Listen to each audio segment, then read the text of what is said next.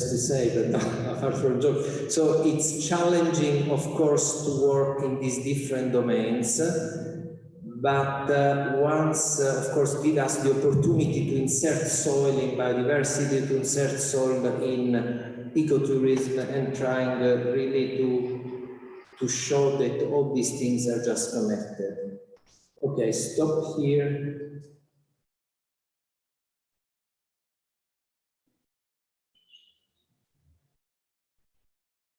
With this.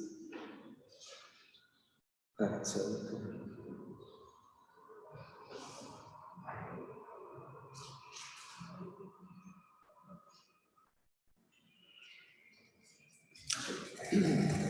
Okay, good morning. First of all, thanks very much for this invitation. I'm especially pleased to be here today. When Fabio told me, can I ask you to cover biodiversity and EU policies on biodiversity? It was just panic. And I said, well, how long can I speak? He said 20 minutes, so panic even increased. So I better call this talk today Biodiversity in a nutshell. I'll do my best to summarize some of the key points, and I hope it will work. So what is biodiversity? You know that there are several definitions up there, but a simple definition of biodiversity can be a variety of living forms, the genes, and the ecosystems they are part of. So actually we have three different spatial dimensions of biodiversity: genetic diversity, species diversity, and ecosystem diversity. And each level is generated by the previous one. And an interesting point of these levels is that each of them has its own properties. So in science we talk of emerging properties, whose time systems behave this way. My talk would mostly concentrate on species diversity, which is what we normally call species richness or biodiversity in a more common sense. So first big question is this how many species do we have on Earth? And this is not a trivial question. First of all, because we should agree on what a species is. And I think we have something like 30 definitions of species. So it's quite a universe itself. But provided we establish what a species is, we can say that science has described something like 1.5 million species, and a traditional estimate of biodiversity is ranging between 10–20 million species on planet with insects dominant. However, if you look at the more recent literature, you'll find something like 1.6 billion species, and in this case, bacteria have been considered as the dominant group. There are several general patterns of biodiversity. Here you can see some of them are quite simple. Obviously, if you take a larger area, it will contain more species, which is something you can see upper left. If you consider a region that has more species, then the localities within the region also be richer in species, and that's also quite simple to understand. Interestingly, in most species groups, you will see that species richness will increase as you move towards the intertropical zone.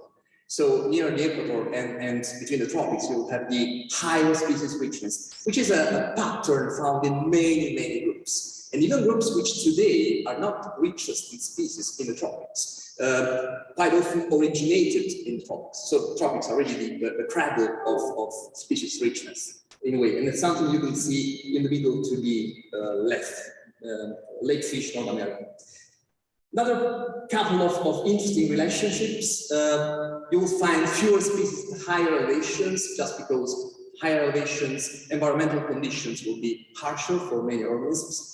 And species richness is also correlated with annual precipitation, because water is absolutely fundamental for life. So places where you have more rainfall typically also host more species. But these are very general principles. You have some outlier, as it were, and we do live in an outlier, the Mediterranean basin. The Mediterranean basin is a biodiversity hotspot. You're probably aware of this definition. To speak of hotspots, we have to match two different conditions: very high species diversity and very high level of endangerment. And this is something which happens in the Mediterranean.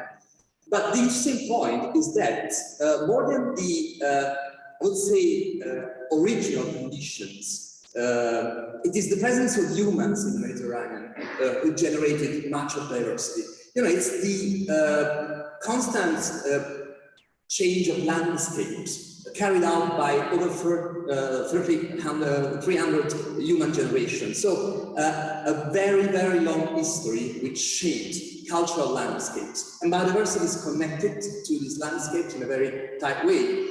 So it's probably been one of the first big environmental crises, but it turned out to be something absolutely important, as much as many species which are typical of the Mediterranean nowadays may just live in cultural landscapes. And landscape transformation, you know, intensive farmland or urban areas which are expanding at an unprecedented pace are actually pushing many of these species to the brink of extinction. Right, species are the structure in ecosystems, but structures in science always express functions. So in this case, we can speak of ecological functions. And we know that some of these functions are unique. I mean, some of these species express unique functions in certain ecosystems, but many other species may play more or less the same role. We say that in terms of ecological functions, there is some redundancy in ecosystems. I will show you later, in a minute, I hope, that this redundancy is very important for ecosystem stability. And some of these species play a disproportionately abundant, important role. It's the so-called keystone species. So species whose importance in ecosystems is sort of higher than what you would expect based on the number of individuals or biomass. Keystone species may include predators, prey, pollinators, and so-called ecosystems engineers. So species which may change the environment. I have a couple of examples here. Beavers, you know beavers, they build dams so they can actually stop flowing water. They will create still water, which is very important as a habitat for fish, invertebrates, amphibians, and so on. And just a little bit more exotic example. If you move to Africa, the Okavango Delta is a place where you have this amazing network of channels which are constantly cleared by large animals such as elephants and hippos. And that's very important for the people living in the Okavango Delta, because if it were not for these mammals, they would actually not cross the Okavango. So the communication among villages would be just impossible. Right, here you can see some of the effects of keystone predators, large predators. We know very well that these predators have an overwhelming importance in many ecosystems, and this is just because they have the power to control prey populations in many cases. If you lose one of these predators, what's going to happen is a top-down effect. So that mesocarnivores, for example, or grazers will increase, and quite often vegetation will have a very adverse impact. I don't want to get into the details of this, but for example, if you just see the very first example on top of this graph, that's the sea otter. The sea otter was wiped out by people in several areas of North America. And what happened was that its main prey, sea urchins, exploded, boosted. Sea urchins are herbivores, and they actually are fond of the kelp, which is this huge brown seaweeds, which are also very important habitats. So places which were once covered with kelp became completely bare, okay, with strong ecological implications, and you can imagine. And the other examples concern terrestrial predators. What normally happens is that one of these predators disappear, then the effect will be an increase in number of herbivores and quite often overgrazing. Okay, so complete destabilization of the system. Okay, that's the situation I told you about the sea otter. You can see that when sea otters disappear from many places or decrease in numbers at least, previously, formerly kelp forest became bare bottom actually, completely covered with sea urchin because they are not eaten by many other species. To the right, you see something very interesting. That's a very famous example of reintroduction of wolves in Yellowstone National Park. What happened there is that wolves were eradicated by people, and they were reintroduced in the 80s of last century, if I'm correct. And following reintroduction, sort of a cascade effect was reported. And one of the most striking things was the regrowth of woody vegetation, which was due to the fact that herbivores, just like deer, elk in that case, decreased foraging activity and wood vegetation would regrow. Okay, so very dramatic effects. What's happening in Europe? Well, in Europe now we have a lot of large carnivores. Probably, you know, that's the hector situation since the Middle Age, which is of course a very important thing, very positive thing, but also a big challenge for people, as I will tell you later. So we have a lot of wolves, bears, lynx, wolverine, okay, and their range keeps expanding. So I would love to tell you that this is the effect of very effective policies, but to be honest, it's not. It's mostly the effects of big social environmental changes, land abandonment, first of all, which replaced farmland with forest, restocking or reintroduction with ungulates, and little interference with people compared to what happened, say, 100 years ago. So it's mostly a big ecological and socio-economic change, which led to this current situation. Right, and back to the concept of species redundancy. I told you that species may play different roles in ecosystems, but quite often you find several species which do exactly the same job in a certain place. Is that important? The answer is yes, and I particularly love the Elric's rivet model, which likens ecosystems to planes, wings, and species to rivets. So the main concept is that species are to ecosystems, or rivets are to planes wing. Losing one might not be a disaster, but each loss will increase the probability that a serious problem will occur. Okay, if you see the very simple graph bottom right, well, you can see that the stability of ecological function is predicted to increase with species richness. To the right, you can see that those nicely shaped bell curves correspond to ecological niches of different species. So if you have few species around, you will have few of these bells. A species-rich system is a system where the different ecological niches will be continuous or even overlapped with one another. Which means that if you take out one of those species, it's not going to be a big problem because other species will still play their role. While if you eradicate one species in a system which is species poor, already species poor, the system will be very likely further destabilized. So that's explained why species redundancy is so important in ecosystems. For example, biodiversity may help counter biological invasions. You know that biological invasions are a huge problem nowadays, globally, and in Europe as well. It's among the 5 major causes of biodiversity loss, and it causes just in Europe an estimated damage of 12 billion euros per year. So very, very big impact. What happens when a species attempts to invade a new range? Well, it depends on the conservation, I would say, of place and level of biodiversity found there.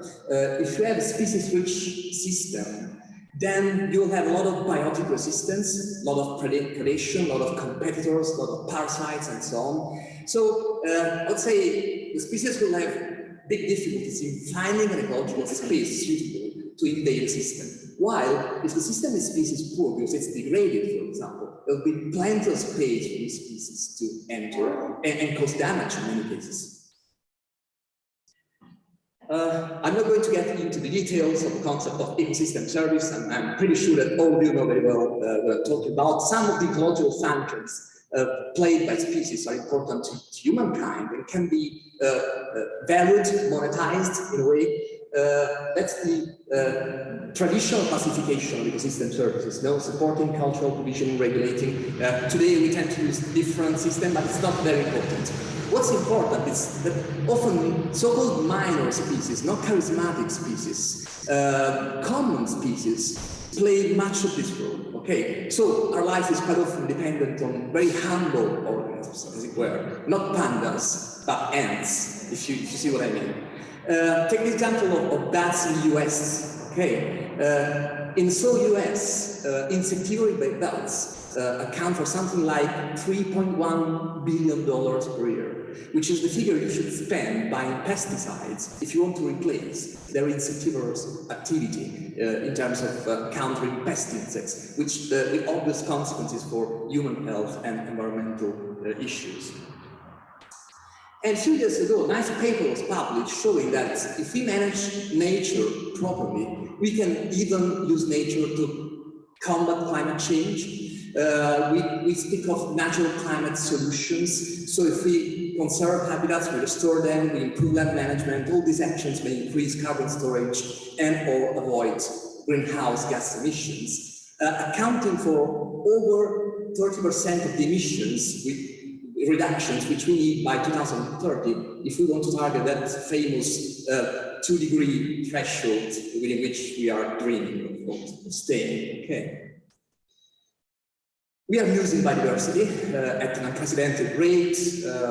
I'll be very fast on this. You know, we speak of 6 mass extinction because the rate at which we lose species today can be likened to the previous 5 mass extinctions. The curves you can see there just show you the pattern for vertebrates, but you can imagine that vertebrates are conspicuous and well studied, so they are not very representative of what's going on to species which we normally don't study, don't know very well, and so on. So the problem is even way bigger than that one. The IUCN does a fantastic job at assessing extinction risk for a subset of species, okay, a tiny fraction of global biodiversity. And we know that out of the species which are surveyed by IUCN, over 40,000 species are threatened with extinction. And if you have the panda model in your mind, forget about that. Pandas are increasing on planets, but Atlantic coals, which we normally eat, are doing way worse. Not to mention European eels, which are critically endangered and decreasing. So way worse than panda. Think about that next time you have a meal in your plate, okay? And this may have consequences in terms of ecology, which are absolutely outstanding. That very interesting abstract piece of art you can see there is actually the ecological food web, which is centered on the Atlantic coast. So think about losing this keystone element out of there, and think about the ecological consequences you can have. And we all wear masks here, and you know that this is mostly an environmental crisis, because we know very well that spillovers and zoonoses are fully linked to loss of biodiversity in terms of deforestation, climate change, habitat fragmentation, wildlife consumption, bushmeat, and so on. Take a look at the increasing number of spillovers we had in the last 100 years, and you have an idea of how this is increasing, also because of our very bad interaction with humans. So loss of biodiversity, with nature, sorry. Loss of biodiversity favors spillover events, but biodiversity has the solution as well. Because when you have a pathogen trying to perform spillover, and you are in a biodiversity-rich system, then the pathogen will happen to take a lot of dead ends. So many spillover attempts will abort. Well, if you are in a very simple system, risks are much higher, just because it's way more likely that you will not get a dead end and you will then jump to humans. Right, so as promised, I will very succinctly cover policies. I will concentrate on EU. And first of all, I'll say that we have 2 fantastic directives in the EU, the Habitats Directive and the Birds Directive. They both lead to the institution of a network of protected sites, the Natura 2000 network, which is the amazing network you can see in the slide.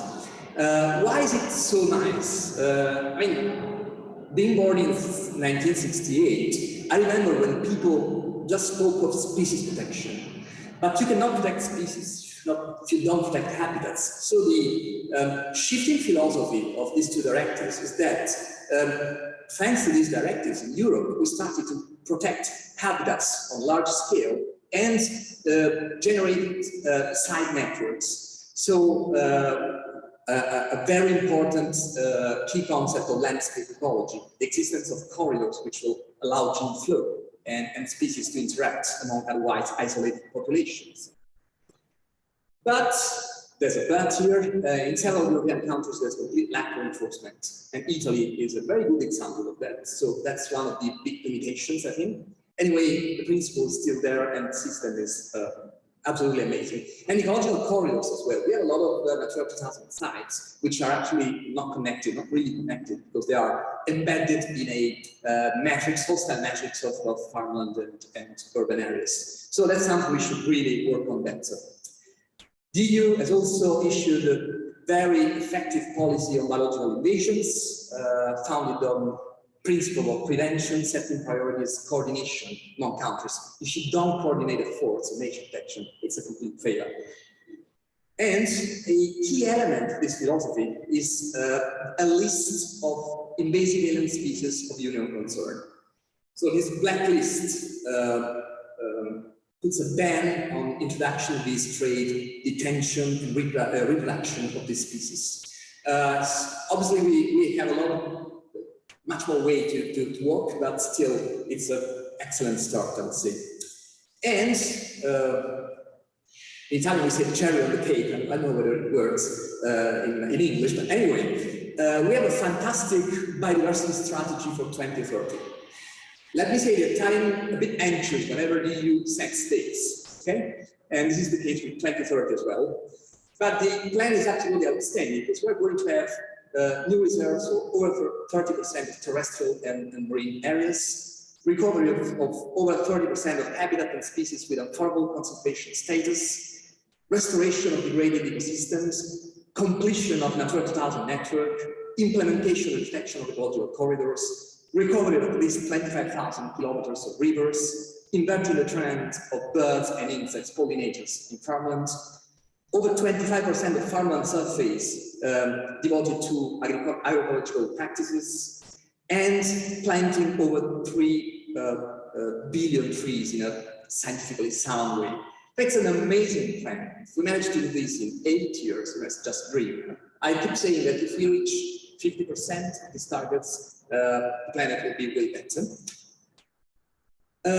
Just to conclude, what's, in my opinion at least, the way ahead in researching policy to improve biodiversity conservation?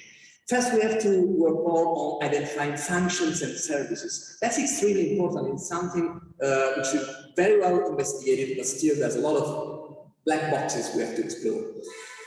We need to do more work on food webs. You saw the complexity of sorting food webs. I know that here there is some soil scientists working on organisms in soil, so we'll probably hear something about that today. So you know very well about this complexity. Evaluating ecosystem services, monetizing services provided by nature to humankind. You know, that's a very important element in discussing the importance of biodiversity, because not everyone may be so sensitive to understand that we have to protect pandas or whatever you like, okay? So that's very important to understand the value, the very value of biodiversity components. Understanding the role of common species.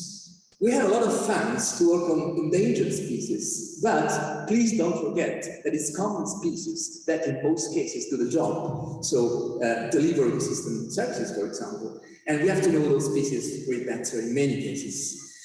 We need a better pan-European strategy for coexistence with large predators. I told you that this expansion of keystone predators is a big challenge, big opportunity for nature, but also a big challenge because of the interactions with human activities.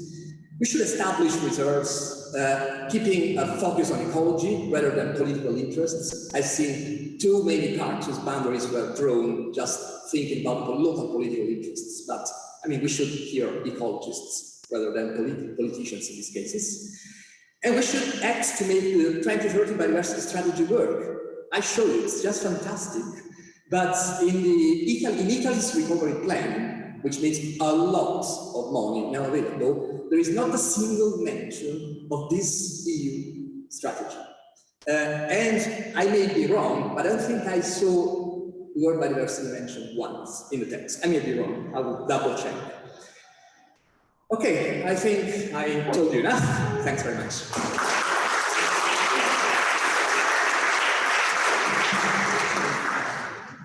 Thank you very much. We can have a further discussion in roundtable, which will be moderated by Danilo. But if there is a firing question on the floor, we take it. Yes, Pasquale. Thank you. This was very inspiring and exciting presentation on biodiversity. Coming from southern Italy, at the agricultural faculty in Bari, they have a program on biodiversity of variety of old, not species, old cultivar, old local variety. So it's more a sort of biodiversity within certain number of species. And I think I find that link with the culture, linked with the traditions, is also an additional, let's say, insights into the world of biodiversity. How do you link the different programs, also what you said, the directive and so on? How do you see this continuum, let's say, from the overall global biodiversity all the way down to the agriculture? Very clear, Steve. €1 million question. But yes, that's one of the problems. And we have biodiversity within species, not just within wild species, but also within domesticated species. And there's a sort of parallel phenomenon. We lose cultural landscapes, changed into intensive production. And same thing is happening to many domesticated varieties, which are disappearing just because we focus on production. So I think that we should, that's sort of philosophical concept, but there is a clear link among the several spatial scales in which biodiversity exists. So I think that if we preserve cultural landscapes in places such as the Mediterranean, for example, this will also mean in many situations to preserve the local populations that grow there. And this will also mean to preserve the many wild species that are linked to those particular environments. So I think that one of the side effects of protecting cultural landscapes, besides protecting wild biodiversity, might be also protect domesticated biodiversity, which is equally important, of course. I agree. My question there. Thank you for this excellent presentation, and I would like to ask whether you have any specific methodology for evaluating the ecosystem services, and if there will be any price tags for these ecosystem services. Will they be or can they be included in the prices of, for instance, certain products, for instance, food products? Okay, second part of the question, I would hope so. That would make just sense, you know, because too often we take for granted that biodiversity components are free, are out there. This is why we're facing extinction of so many components, okay? So we take for granted that natural products are not that expensive, but it's not true. Methods, if you had an economist here, she would talk for ages probably. But I would say that there are different schools of thought, as it were, okay, approaching the problem from different perspectives.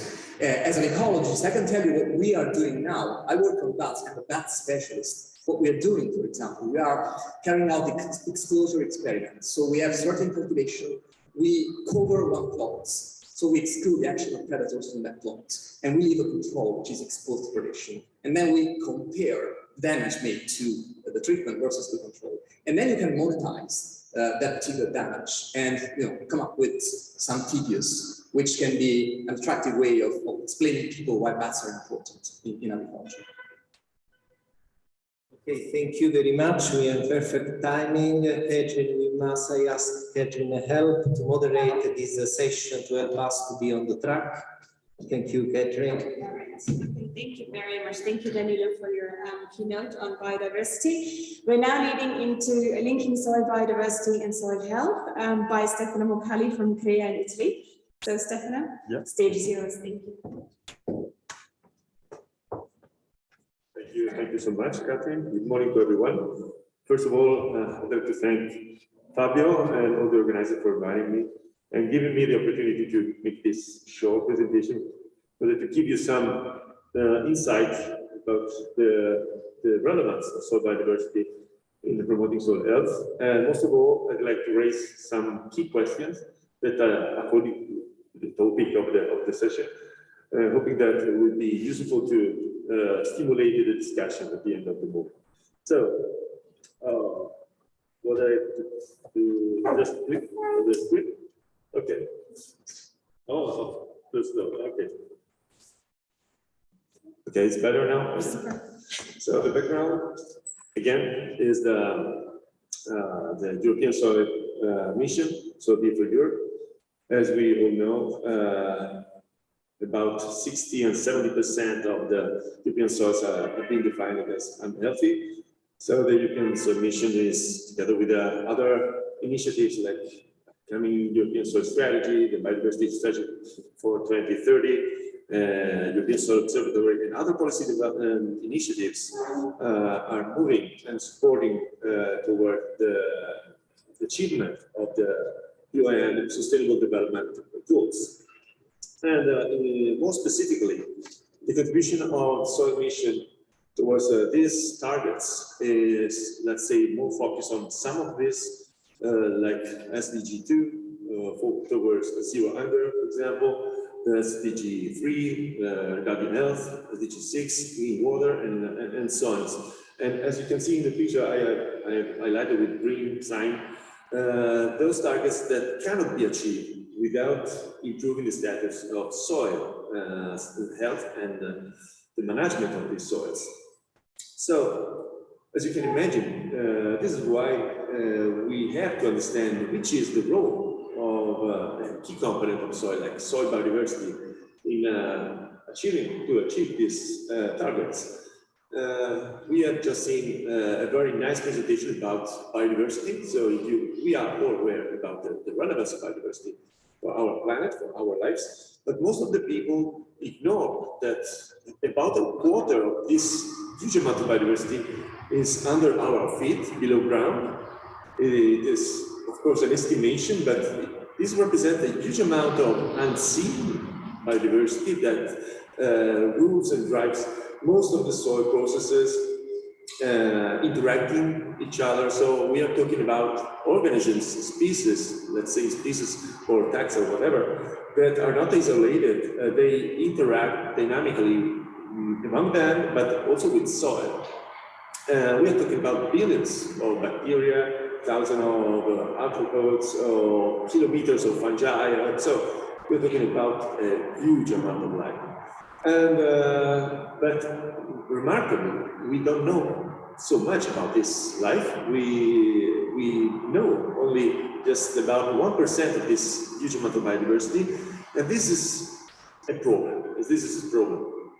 Why? Because we are all aware that there's a plenty of literature and evidences about the role of soil biodiversity and for soil functions, and for the provision of ecosystem services, different services like divisional, regulatory, and supporting processes.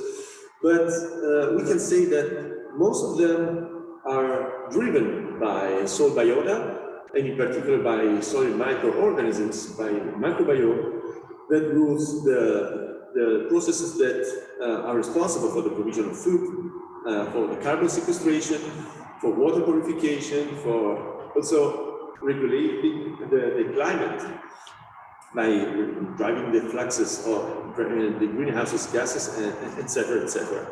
So we can say that this soil biodiversity is essential for soil health. Well, starting from the definition of soil health given by the European Soil Mission, which is the continued capacity of soils to support ecosystem services in line with the Sustainable Development Goals. I would say yes, of course. Biodiversity may be considered, should be considered like an essential element for the soils.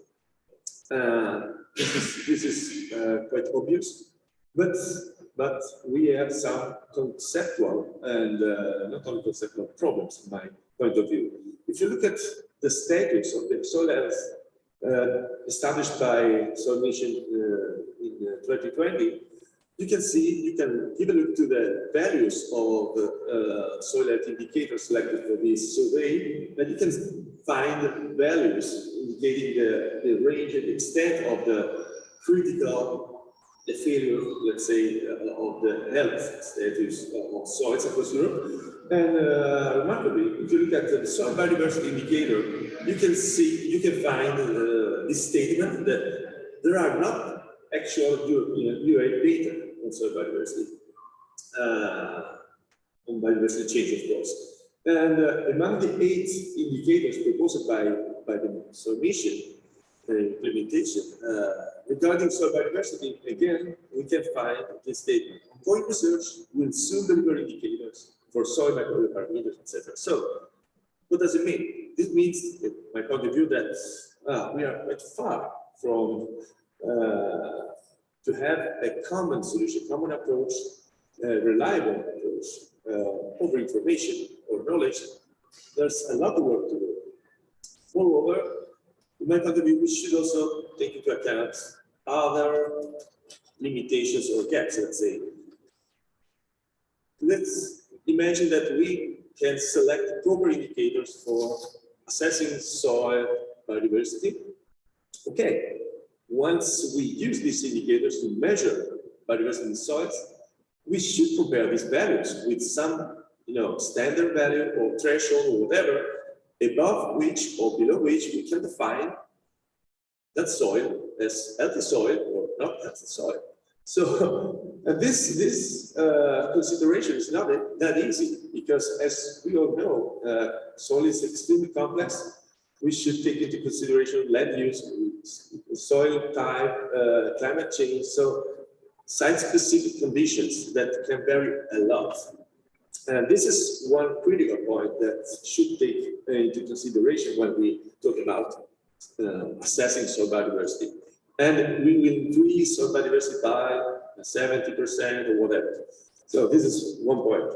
Second point is that we are talking about soil biodiversity, okay, a lot of organisms, different species, but it's not just important to determine the composition of the soil biological community, but it's also important to determine their function. So we should stress a lot the functional biodiversity of soils and the relationship between the link between these functional traits with soil ecosystem services, soil functioning, etc. And most of all, how we can exploit this huge amount of life, the below ground biodiversity, in order to enhance soil functioning and crop performances.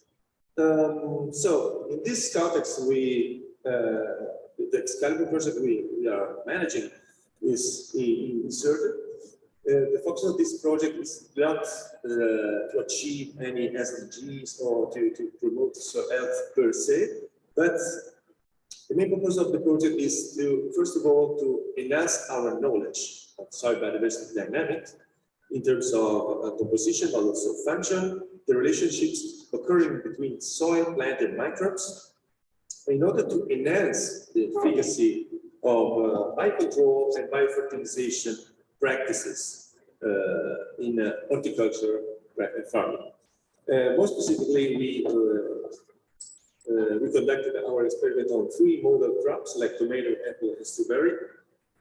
And in this picture, you can see the overall concept of the project.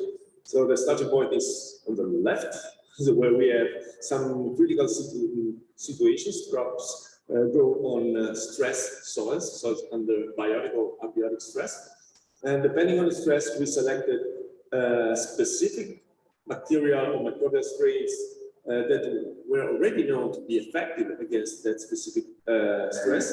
But as you probably know, most of these products in the market which are apparently very effective under plot scale conditions.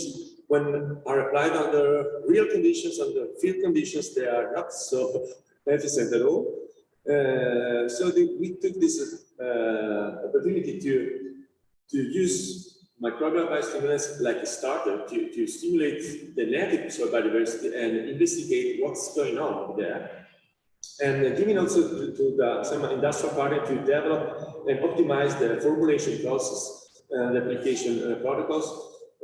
They selected and developed 6 new, let's say, bioproducts that have been applied on the field. And actually, we have more than 30 experimental trials ongoing across Europe with the 3 crops I mentioned before, under open field conditions or protected conditions, and managed by organic or IPM approach. And the focus of this monitoring that is going on during 3 years is, of course, the economical performance, ecosystem services, but the focus is on the dynamic of soil biodiversity and the interactions occurring between plant, microbes, and soil.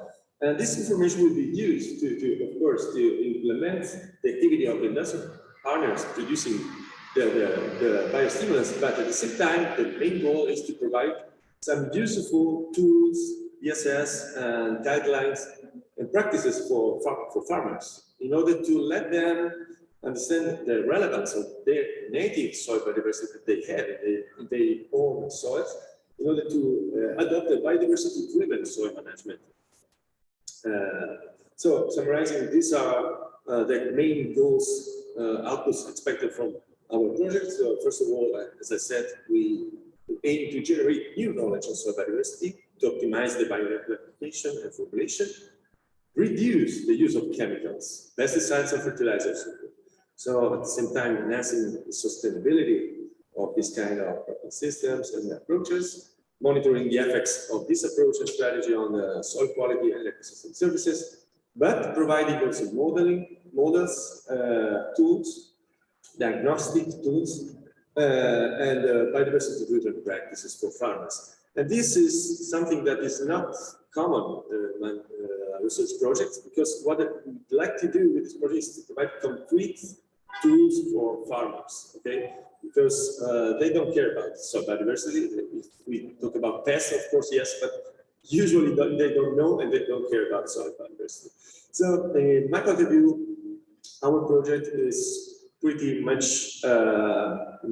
in line with the healthy soils concept and definition, support the SDG 2 and 12, improving the knowledge on soil biodiversity, developing practices for the adoption of biodiversity-driven soil management strategy, and most of all, towards a reduction of external chemical inputs. But at the same time, this project is in line with the Soil Mission's innovation hotspots, in particular, the reduction of pesticides and fertilizers and the exploitation of soil biodiversity and microbiome in practical terms, providing diagnostic tools, management guidelines, etc. And last but not least, we are also developing tools and diagnostic tools for the detection of these bioinoculants in soil and to easily and cheaply address soil microbial diversity in soils, supporting the European fertilizer product regulation that is going to be adopted this year in a couple of months. So, providing methods and support to the European the policy structures that are behind this kind is not strictly related to the soil mission, but are closely related. So, for the conclusions, some key questions. So, considering that the complexity of soil biodiversity that can vary depending on all the parameters we have mentioned before, and use, soil type, spatial variability, vertical and horizontal variability, etc. So we should ask how, where, and when to measure biodiversity. It's not that easy. In my opinion, we have still conceptual gaps to be filled and methodological gaps to be filled. So, second point, in my point of view, is how we should define ranges and thresholds to define soil healthy or not. And in order to deliver DSS models or maps, we need reliable data and a good amount of data, but this data that's in terms of soil biodiversity in general, we have data. We cannot say that we don't have data, but we need to harmonize the available data among different databases, different member states, in order to address a common monitoring strategy. So in my point of view, some recommendations should be like this. So we need a more integrated research. From my point of view, this is the first point, because like as microbiologists, I can say that many colleagues of mine maybe are really expert on omics or whatever, but they don't know about anything about soil structure, horizons, variability, etc. So in order to better understand which is the role of soil biodiversity, which is potentially really huge, we need to fill the gap between who's there, or which is the potential of soil biota and soil functions. So we should more focus also on the functional biodiversity rather than just the genomic or compositional or taxonomic diversity and the related ecosystem services. And we should select proper indicators, models and tools, of course, but we need, as I said, good data that should be harmonized, better harmonized. There are actually several databases, Lucas database, Soilborne, but with different kind of data, not always interoperable, etc. So we need to clarify this within each member state and among different European member states.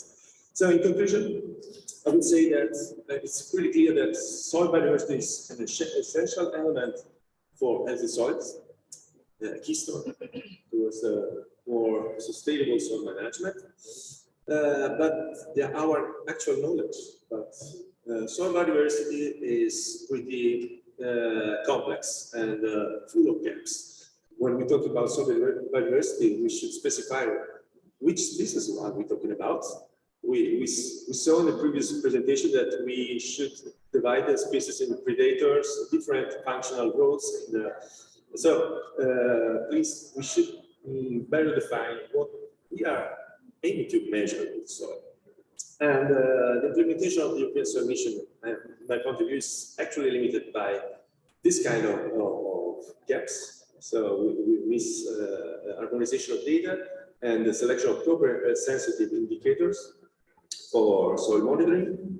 And we need really to increase our knowledge about spatial temporal variability of soil biodiversity across soils, and to fill some methodological biases and define the thresholds and the standard values that we need to define soil as healthy soil or not healthy soil.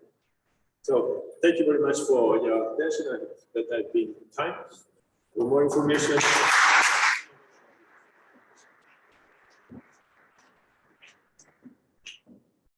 Eddie, go ahead for your first question. Many thanks for your interesting presentation. Yeah, you might know that there were past projects and also current projects that have a similar topic. I would like to mention the EJP-soil, European Joint Program Soil. I think colleagues from CREA are participants. So in the SIRENA project, we also look for indicators for soil health, also biodiversity indicators, look for the range and threshold. So it would be good to, yeah, of course, to exchange. Yeah. Thank you for your comment. I didn't have time to say this. Actually, I'm involved in the EJP program. I'm coordinating a project aiming to select indicators, functional indicators, to provide models and maps for at European scale. Unfortunately, yesterday, Jack Faber couldn't present his work. He was supposed to present also part of the activities the ongoing activities in those projects. But yes, this is why we decided to propose that kind of activity, because in our point of view, that's a priority. Absolutely. So we are going to define those ranges, at least in with our possibilities. So I think, Danilo, you wanted to mention something? Just a question for Fabio. I was just wondering whether you have any surrogate taxa application in soil diversity. So taxa whose richness is representative of the species richness on a broader scale, broader range. So, which is the role of the richness? When would you separate it? Surrogate taxa. So the taxa whose richness reflects the overall richness of the soil system in your case. Well, I don't think. I mean, I'm not sure to get the point of the question. So okay, so I'll just give you an example. Yeah. In above ground systems, what we normally do is identify taxa, say butterfly, whose number of species will be representative of the number of species you find in several other taxa groups. I was wondering whether this is also true for soils. The point, okay. The point is that when we talk about soil, we should take into consideration a huge amount of redundancy. The role of rare species that are not usually considered. So when we talk about protobacteria or some key species, only this definition of species is difficult for bacteria. We talk about OTU or taxa or whatever. So in my opinion, we don't have that kind of situation. Or I mean, in my point of view, we cannot say that, and because the same organisms in different conditions provide different actions. So the same bacteria, for example, can provide different functions in different moments or conditions. So once you have focused your attention on one key species, maybe in different conditions that key species is not key anymore. So the answer is it's a big mess. Okay, exactly. Thanks very much. Exactly. All right, thank you very much again, Stefano. We'd like to move on with the presentation, so for any questions, please keep them to the roundtable session. And we'd like to continue with the next presentation. And I'd like to invite Elijah Melusa from the National Institute of Horticulture.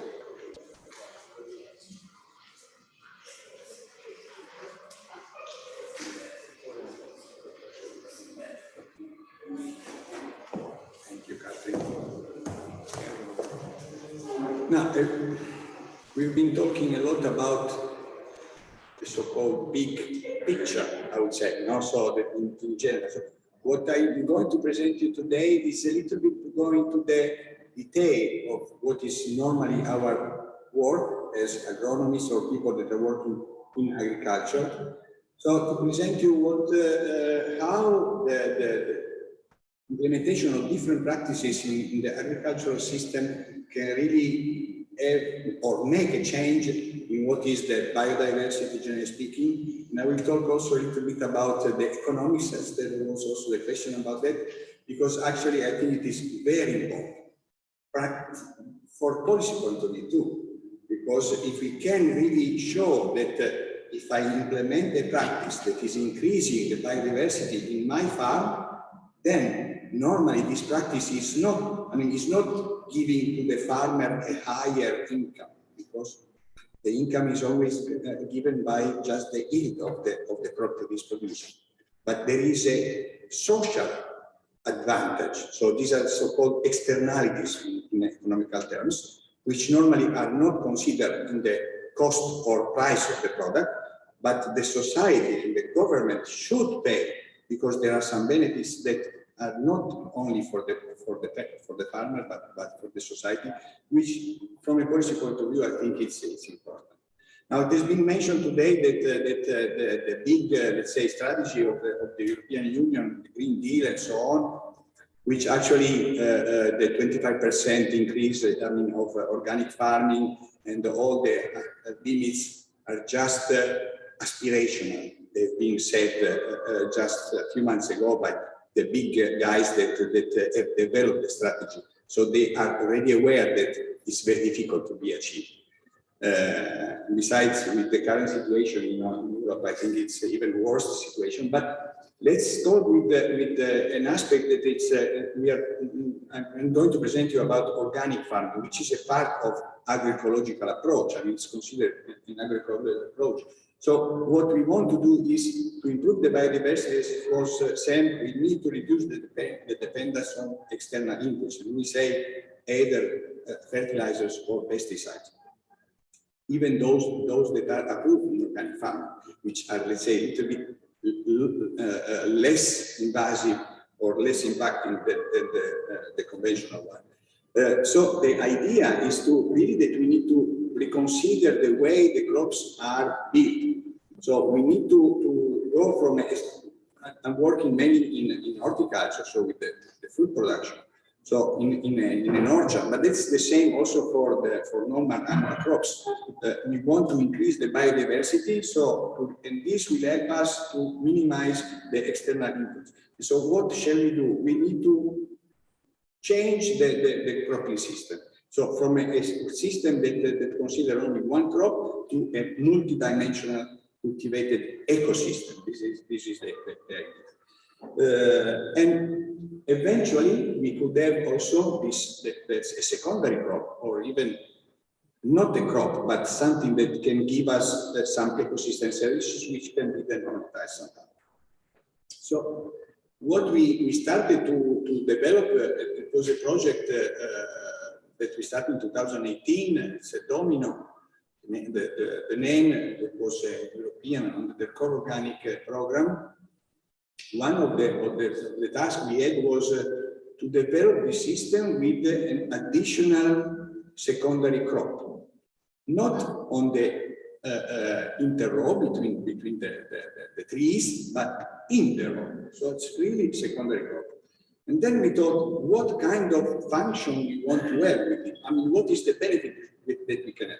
So the idea was that we can have a simple official plant, for example, for an additional revenue. So it's an additional economic revenue for the farmer, or plants that have a phytosanitary effect.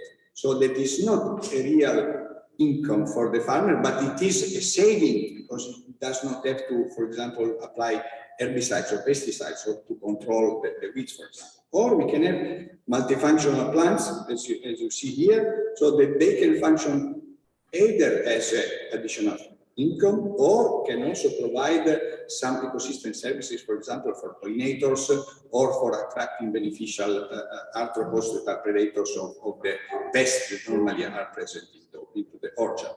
And then additionally, I think here it is, yes, it is mentioned, the last one is cucurbita, so it's the normal pumpkin. We had previously a project dealing with the presence of POPs in the soil, so this is persistent organic pesticides in soil, even in organic farming. We published a results of a monitoring in Poland where 80% of the soils, even in organic, were still polluted with DDT. And we were looking for some plants that could be useful as for phytoremediation or I mean, mixing also with bioremediation and so on. And we found that actually the pumpkin is very good for that because it's not keeping only the residues into the roots, so it's uptaking also to the upper part, not to the fruit. So we could collect and somehow, you know, let's say, clean our soil. So this is also was the reason we wanted to check whether the system can function also in a normal way. And without a lot of words, you can see here on the right side there is a meat, on the left side it's nasturtium, how it works normally in the field. We have alchemilla and the pumpkin also there. And then we wanted to check also what is happening. Besides, you know, I'm not going to present what is the effect on the nutrition of the plant, the effect on the yield of the plants, of course, and something else. I focus on the biodiversity assessment that we did. So we did on two levels, so it's above ground and below ground. For the above ground, as you can see, it was about the pest occurrence because some of the plants that we planted had also that goal, let's say, and the beneficials. particularly the weed population, because in organic farming it's always a problem to control weeds on the road, the orchard, but also below ground biodiversity. So you see here with the microbial, the bacterial and fungal population, and nematodes. Nematodes, why? I will tell you later, okay? Because this is, I believe, is also answering the question that was done by Daniel before. So I think very interesting is, I mean, I could present you some very specific data, but we are continuing now these trials, because at the end, among these 16 different species that we tested from the beginning, we selected only 3 that are those that are really functioning, also from a farmer point of view. So there was a mint mainly, it's the wild strawberry, and the alchemilla. These are the 3 species that are actually the best performers. But I want to show you also what is the very, let's say, minimum effect on the biodiversity when we consider these 3 species just on the total trophic groups of arthropods. And you can see that when there is the living mulch, so for each species, so each column, you have when it is treated, so there is living mulch, so it's the presence of this secondary crop, let's call it this way, or without. And you see that there is always an increased number of trophic groups when we have these additional species. So we are increasing also there is also an effect on some mites that normally are not so visible, but on the tree leaves. So we have the beneficiary mites and those that are, of course, the parasites. And you can see that in some cases we found, I mean, not all the cases, but I think it's very interesting also from a general point of view, we found that there was an increase of the predatory mites depending on the species that we were using as a living mulch. But if you look at the meat, for example, here, you see that there is a decrease in the predatory mites. But why? Because there was a decrease in the food that they are eating, actually. There was a direct impact of the mint on the pests, which then was, as a, let's say, in a cascade, you know, as a consequence, was also affecting the beneficiary ones. I think very important is the effect on the weeds, at least for the, let's say, for the farmer point of view. And you see that in some cases, actually, those 3 that you see with the green arrows are those that better control the number, I mean, the number of the soil that is, I mean, the number of plants that are of weeds that are present per square meter. Okay? But it's not affecting actually the diversity of the population of the plants. So there was actually in some cases an increase in the diversity of the weeds, also affected by the different living mulches. Even though with the, let's say, limitation of the number, so with a reduction of what is, let's say, the pressure on the trees. I think very interesting is also the dynamic of this control. And you see that the mint is very effective throughout the season. Nasturtium is a little bit less effective. We have the problems with the cucurbita because, unfortunately, I would say, the plots, even though we had on a randomized, in the plots where cucurbita was present, there was a higher infestation of equisetum, which is normally in the middle season, I mean middle of the season, growing very fast, and so that was the reason why it was present so high. But anyway, at the end, it was controlled because you see at the end of the season it was not a big issue in the case. Then we checked what is below ground, and as I mentioned, and here you can see no big influence on the general biodiversity indexes, so the Shannon index, but there was a difference in the function. So, and you see that the AWCD, it's let's say, a parameter that measures the activity of the microbial population, of bacterial population in that case. And you see that there is, for some of the species that we used, an increased activity, a general increased activity. So, why it is like that. We still don't know. We believe that is also related to the root exudates that these plants are providing. For mint, it is proved somehow that it is producing some let's say, secondary metabolites that are affecting the duration of the bacteria. But what I think is very interesting, and this we go to to the question that was posed by Danilo. So, what is the?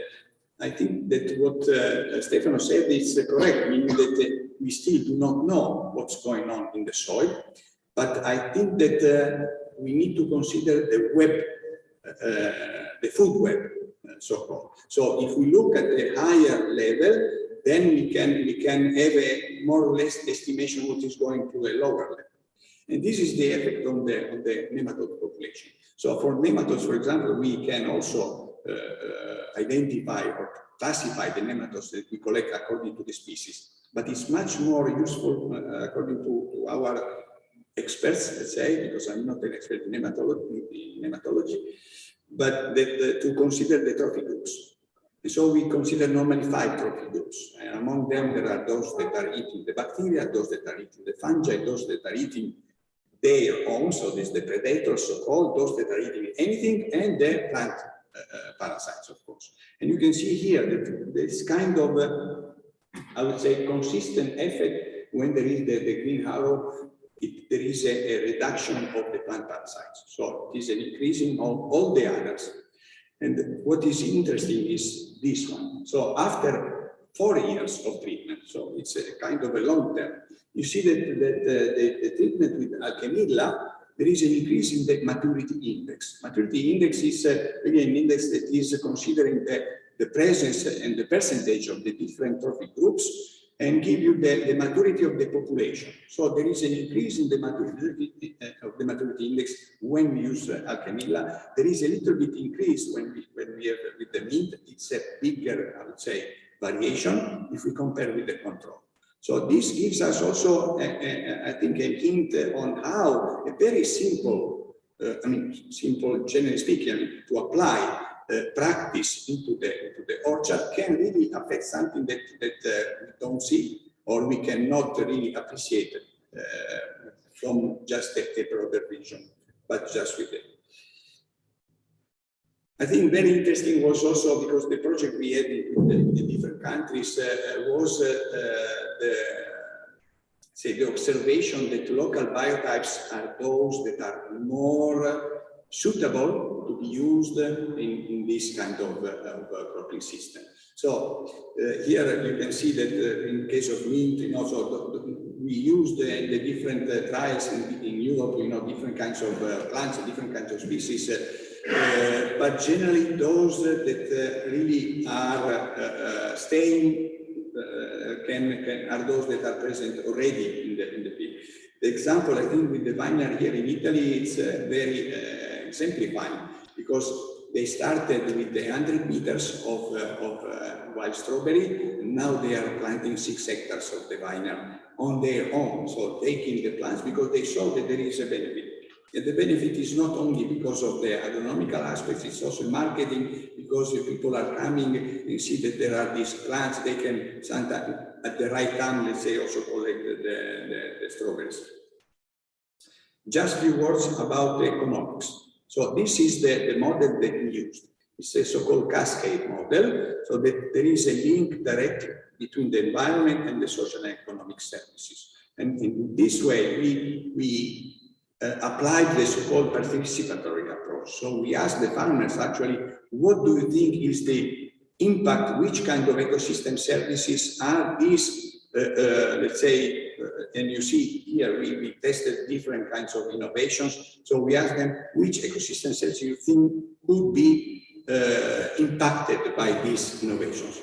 And then we selected 9 among the 4 categories. And you can see it's very interesting at the end, because at the beginning of the project, so before having any results, we asked, what is your perception of the impact of the different? And you see that depending on the country, there is a different perception for the different services. And I think this is very interesting also from policy point of view, because sometimes you know that you can apply a policy in one place and not in another, or you need to adapt.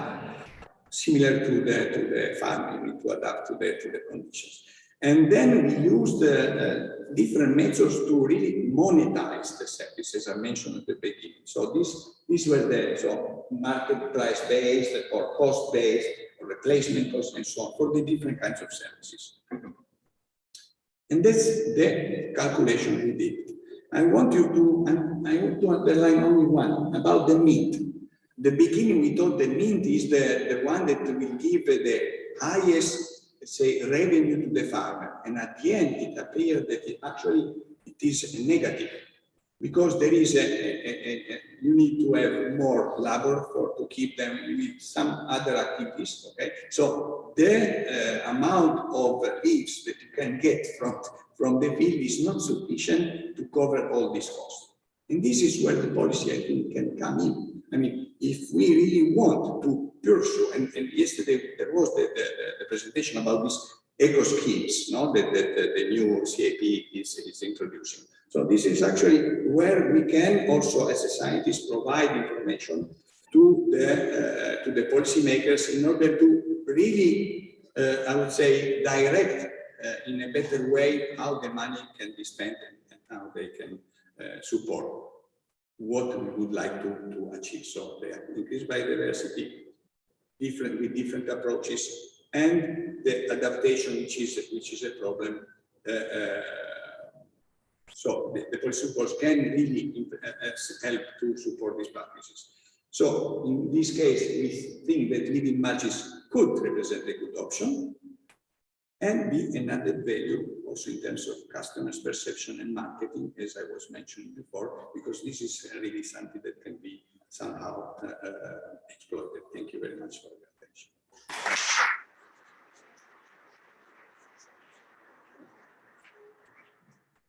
Thank you. Any questions, Claudio? I want to comment on the economic aspect of this and on the need to possibly subsidize or encourage some of these activities. I had an experience in collaboration with a project in Morocco. It was a project on alternative pollinators. And they used living fences to attract aromatic plants, to attract pollinators. And that was really successful, especially in attracting alternative pollinators that also had their nest in the soil. So also the soil habitat and its integrity had a role in providing a house to these pollinators attracted to the field. And the increase in income for the farmer was important, some 20–30% in growing vegetables. So the farmers, poor farmers, illiterate, they jump on it without subsidies. I mean, so there are options for. Yes, definitely. I mean, to me it was interesting because some of these trials we did with farmers. And then farmers asked us as an association, they said, we want to have other tests. So now we have a different project, besides the continuation of these two that you see here, the back and the domino. So we have a different one with the berry crops. And we are trying to transform. So the innovation is, I mean, normally we use flower strips for decoration, okay? So to attract pollinators or to attract predators. But flower strips are normally outside of the plantation or the orchard. So we are planting them into the orchard now. And in case of the apple plants, we have on the living mulches on the row, but in case of the berries, or strawberries and the raspberry, we have island, so-called flowers island, within the row, a piece 2 meters, okay, so within the plantation. And we believe that this is kind of also, because it's something very simple also for the farmer, you know, not to plant a few plants and to have something else, which is then used, it's like a focus for the whole biodiversity that can be spread around, you know, in a few meters. So, but you are right, definitely. If farmers see the benefit, they jump in without any subsidies. Okay, thank you. One more question from Pasquale. Thank you very much. Very quickly, I was wondering, in transferring this approach also to other environments, the water, let's say, implication, because I saw that the vegetation cover increased quite a lot. So as we move more in, let's say, less rainfall or irrigated agriculture, so what is your view there? There are concerns. Yeah, I mean, both fertilization and irrigation could be an issue. We have our partners in France, in the southern part of France, so they are in more Mediterranean climate with beaches, and they are using different kind of species. So it's potentilla, for example, so that are growing not so much. It's not a huge, let's say, need in terms of water and also about fertilization. So there is a possibility to select the correct plant, to have it balanced. Okay, thank you. Very quick one. Thank you. Along the same lines, over the years and locations, do you get a measure of resilience of your main orchard and vineyard system? Are you able to quantify that over the environmental variability? Yes, I mean, we measure, general agronomic parameters, and there is no really negative impact of the practice on that. That is after 4 years. We want to measure longer time because normally it takes time to balance it.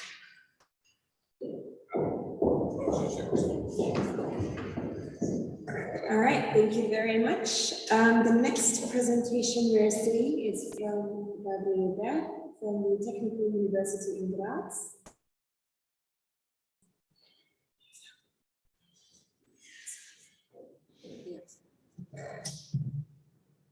Thank you very much. So it's a pleasure to give a talk here about microbial biodiversity, and this is indeed my message. So, my explanation to link the first talk of Danilo with the topic of our meeting with Save the Soils, because my question is, what does microbial biodiversity means for sustainable agriculture, but also for health issues? So this is how the situation is at the moment. We are facing with a lot of crisis in the world, and agriculture is the main driver. I think you are all aware of that. And the biodiversity crisis we have heard about, but less is known about microbial diversity, and also it's less considered in all political issues.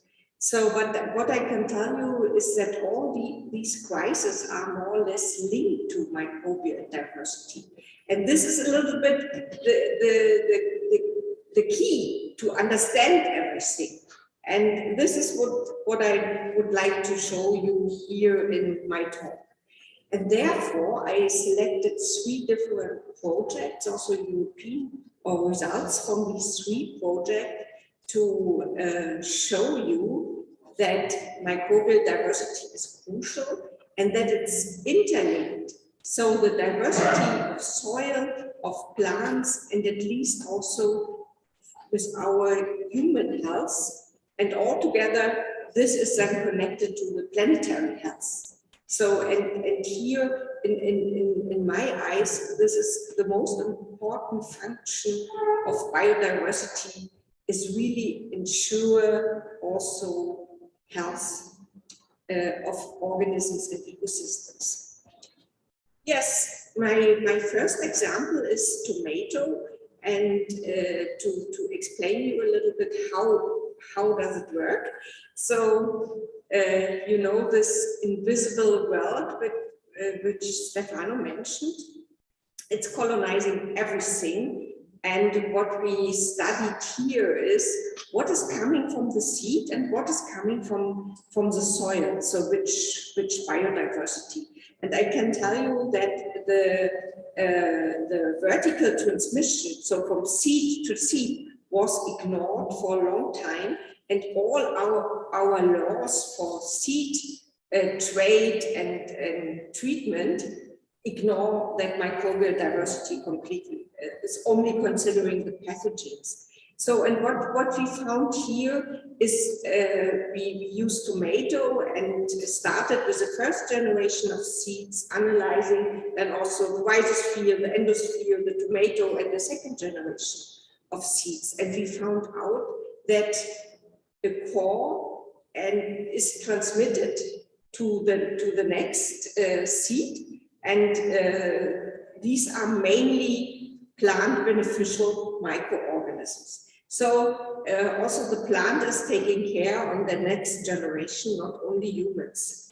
So, and we have studied that also for archaea. So they were not yet mentioned in that meeting here, but the microbiome consists of bacteria, fungi, archaea, viruses, protists, algae. So, and we should consider them all.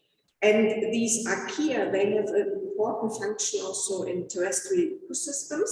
So I think during the study, we learned that they are in extreme environments, but they have also important functions and follow a little bit the bacteria.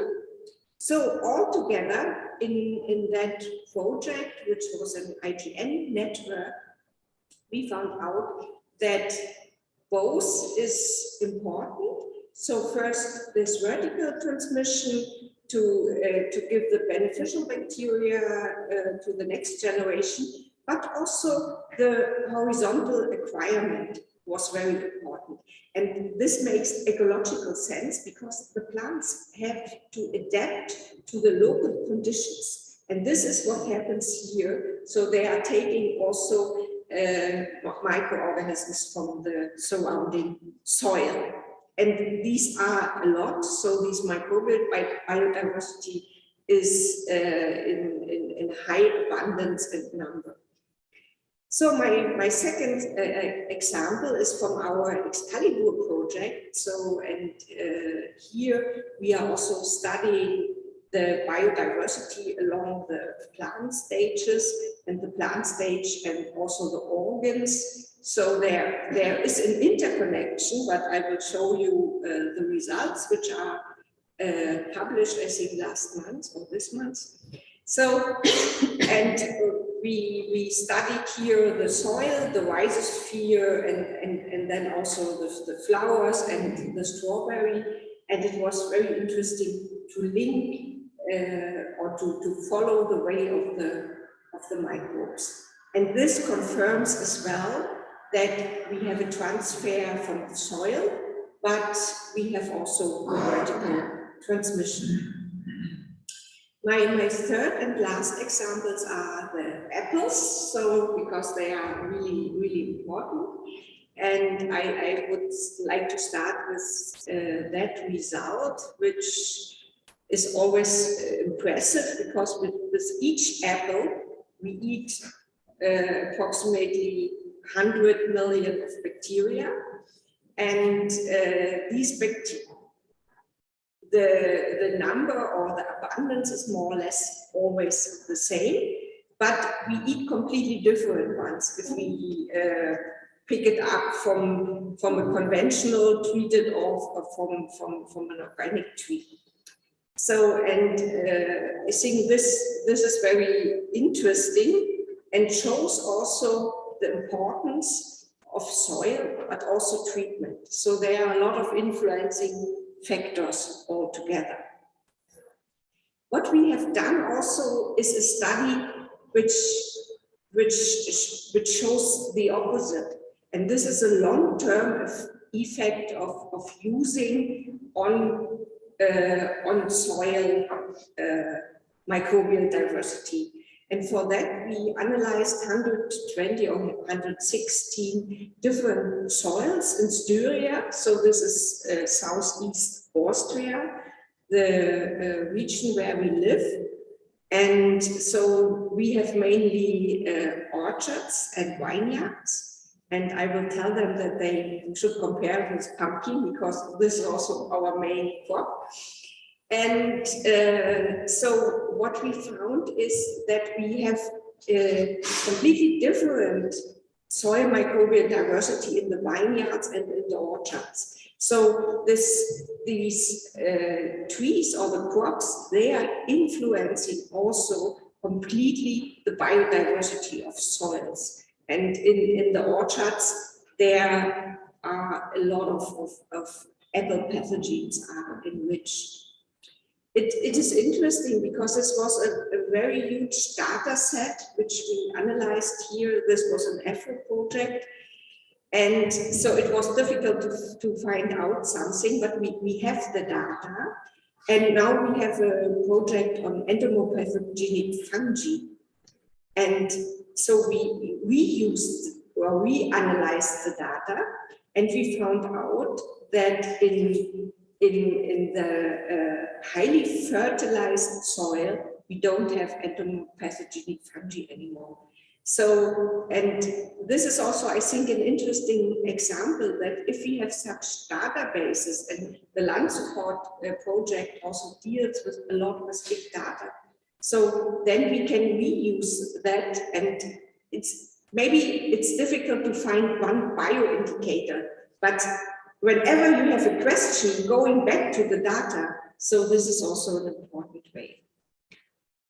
So, yes, so what have we done? I told you that agriculture is one of the main drivers, and it's not only the pesticides, it's also the breeding which changed the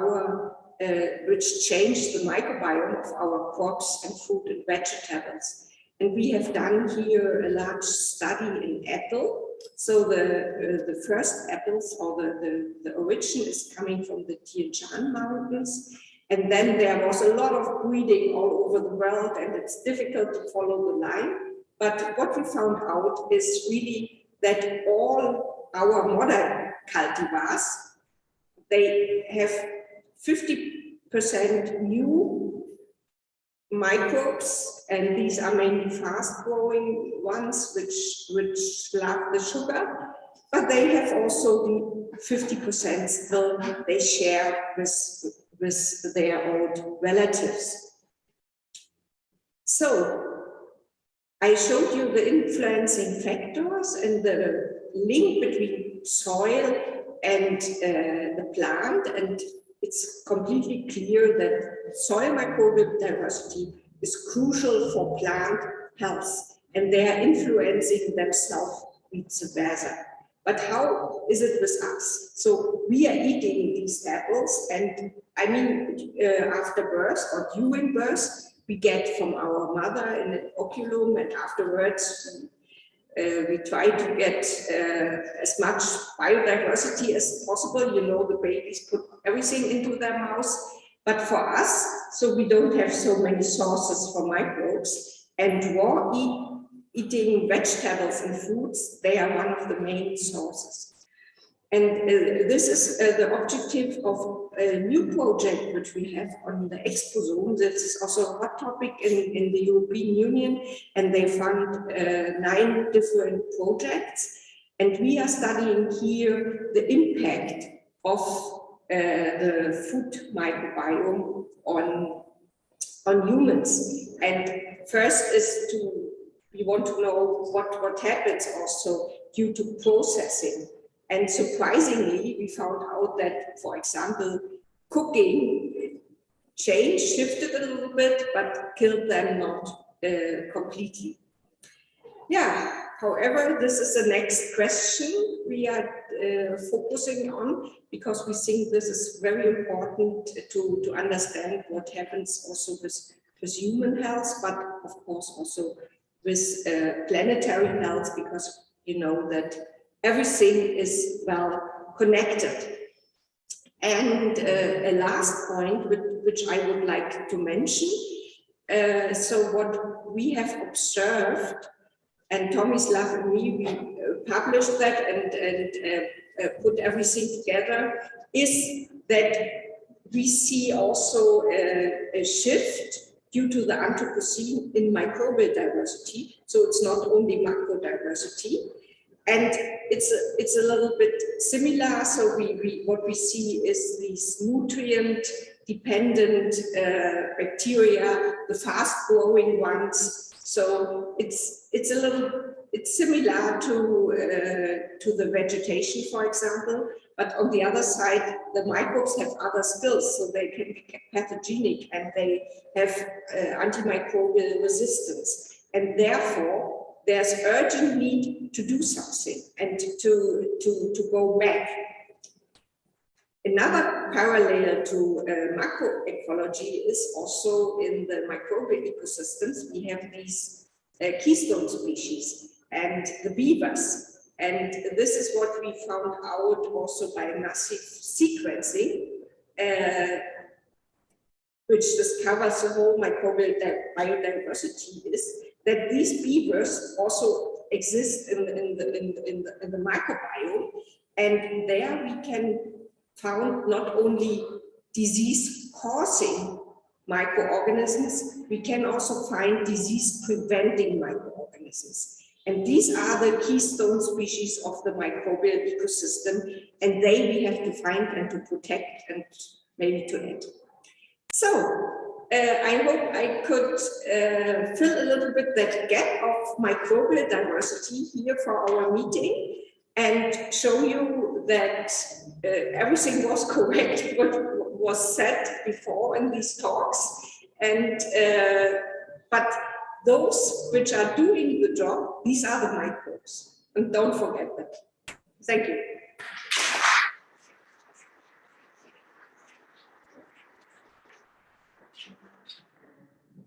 Okay, any questions for Gabriele in her talk?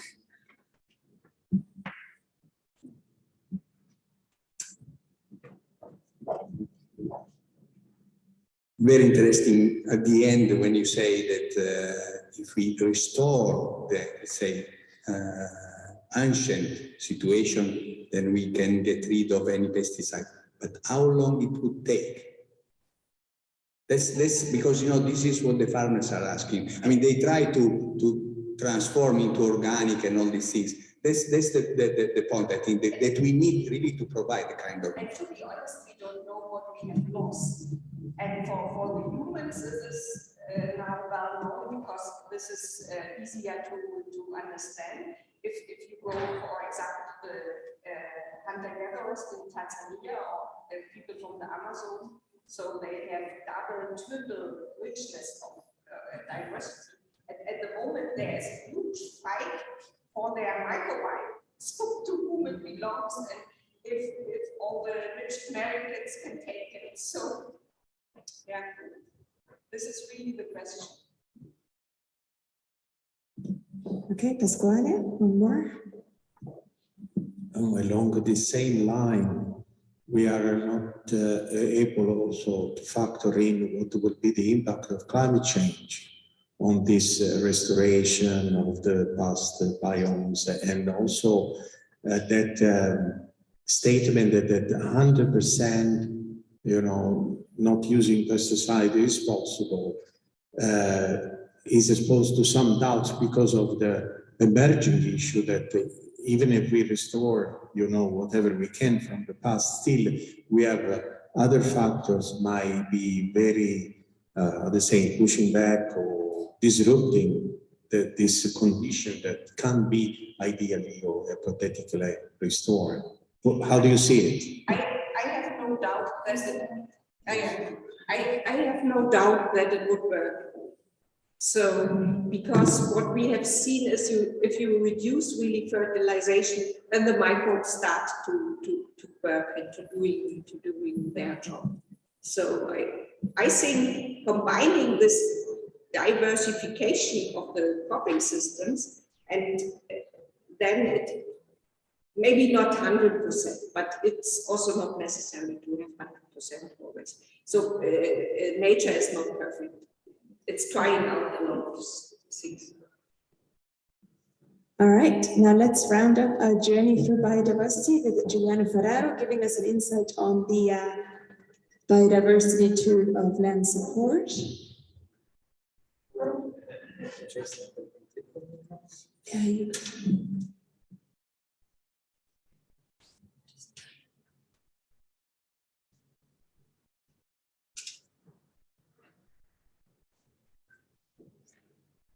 Good morning, I'm Giuliano Ferraro, and I help Fabio Terribile in the coordination and management of LANDSUPPORT project. And this presentation is about the LANDSUPPORT biodiversity tools. I will be quick because we are late and there is a coffee break after. So, this tool has been developed by Antonio Mileti with the precious help of Danilo Russo and Maurizio Frassini, and coordinated by Fabio Terribile, of course. As you probably know, Natura 2000 have already its own data viewer with a lot of beautiful and precious information about the Natura 2000 sites and species and so on. But something is missing in our point of view, of course, because some environmental key data is not related with the Natura 2000 sites, and the user can query any area of interest on the territory. Of course, this tool works for the Campania region, so we are talking about a regional tool. In this sense, LANDSUPPORT biodiversity tools aims to empower the Natura 2000 dataset with other features and data. First of all, as you can see from the model requested, in the biodiversity LANDSUPPORT tool, the user can select any region of interest or freely drawn directly on the map and saved and stored in the system, or from administrative limits of Campania region, of course. So any NUTS level 4, 3, or 2. And then the Natura 2000 dataset is improved with other important data, such as the climate one, with the reanalysis from Copernicus, habitat quality, geology, and land use provided by ISPRA, natural parks, SOILS, which is a data set integrated by CRISP, CNR, and University of Naples, and digital elevation model. But let's go in the platform. This is the graphical user interview, and as you can see on the top, the user can select the scale of application. In this case, we are, of course, in the regional scale in Campania, and on the right side, you can see the toolbox with all the tools. In Natura 2000 and the ecotourism section, by clicking here, the user has to select tool N, Natura 2000, and then biodiversity. By clicking on biodiversity button, the model requested will appear. So the user can choose the region of interest. In this case, I choose from administrative limits, Ercolano, it's here, that's level 4, of course. By clicking the evaluate button, the system automatically shifts from the toolbox, as you can see always in the right side, to the result section. And this is the list of all the elaboration from the single user. And the last one is the one on the top. As you can read, biodiversity, Campania, the status is N. So I can click on the last elaboration, and in elaboration detail section, in the corner down to the right, will appear the output. In this case, is a report, a PDF report called biodiversity, and another button useful to visualize directly on the map the region of interest. If I click show ROI, I can see the administrative limits of Ercolano municipality, which are our region of interest. Then I can click on biodiversity button to open the PDF. So the system opened this report as a PDF report in a new panel of your browser. And of course, it's freely downloadable and consultable. So the first page is quite an overview of the area. So we have a maximum and minimum habitat quality index, NDVI, in this case is no, but now it works, I promise. It's don't work, ask to Antonio Mileti. Elevation minimum and maximum of our region of interest, and then information about the slope, minimum and maximum, of course, and the aspect with this beautiful spider graph. In this case, Colano municipality have an aspect in south, mostly in southeast, as you can see from the graph. Then a pie chart with the main land uses of Colano in the categories, and the related map of the land use. In the second page, you can see the climate values are monthly and are minimum temperature, maximum and average temperature, and average precipitation. Then we have a table with the detail of the land use. So I explode the categories of the first page, and we can see these single categories also on the map with the related code. So you can read the code in the table and find it in the map below. Same for the soil. We have the soil detail with the grade system, the system, and the unit code, and of course the area in hectares and the percentage inside our regional home interest, and the related map with the related colors and codes. And then we have an in-depth description of the soil with all the characteristics and the soil taxonomy classification of each category. Same for the geology. In this case, Colano region of interest intercept only one geological genetics and environment, but it was the same as showed before with the for the soil. Then start the Natura 2000 starting Natura 2000 information. So our region of interest in this case intercept 3 different Natura 2000 sites. Monte Somma, Vesuvio, and Vesuvio and Monte Somma are different types of Natura 2000 sites. As you can see, there is also a direct link to the Natura 2000 website and information about the area of these sites inside our area of interest. Then overview of all the potentially observable species inside our ROI, region of interest. So first a synthesis, and then the table with each species explored with the information about the abundance or not in the selected area, and so on. I show you only one page, but I assure you there are kind of 20-25 pages of species, in this case in Ercolano. Remember, potentially observable species from Natura 2000. Then there is an analysis of parks and reserves, protected areas in our region of interest. In this case, there is the Parco Nazionale del Vesuvio. And last but not the least, there is an analysis of the forest landscape integrity, which is nothing more than an analysis of an index of fragmentation of the forest environment inside our area. You can see 3 different values because it's the distance between the point, the selected point, and the other pixel analyzed. So we have 500 meters, 1,000 meters, and 1,500 meters. Thank you for the attention. I think I've been finished.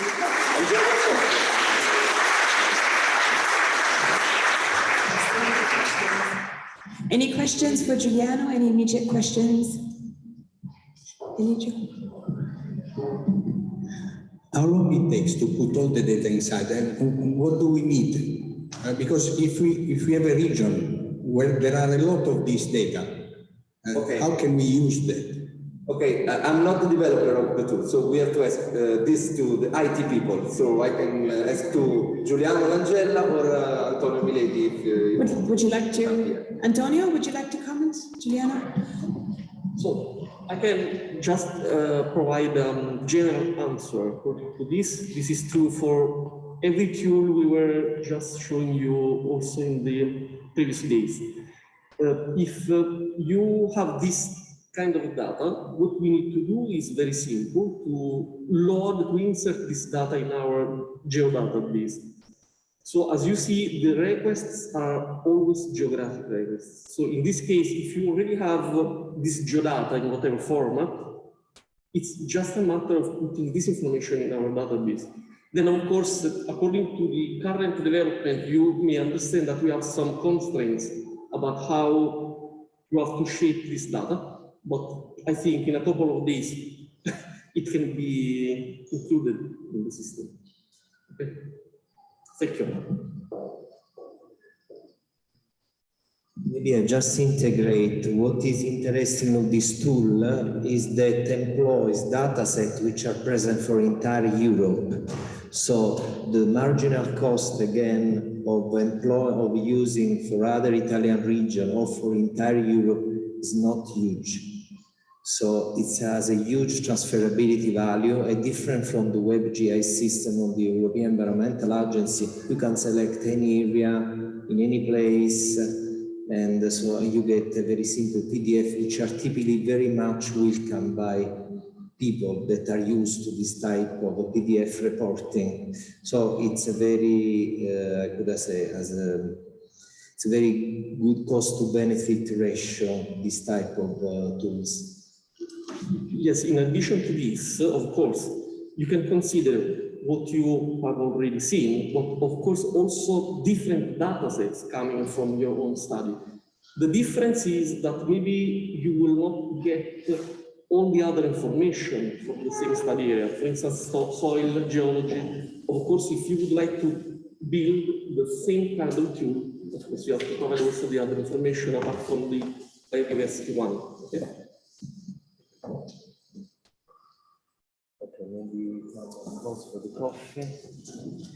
All right, so we would like to finish this first session on biodiversity and reconvene in 20 minutes. So that's 20 past 11. Okay, I was just told 15 minutes maybe. Okay, 15 minutes.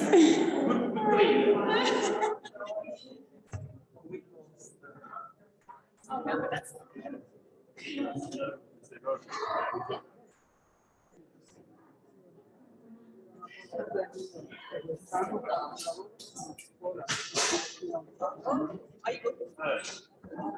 Chi è connesso su Zoom, quindi abbiamo un ritardo circa di un quarto d'ora, forse un po' di più, un po' di pazienza.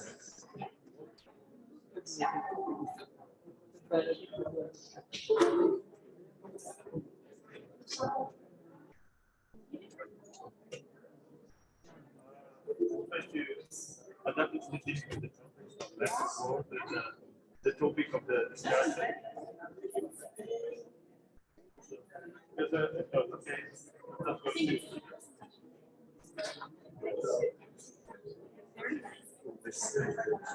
Hi, Grazia.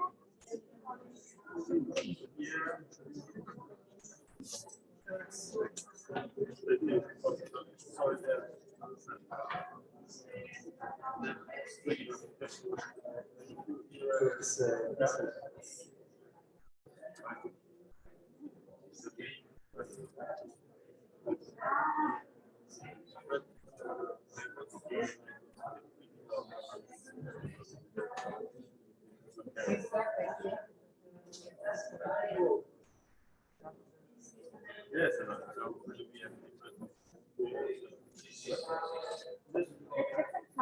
yeah. Yes, yeah. When we were 2 minutes,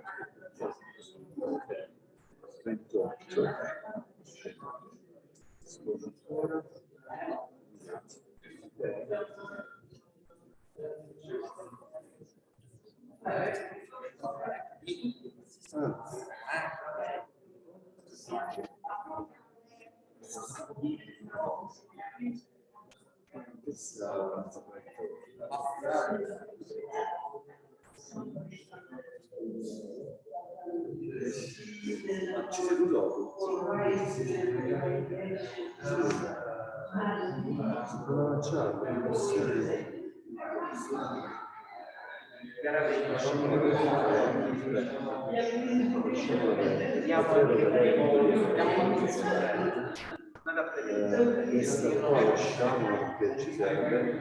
Questa è la seconda presentation di Danilo, che serve la presentazione. Quella di Catherine, no. Quella di Danilo possiamo solo abbiamo perso la posizione. Sono tre, questa è la mia, questa è di Melusa, quella di Milano.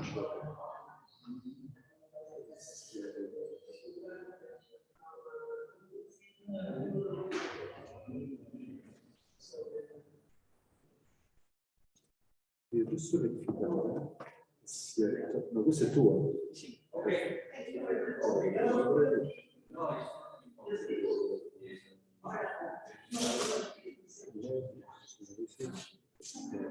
Abbiamo perso il tasto, un po' la problematica. Questa cosa in quanto quindi bisogna fare così. Adesso ci troviamo. Sì. No, non è stato il tasto. Qua di essere più interattivo possibile. Anzi, se che posso fare, posso guardare il professore che mi ha dato di me. Assolutamente. Sì, sicuramente meglio. Devo provare un attimo tu, immagino. Pare che fuga. Quindi tu sei il successivo, quindi mettiamola pure direttamente mirando. E qua anche a te devo mettere così, così. Questa conversazione in corso perché ci sta. Dovrebbe andare. Io forse ti consiglio più il mouse, però. Io ho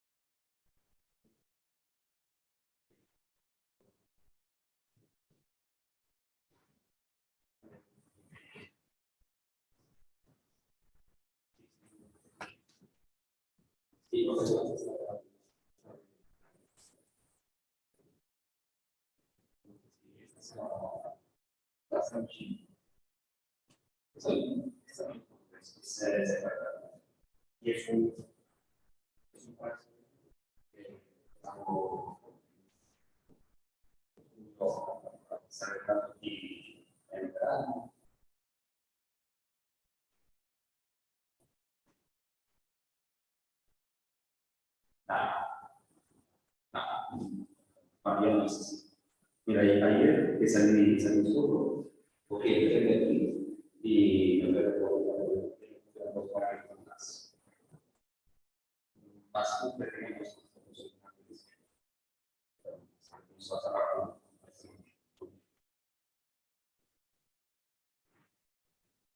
Ya, resuelvo algo en general, como el poco es única.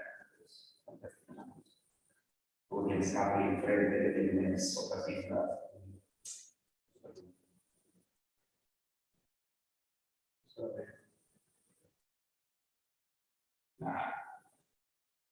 Porque se propone. Es la confianza.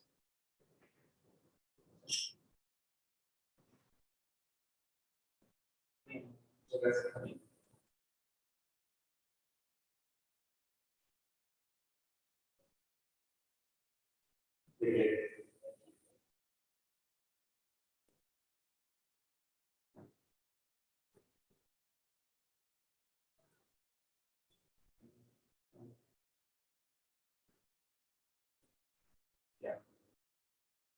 Vale, muchas gracias. Yo mañana voy a ir con un coche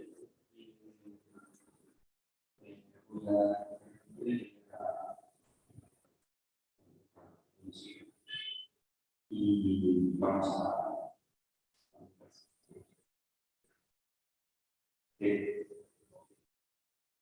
no, lo que pasa es que Mario es la capital de Entonces, que antes de Mario no hay un periodo. Entonces, como coche y si el máximo pero desde como tiene que estar por eso.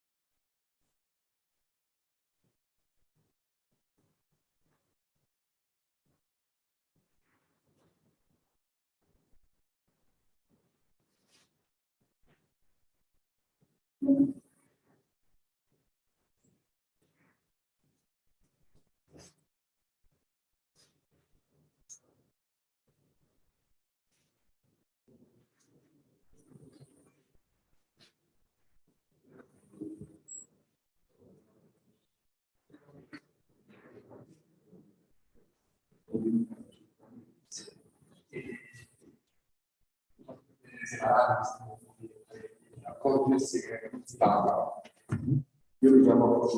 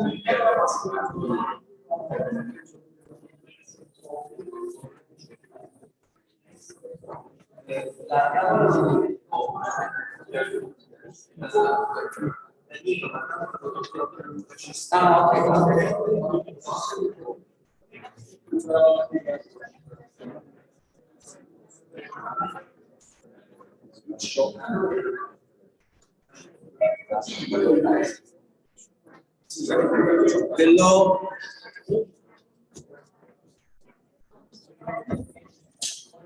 Hello, sorry also for the people on Zoom. So we are late, we I think have half an hour delay. So we have the next two presentation refers to the ecotourism tool basically of land support. And give me the opportunity to highlight again the multidisciplinary, transdisciplinary approach within land support. So I welcome Pasquale Miranda here. Pasquale is an archaeologist working on cultural heritage, and he will tell us of all this important work referring to.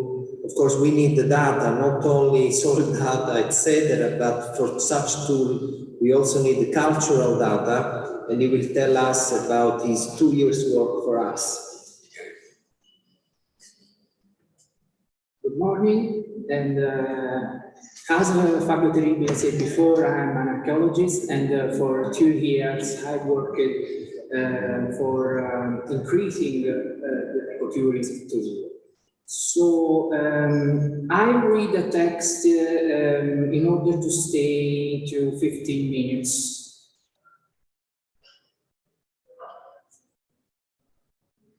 The concept of ecotourism is linked to sustainability, management and planning, and rural context.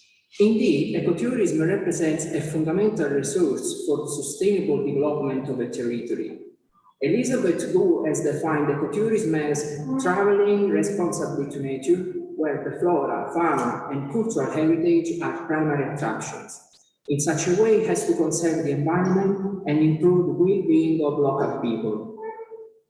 As you know, Campania is one of the richest Italian regions in terms of cultural emergencies that blend harmony with the environmental setting and with the local food and wine heritage.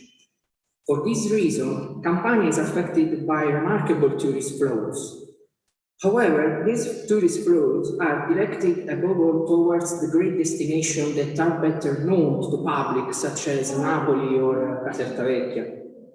This cuts out a huge patrimony of hidden treasures, almost unknown, archaeological sites, museums, castles, etc., which are located in rural. These territories are most subject to the abandonment and the population phenomena. The aim of ecotourism tool is to contribute to revitalization of inland rural areas and their local economy. This could lead to directing at least part of the tourist flows towards these areas. However, in order to achieve this goal, a current database must be created. There are indeed many existing databases, including those available online on official sites or those on tourist itineraries. But these databases are fragmented and often contain contradictory information and many errors. In order to produce the required tool, it was necessary to produce and harmonize a large set of data. First of all, the census of environmental, cultural, and food and wine emergencies in Campania, except for the capitals Avellino, Benevento, Caserta, Napoli, Salerno. This step includes consulting the database available online on official websites, for example, on the website of the Ministry of Culture or the website of the Campania region, or on freely accessible repertories such as OpenStreetMaps. In some cases, the already available data has been imported as a shapefile into a GIS platform. This is the case with the environmental evidences imported directly from OpenStreetMap. In other cases, it was necessary to manually add new evidences not included in existing databases. This is the case with almost all cultural emergencies. Secondly, the geolocation of every environmental, food and wine, and cultural emergencies through the use of a GIS platform. This step includes not only the creation of geodata, points, lines, and polygons that must be precisely georeferenced, but also the correction of error related to the location or the topology. Topological corrections refer to those cases where specific geodatabases exist, but cannot be properly employed because of a large set of topological errors. As an example of such topological correction procedures, we can see the case of the footpaths from CAI, Club Alpino Italiano. CAI provided us with a geodatabase of footpaths for the Campania region, and yet, although these paths are especially useful because they are regularly used and maintained by CAI, there were fewer of them than in other databases, for example, OpenStreetMaps. Unfortunately, this footpath network presented a series of important topological errors, which hindered their proper use, including presence of broken lines, geometrical distortions, since long sections did not coincide with ortho-rectified satellite images, and redundancies of some digitalized segments, probably linked to the errors in the digitalization phase. These errors require connecting because of their great impact of information regarding the length, main aspects, elevation variance, and statistics about environmental features of a specific path. Last but not least, the construction of informative but scientifically correct metadata. The metadata represents all the additional information that describes each single evidence. For example, in the case of an archaeological monument, a brief description allows the ecotourist to become aware of the historical context, the chronology, the construction technique, the meaning. In some cases, the metadata is already present in the attribute tables referable to the shape files available on the network. But often this information is inaccurate, so the metadata had to be correct. In other cases, it was necessary to integrate information by consulting specific scientific literature, such as archaeological guides, itineraries, or monographic volumes dedicated to particular themes, such as industrial archaeology or the theme of the lost and abandoned urban centuries. Now we are going to see all the themes represented within the tool. First of all, we have to say that on the one hand, there are some themes that concern all the tools of the territorial support platform, as Giuliano Ferraro showed before. On the other hand, there are themes of specific interest on the ecotourism tool. As regards the first category, we are talking about administrative units, them on the aspect related to the geomorphology, protected areas, soils, land use, geology, climate, and biodiversity. The second one concerns nature, food and wine heritage, and of course, cultural heritage. Starting from naturalistic emergencies, our database includes monumental trees. It is a theme related to the ancient trees which are connected with a particular historic moment and have a significant link with the cultural memory of the community. Mountains, volcanoes, which represent one of the most significant features of the Campania landscape. Caves, picnic areas, viewpoints, and finally pets. As for the food and wine heritage, our database includes some polygons which represent diffusion areas of particular products, such as wines, some qualities of olive oils, but also slow food presidia, that are communities of farmers, shepherds, craftsmen, who take care to safeguard some particular products of the territory, ancient recipes, ancient crafts, and there are also part of the cultural heritage of the territory.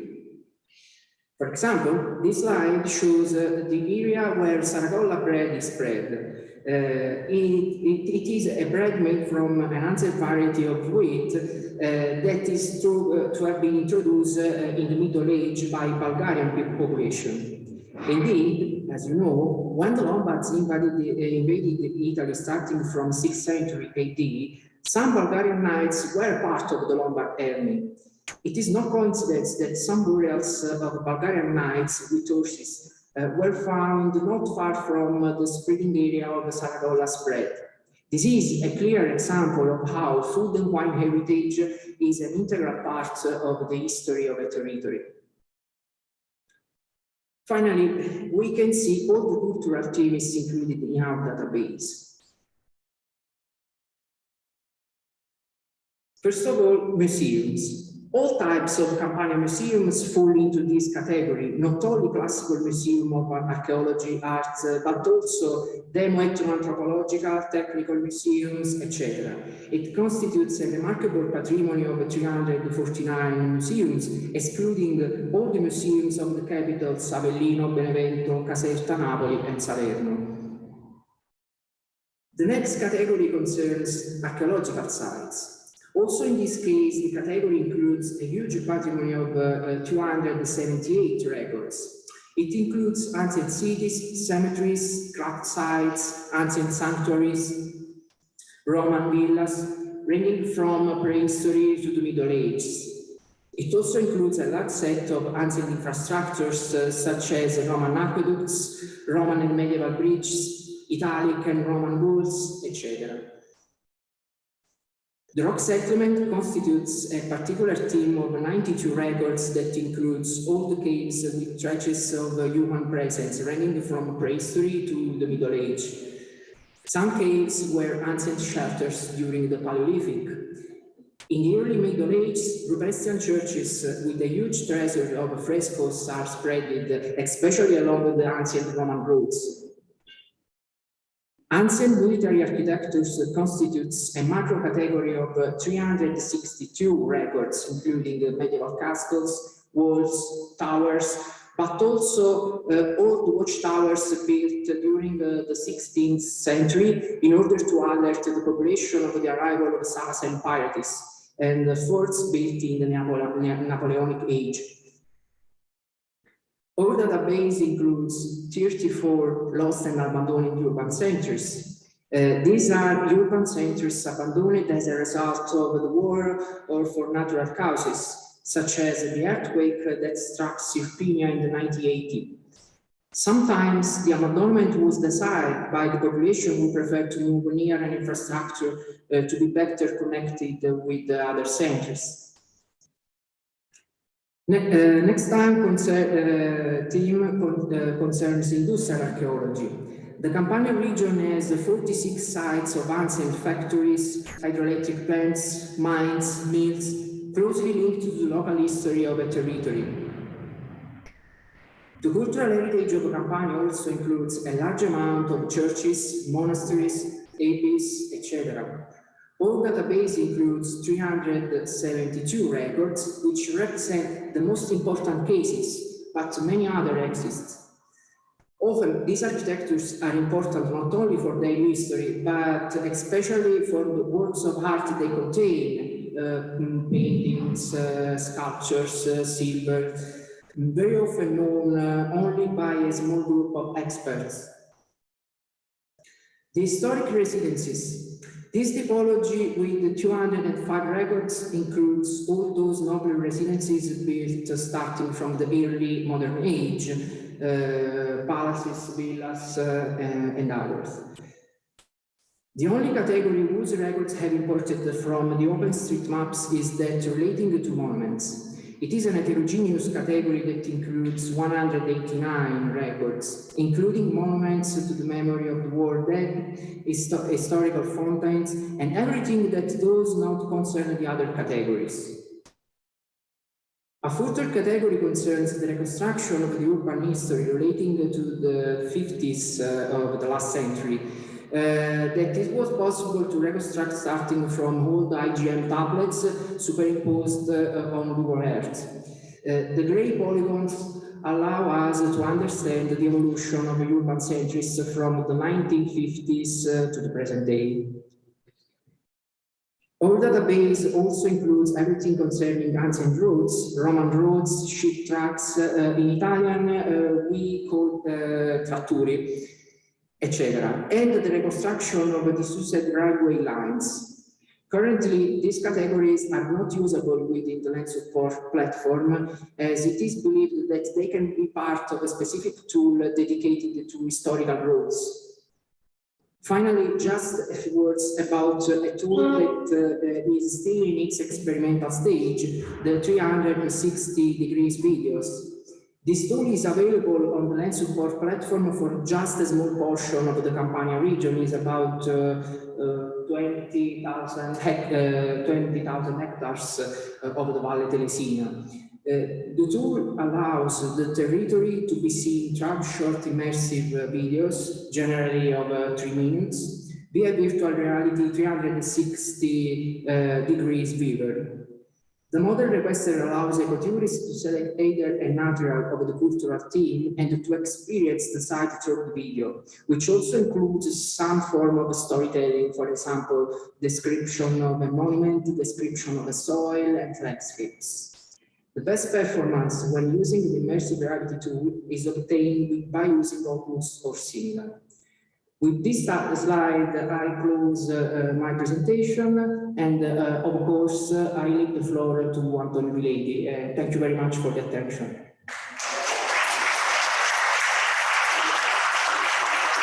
Okay, so it's really a pleasure to see this beautiful work of 2 years with the Department of Humanities of our university, thanks to Pasquale. Everything you have seen will be shown in the tool on ecotourism that will be afterwards. But if there is any question on the database, that's the moment that Pasquale could answer. Any question on from anybody?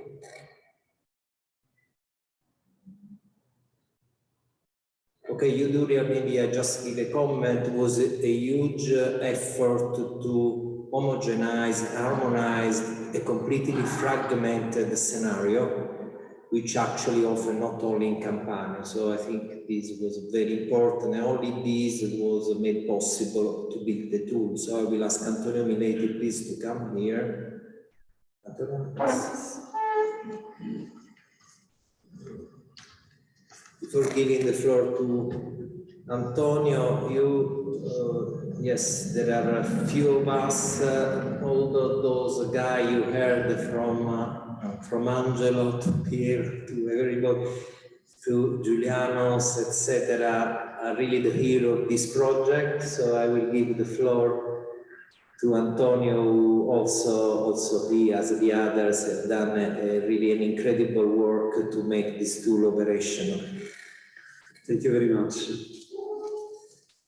Okay, I start. As Pasquale said before, the ecotourism tools talk about 3 great themes: nature, culture, and wine heritage in a rural area. And was implemented in 3 big study areas: Campania region, Zala County, and Marfeld. I will present the tool in Campania region, of course. There are 4 tools. The first one is specifically for agritourism, Search Your Path, cultural and environmental tour in immersive reality are to ecotourism interest. Okay, let's go on the platform. I click on the central button. Biodiversity and ecotourism, sustainable eco and rural tourism, Campania region, of course, Nature 2000 and ecotourism again, and now I can click on the first tool, agritourism. The simple model request opens. Now it's necessary to submit a ROI, in this case a polygon ROI, that the previously the user drone. In my case, is agritourism Anto, and now I can evaluate the requests. I click on the last line, last row ID, and I can show the region of interest. In my case, is a polygon, for example, a farm. Now we can click on PDF report for view the PDF and print or download. The PDF have many information, for example, the municipality involved, the statistic of elevation, the spider diagram on the aspect, and other many information, geology, soils, land use, and other stuff, for example, thermal indicator. In few words, this first tool, it is developed specifically for agritourism. It supports marketing activity. The tool allows you to quick acquire physical and climatic data. They're often not easy available on the web, and the farmer can use this data, for example, to build a label of the product. The second one is search your path. Search your path help make information decision in hiking trail planning. Why? Because in 2019 there are 10,000 accidents in mountain, 14 related to hiking activity. One of the many causes is the inability to complete the trail, because the hiker not evaluate correctly the degree of difficulty of the trail. Search your path have a multi-level approach because it built to beginner, but to expert also. It supports the choice of the path also according to the potential season conditions to avoid the thermal stress and support awareness of natural resources. If I click on the second one, more complex model request than before opens.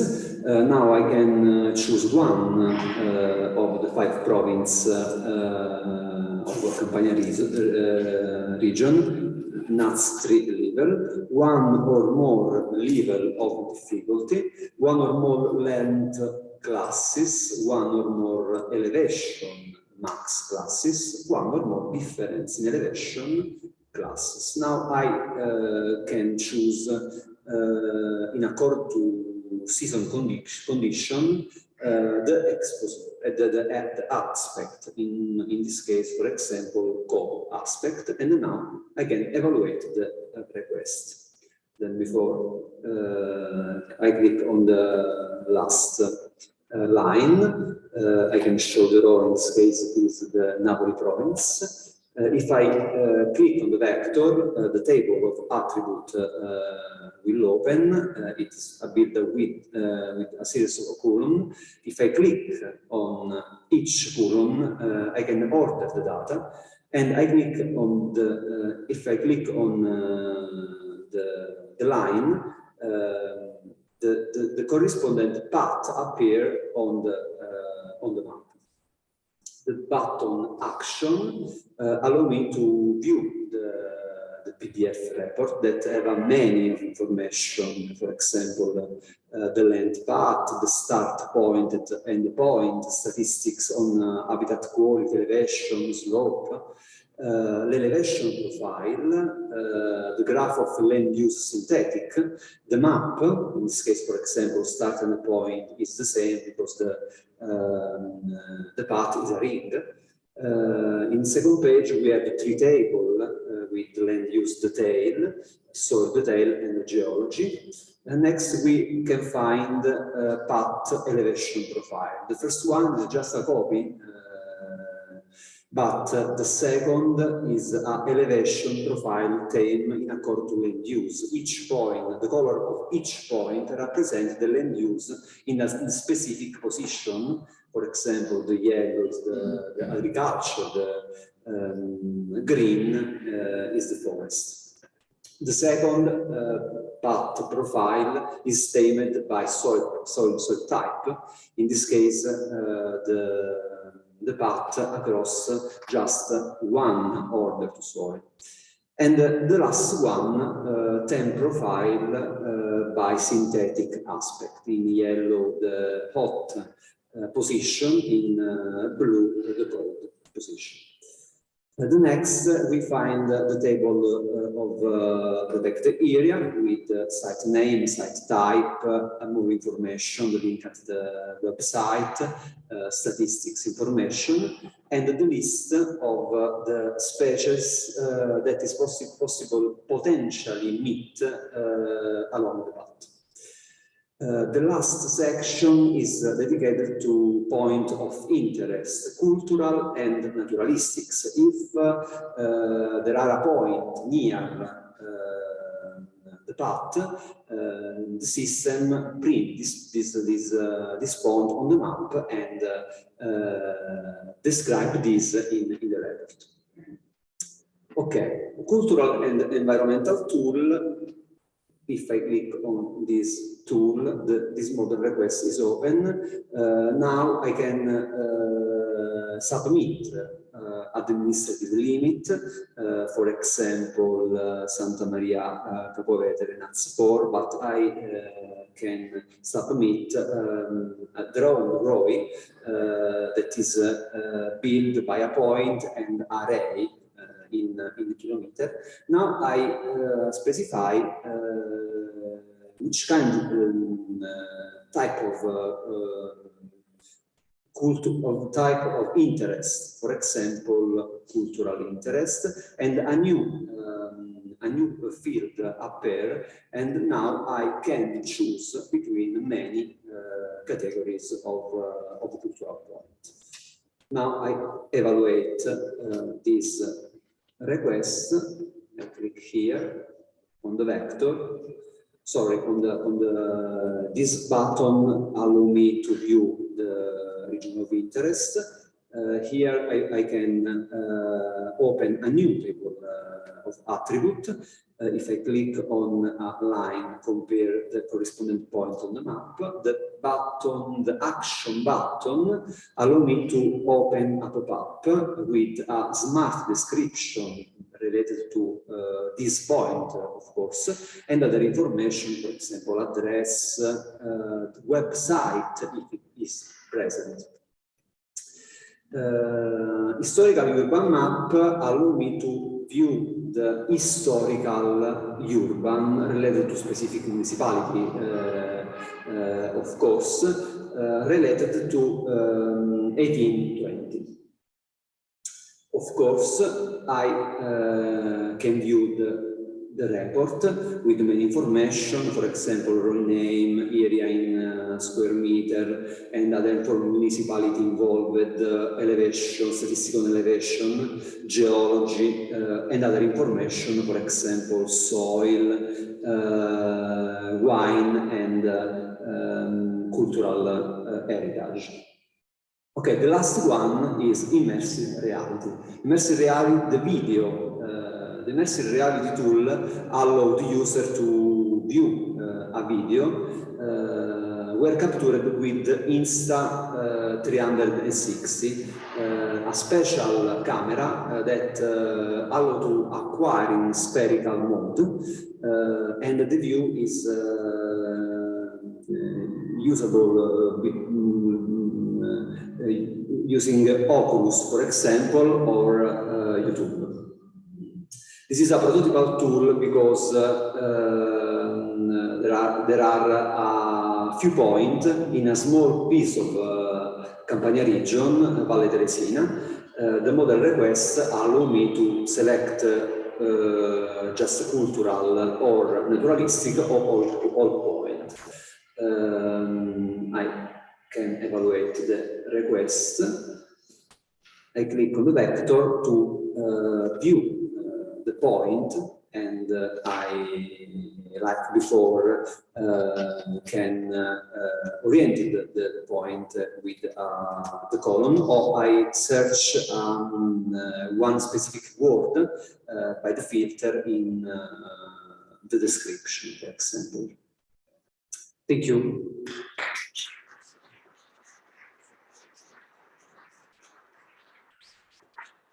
Thank you very much. Question for Antonio? Yes, Pauli, please.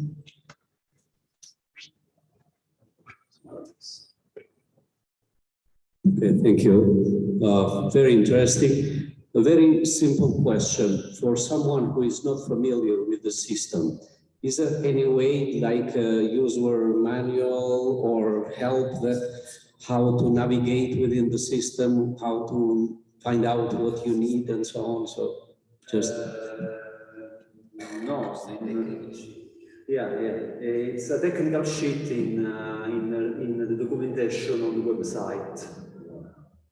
For each tool, yes, there is a small guide to use the tool. So maybe I can add in the website, do not leave, we have two things. One are tutorial, some of the tools. I'm not sure, did you prepare? No, we have for LandTech, for the main tools, we have a tutorial basically on YouTube. And we have a technical sheet. The technical are, let's say, a guide. So how to select your area or region, where you have to click. So those things are for all tools on the website. Unfortunately, I'm in English, so we have this problem that for this type of tool is done in 2 languages. So we are lack the Italian version. Okay, thank you. Well, since I still have the mic, I get advantage of that. This was done as an example, as a prototype for Campania region, assuming that municipality in Spain or anywhere in Europe would like to have this type of information, how they can interfere, how can they upload or make this, what you have done for Campania, available for somewhere else. Some other place. So of course, you realize you need a Pasquale Miranda in each country to create the cultural in each region. So also in Italy, the situation is different because there are regions better organized, but this is the only system we just published what you have seen, land use policy. So you find the paper of what you have seen. And but basically, to our knowledge, is the only system existing. While we have lots of systems with a ready, because here is not a ready-made job. When you make a query, the system produces for you that report. So this is the novelty, because you can insert new path and the system will automatically create the new report, while you find a huge number of apps of the system, but with not this flexibility. Of course, ready-made, if you go to Dolomites or you find a huge number, of course, of facilities.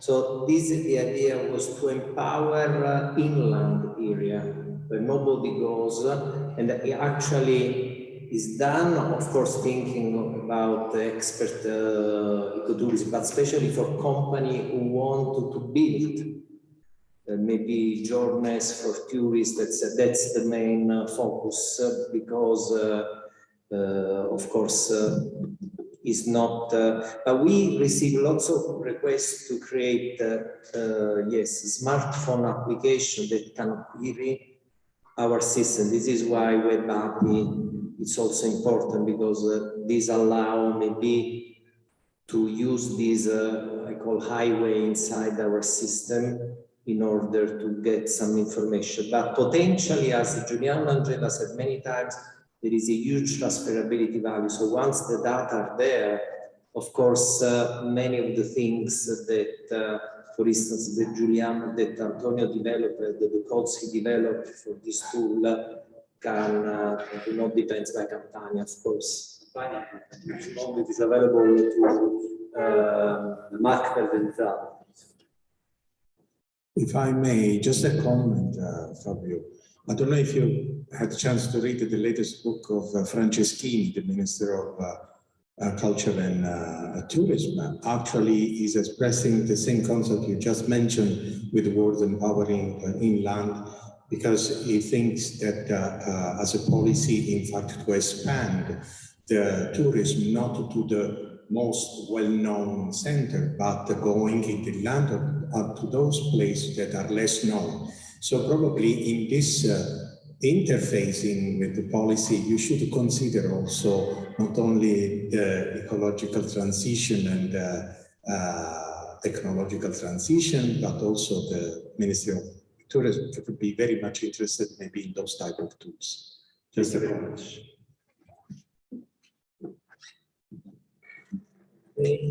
Thank you very much. That's I wrote a personal letter to Franceschini, but he never answered. The problem is also to catch these people. Sometimes you must find the right ways, and we didn't find obviously the right way. But I think many of these tools have a huge potential. We must make our hands dirty with these things. We cannot just think to save soil working only as on the soil organic carbon. So we must bring all these things together. This is, I think, a huge chance. And again, as a huge opportunity. The value is the very good transferability value of these things. This is really incredible. Okay, thank you. Then I will ask Danilo to come here. I just want to check for the roundtable whether Costanza, can you hear us? Can you speak to show us whether you are there?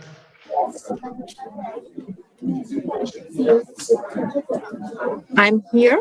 Can you hear me? Yes, we can hear you. Thank you. Fine. So just a moment that we start this roundtable, and it's important that you are there. So,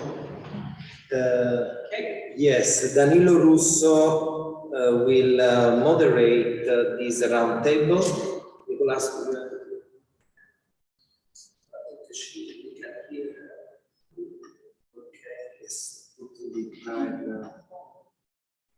Now we can see you, Costanza, that's nice.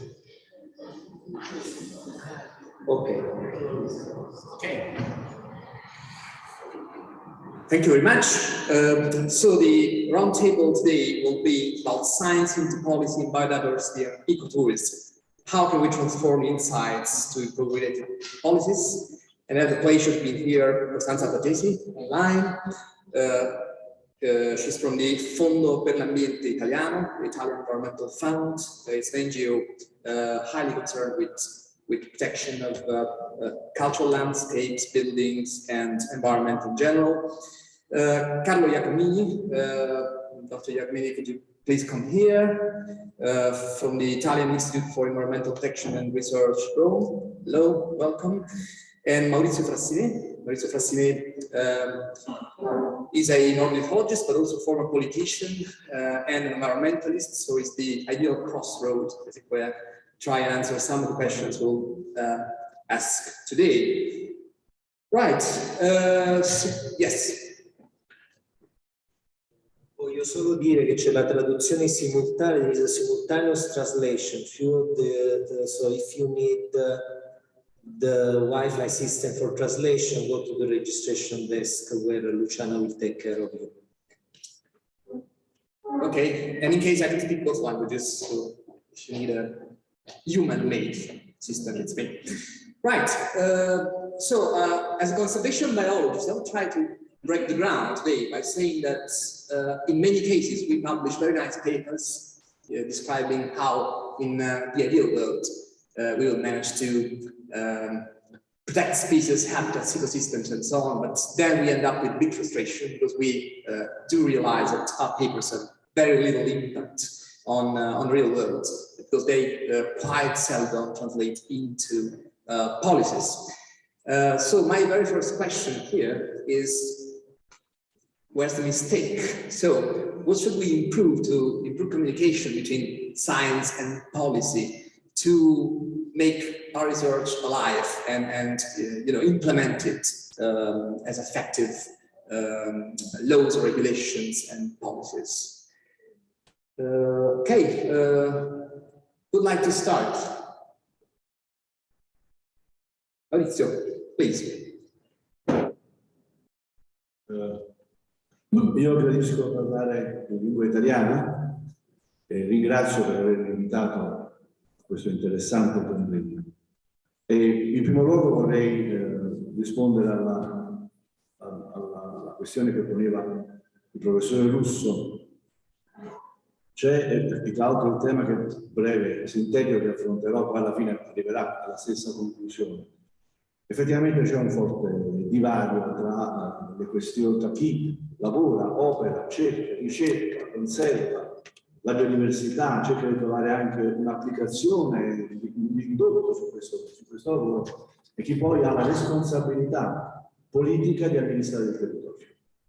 Questo divario è molto forte nel nostro paese, a mio giudizio, è particolarmente sentito e è necessario che si abbia l'umiltà di dire che ci sono reciproche responsabilità da entrambi i lati. Non si può immaginare che chi amministra un territorio che è preso da tanti input che arrivano quotidianamente nel suo ufficio possa anche essere abbonato alle riviste scientifiche. Quindi è necessario che qualcuno con pazienza elabori in maniera divulgativa, conoscitiva, precisa, comunque ovviamente, il frutto delle ricerche e vada a illustrarlo, vada a far capire. Non sempre c'è la porta chiusa, anzi spesso c'è bisogno di capire in questo momento in cui questi temi incominciano ad essere sempre più pressanti per chi fa l'amministrazione del territorio. Parlando prima con il professore Russo, ho voluto ricordare un episodio che ci ha ricordato come Campani. In questa regione, come in tantissime altre realtà del Paleartico occidentale, viene regolarmente effettuato il monitoraggio degli uccelli acquatici svernanti nel mese di gennaio in una finestra temporale stabilita dall'International Waterbird Census a livello internazionale. Anno dopo anno noi andiamo a contare gli uccelli acquatici che svernano nelle zone umide della Campania. Abbiamo ormai una serie storica interessante. Ebbene, analizzando con un sistema statistico chiamato TRIM il trend di alcune specie, emerge che una specie di anatre in particolare, il boriglione, Aitia ferina è il nome latino di questo animale, ha un calo, un decremento statisticamente significativo per un errore inferiore al 5%. La legge prevede che, legge nazionale sulla caccia, prevede che davanti a una dimostrata il decremento di una specie selvatica cacciabile, le regioni possono intervenire per sospendere l'attività venatoria a questa specie. Noi con molta umiltà, io ho presieduto un'associazione scientifica che si chiama Associazione Studi Metodologici della Meridionale, ci siamo presentati all'assessore, gli abbiamo consegnato e illustrato un documento in cui evidenziavamo in maniera, a mio giudizio, inoppugnabile il fenomeno. Lui ha convocato un incontro aperto anche al mondo venatorio che non è riuscito a controbattere le argomentazioni. Siamo stati la prima regione italiana a sospendere la caccia a questo anatra. Attualmente in tutta Italia invece, dopo 3 anni, in tutta Italia la caccia è sospesa. Bisogna andare, non aspettiamo che vengano, dobbiamo andare noi, inevitabilmente, a illustrare queste situazioni. E in questo ambito uno degli aspetti che appunto porta ad avvicinare queste due realtà è proprio il turismo naturalistico. Il turismo naturalistico che è un fenomeno in forte ascesa anche nel nostro paese. Ormai attività come il trekking a cavallo, il birdwatching e così via sono sempre più praticate da italiani.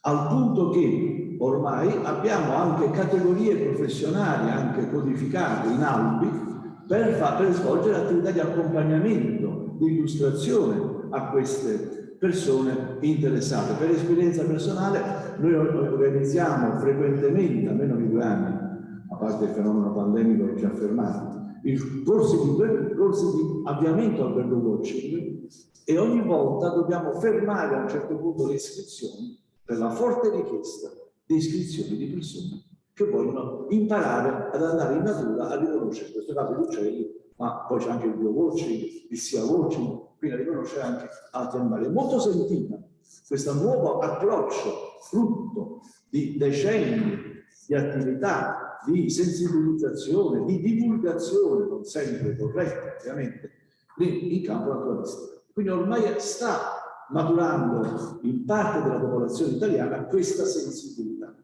Ora si apre però un aspetto che richiama appunto poi l'intervento di carattere tecnico. Fruizione di un bene naturale fa rima con conservazione? E qua la risposta la può dare solo chi ha competenze in ambito naturalistico e quindi sa come gestire, come indirizzare anche temporalmente i flussi di visitatori nell'area protetta, che chiaramente è l'aiutato per eccellenza al turismo naturalistico. Quindi stabilire orari o giornate in cui si può entrare, oppure stagioni in cui necessariamente si deve tenere chiuso quella zona perché c'è un'importante attività riproduttiva in atto, oppure pianificare un sentiero che comunque consenta al visitatore di provare emozioni naturalistiche, perché un'area protetta, se dobbiamo classificarla dal punto di vista del mercato, vende emozioni fondamentalmente. Quindi in modo che comunque viva le emozioni che si aspetta di vivere, ma magari non passa proprio sotto il nido dell'aquila reale o del falco pellegrino, che avrebbe chiaramente un impatto da disturbo non indifferente. Per fare ciò però è necessario che le aree protette abbiano ai vertici personale con le competenze naturalistiche, con le competenze corrette, che sappiano già in partenza cos'è un falco pellegrino, a parte quelle che sono le necessità di tutela dello stesso. Ed è qui che si crea il divario, la divaricazione in questo momento, per certi versi anche drammatica, vorrei dire, nel nostro paese, la lontananza. 2 mondi che non si parlano.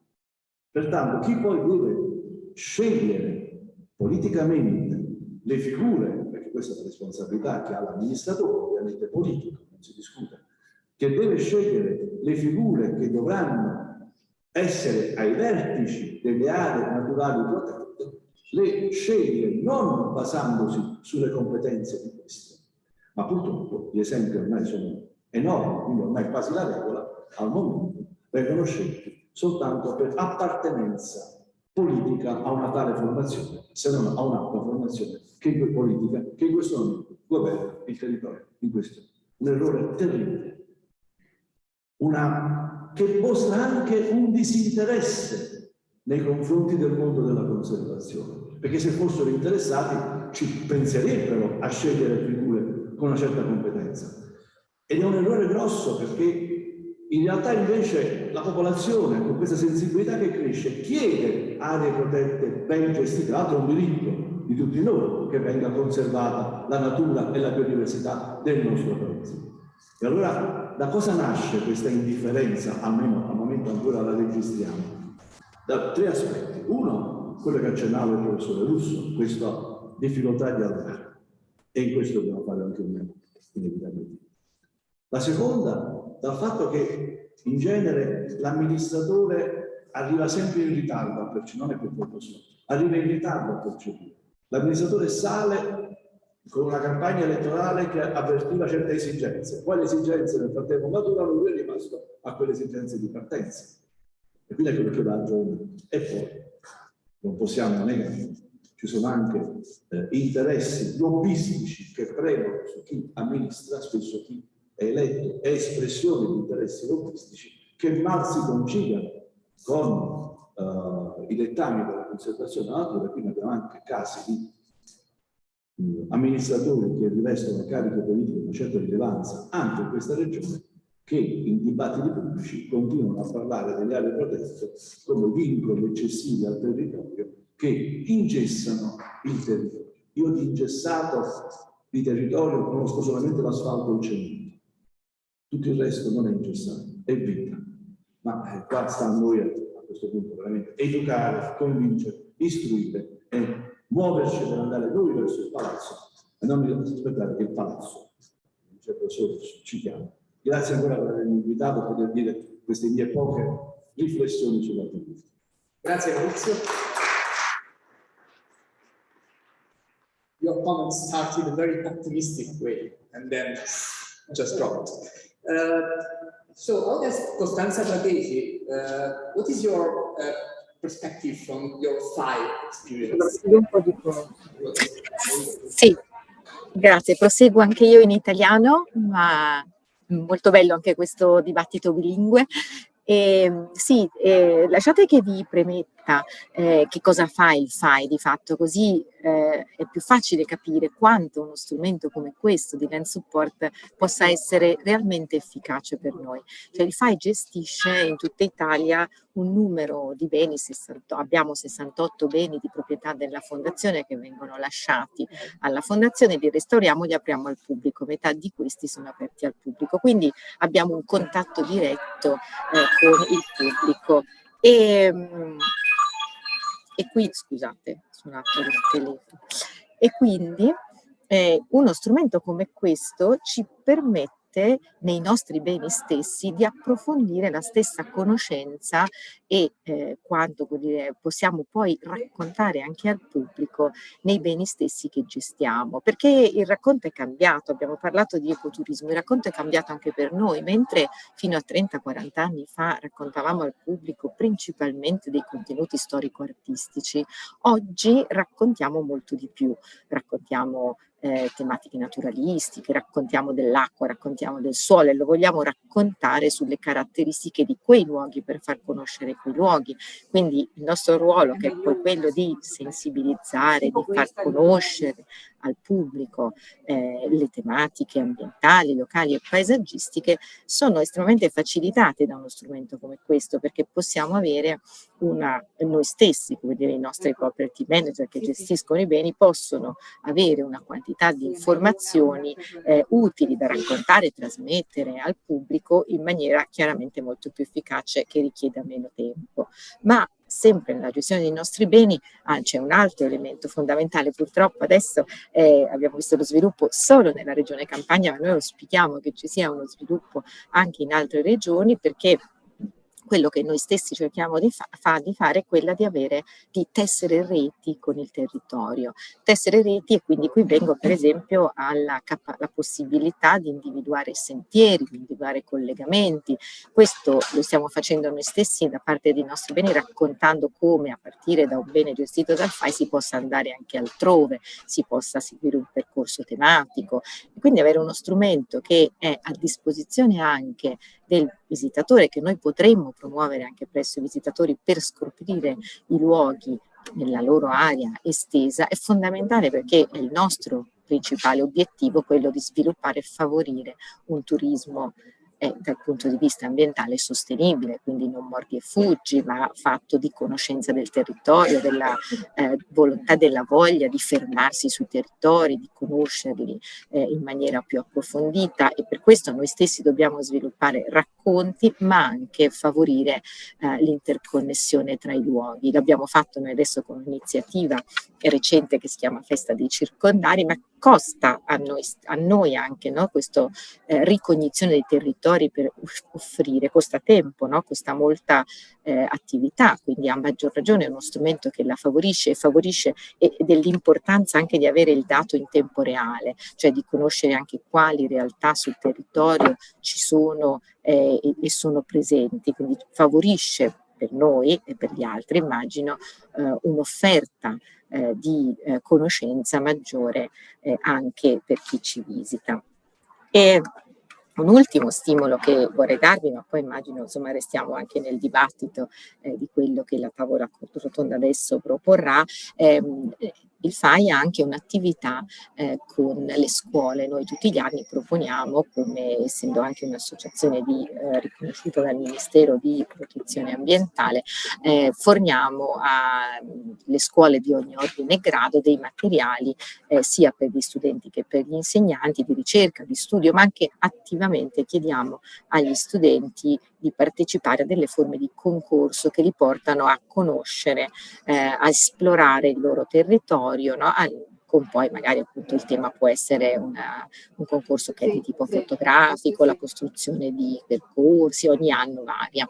Ecco, qui noi vorremmo quest'anno, nella piattaforma diciamo per l'anno scolastico prossimo, ci piacerebbe promuovere LANDSUPPORT agli insegnanti, quindi ne parleremo, spero, con il professor Terribile, per promuoverlo offrendo un tutorial, no? Offrendo un tutorial che racconti agli insegnanti come possono favorire la conoscenza di questo strumento ai loro studenti affinché lo usino nel piccolo compito di concorso, no, che si accingeranno a fare per partecipare a questa attività del FAI. Ma di nuovo un piccolo stimolo che vuole ancora favorire una partecipazione, quindi non solo del turista ma anche del cittadino alla conoscenza interdisciplinare, un po' approfondita del proprio territorio, no? Perché da questo poi nasce la volontà di curarlo, di prendersene cura, quindi di avere una modalità di intervento sul paesaggio, sul proprio territorio diversa da quella un po' strettamente antropocentrica, un po' aggressiva che abbiamo conosciuto nel passato. Quindi un'importanza anche in questo senso educativa di cui noi come FAI possiamo farci dei promotori, e in ultimo anche come associazione di protezione ambientale ovviamente ci vengono proposte spesso sollecitazioni sul territorio in ambito di tutela, avvertenze territoriali. Ci viene chiesto, come veniva appena citato il caso in relazione alla caccia di chi mi ha preceduto, ma anche in questo caso una di queste attività per noi rientra nel grande censimento dei luoghi del cuore, su cui che ho censimento a scala nazionale, proprio per evidenziare, portare alla luce quei luoghi sui quali c'è molta attenzione da parte delle popolazioni, ma che alle volte sono a rischio o in pericolo. Anche qui uno strumento come questo diviene fondamentale per ottenere le informazioni, perché adesso non siamo per promuovere opposizioni prive di contenuti, no? La cosa importante per far crescere anche una corretta guida alle trasformazioni del paesaggio, proprio per far incontrare popolazione e politica, quello che stavamo dicendo che era la domanda iniziale anche della tavola rotonda, è sicuramente quella di fornire ad ambo le parti o lasciare la disponibilità ad ambo le parti di informazioni cogenti, pertinenti e quindi scientificamente anche approfondite e di nuovo con dati in tempo reale. Questo permette, speriamo, un'interlocuzione anche in questa relazione di tutela del territorio maggiore e offre a uno spettro maggiore di cittadini, anche quindi un coinvolgimento, una partecipazione con una conoscenza approfondita e utile, quindi offre la possibilità effettivamente di una partecipazione, come dire, più nel merito delle questioni e non tanto appunto su pronunciamenti reali o quanto altro, insomma. Quindi direi una vasta e vastissima possibilità anche per una fondazione come noi di utilizzare questo strumento, e di cui ci siamo fatti promotori anche nell'ultimo nostro convegno, facendolo raccontare. È venuto il professor Terribile a presentarlo ai nostri volontari, che di nuovo anche il nostro volontariato che apre nelle giornate FAI di primavera alla conoscenza del territorio, offrendo al pubblico nuovi punti di visita per questi 2 giorni speciali. Anche qui questo portale rappresenta nel caso della campagna ancora di più, una possibilità infinita di accrescere il potenziale di ciò che possiamo far conoscere al grande pubblico, contribuire, dare il nostro contributo affinché il pubblico conosca. Ecco, mi fermo a questo primo panorama e intanto poi torniamo eventualmente dopo. Grazie. Grazie mille, Costanza. Thank you very much for providing this interesting viewpoint from your fire experience. I think one of the points in common between what Costanza and Maurizio said actually is that the education of people is of utmost importance because politics is all about, as an ecologist, I should say, bottom-up interactions. So all the big requests actually come from people, and if you have more informed people, then politicians will inevitably follow route and learn to interact with science more than they do today. So again, raising awareness, education is really important. I would now like to hear Carlo Iacomini. Carlo, if you can provide your comment. Carlo works in ISPRA. ISPRA is the scientific branch of the Environment Ministry. So you're actually the interface between science and policy. I know very well how you work because I collaborated quite often with ISPRA. And I think your viewpoint will be especially interesting to solve this big question today. Thank you. I would like to thank also the organizers of this final meeting of the LANDSUPPORT because it's an honor to be here. I am a soil ecologist. And in this room and in this academy, Antonio Berlese, 120 years ago, put the basis of soil biology. And his studies and his innovations not only are still working in our activity, we're working with Berlese funnels that he invented, but also put the basis of a holistic approach to soil and to the environment, and provided Italy with the possibility to autarky, that is the need of food and wine, as we have seen in the excellent presentation of our former speakers, without importing any material, because we were self-sufficient. And this autonomous need, it is something that the globalization confused our minds, and we forgot our roots. We forgot that we had a variety of rice, vegetables, or whatever kind in every valley, in every hill, in every mountain. And our population was used to change his diet according to the season and to the provision of food coming from different regions. So we had a national trade that was the basis of our culture, of our exchange of differences. And we are losing our diversity. We are like Europe during the Ice Age. Glaciation brought a sort of blank sheet over Europe. And of course, northern country remained after the snow for much more than us. So they couldn't recover that much.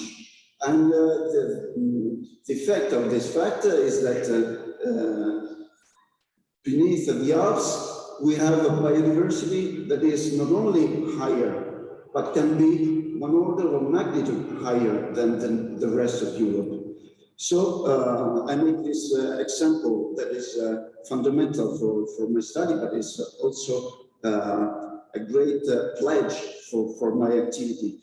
In soil zoology, for instance, we have one endemic species every 2 or 3 species. That is 30–50% of endemism. And of course, these species are not protected by European laws. So we saw the Habitat and Birds Directive that are very effective in your presentation, but of course, they are limited to what we are looking for. And for instance, most of the habitat director species are vertebrates. That is 5% of the fauna. And in Italy, we have 58,000 species. Just to cite earthworms that have been cited by some authors, we have more than 300 species, while the whole Great Britain, Ireland included, are 44 species. So we are really out of order, and we cannot take care of this huge bulge of cultural and natural treasure that we have, because we should invest such an amount of money. But at the very same moment, we can go on as we have done till now, business as usual. In a country like Italy, where we have, I don't say a half, but a quarter of the culture of the Mediterranean, and we can count every stone as a piece of history and be proud of it. But our young students don't have work, and they have to go in foreign countries to earn enough for their life. And this is the real pity, because in the meanwhile, we are losing the cultural heritage of our masters, and we don't have taxonomies. We have a lot of excellent biological molecular analysis, but they don't know what they are looking for. They don't understand what is the meaning and the function of... You're saying we have a problem in science before venturing into the policy world. So it's a problem in science, actually. The problem is that our heritage is something that we should learn to transmit it to our future generations. And if we lose our roots, we lose our identity. So we become one of the few other countries that are lost in the world. But we have an identity that is quite different.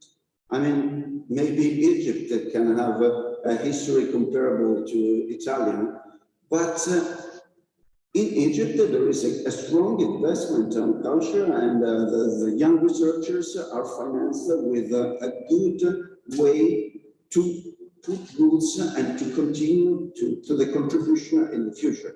It seems that our roots create a problem to our policymakers.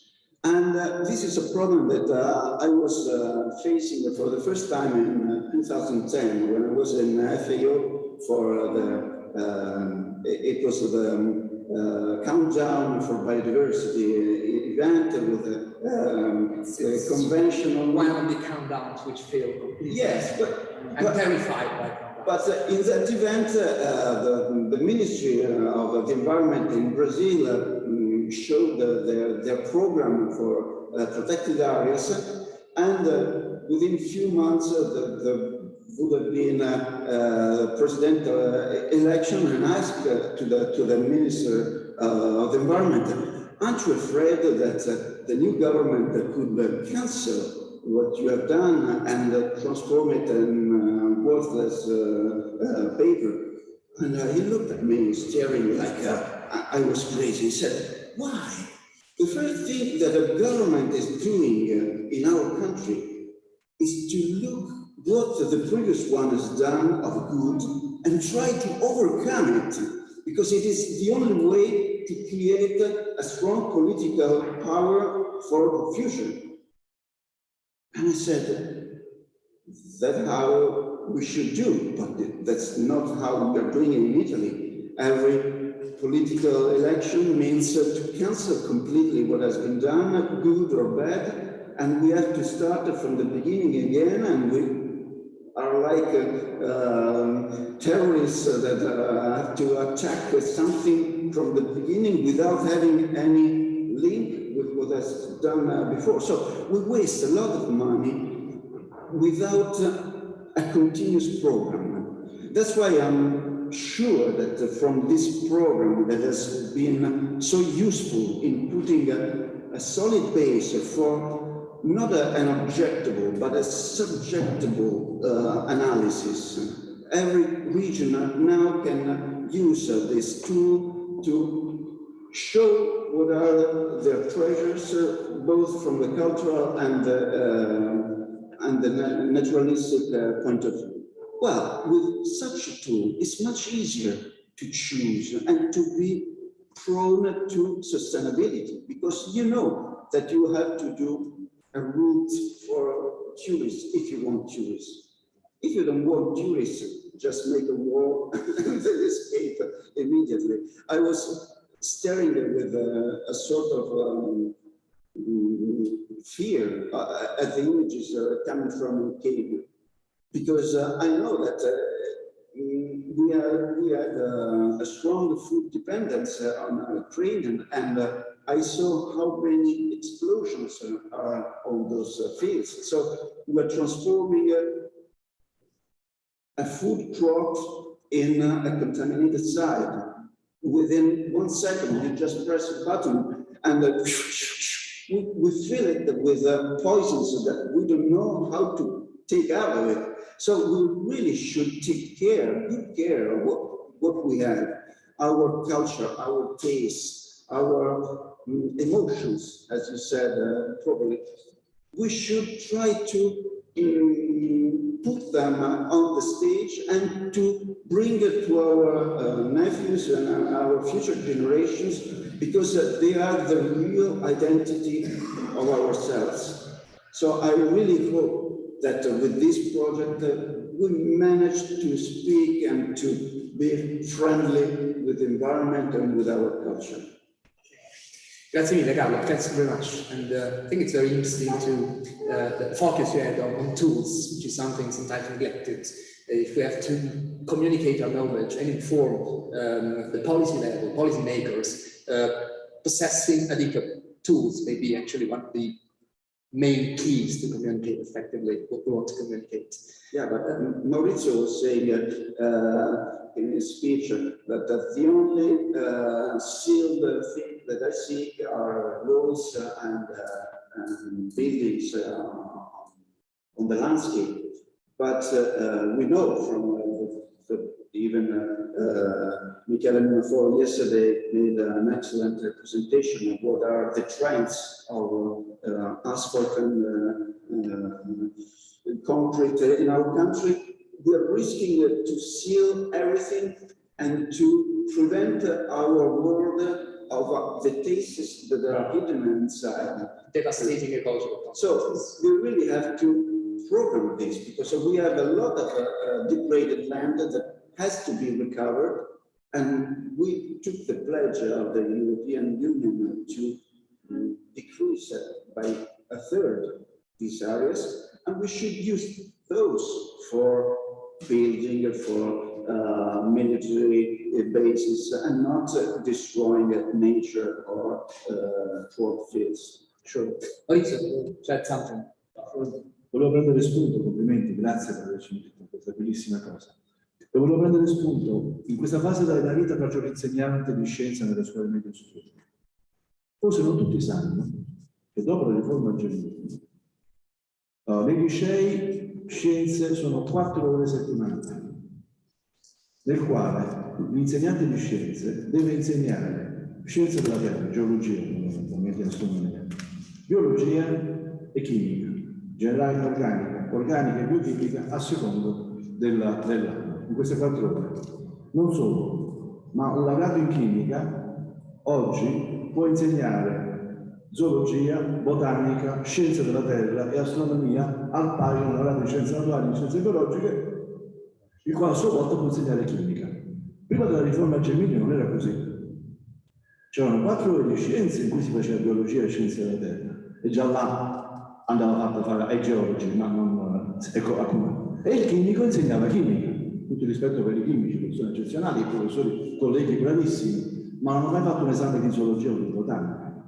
E zoologia e botanica, poi c'è la mancanza della cultura naturalistica del nostro paese, siamo degli analfabeti naturalisticamente parlando. Zoologia e botanica si devono fare al liceo in terza, con 4 ore. E occorre avere anche un docente che conosca la zoologia e la botanica per illustrare, non sempre questo avviene. I tecnici, che raccolgono la maggior platea scolastica del nostro paese. Nel tecnico la biologia si fa soltanto al secondo anno per 2 ore settimanali, nel quale si deve insegnare tutta la biologia, dalle sostanze, dalle molecole, dalle biomolecole al corpo umano e alle malattie, passando per la botanica, la zoologia e l'ecologia. 2 ore a settimana in un solo anno. Esce fuori una popolazione di persone che ignora la composizione, la diversità della natura in questo paese e ignora come funziona l'ecosistema. E poi ce le troviamo chiaramente anche in buona fede. E come funziona un vaccino? Perché appunto non ti spieghi perché la persona non sa cosa sia un vaccino. E quindi è chiaro che si deve partire da là un'altra volta, si deve tornare a dare le competenze. Tutto questo è passato nel silenzio ed è tenuto nel silenzio. Noi stiamo crescendo generazioni di italiani che non hanno queste competenze. Se hanno la passione e la voglia, le acquisiscono dopo la scuola. E non è possibile. In un momento come questo, c'è il cambiamento climatico che incombe, biodiversità che si perde, suolo che si perde e epidemie sempre più frequenti, questo analfabetismo biologico non è più accettabile. So again, education is a main key. We have an international audience, and some of the considerations so far have been quite biased towards Italy. I just wonder whether you want to comment on what we discussed so far, where the problems in interfacing science and policy are, in your opinion, your experience. Thank you.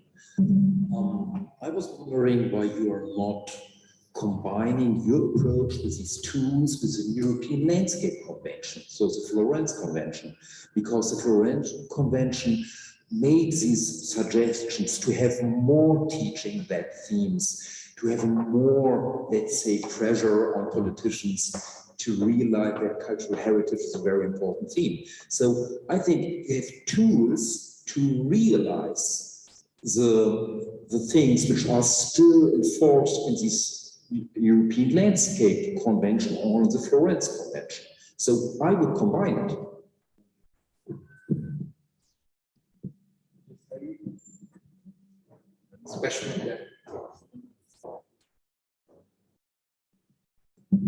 Sorry, it's a comment more well. Gli asparagi, quello che va di più. Se posso, may I add a suggestion?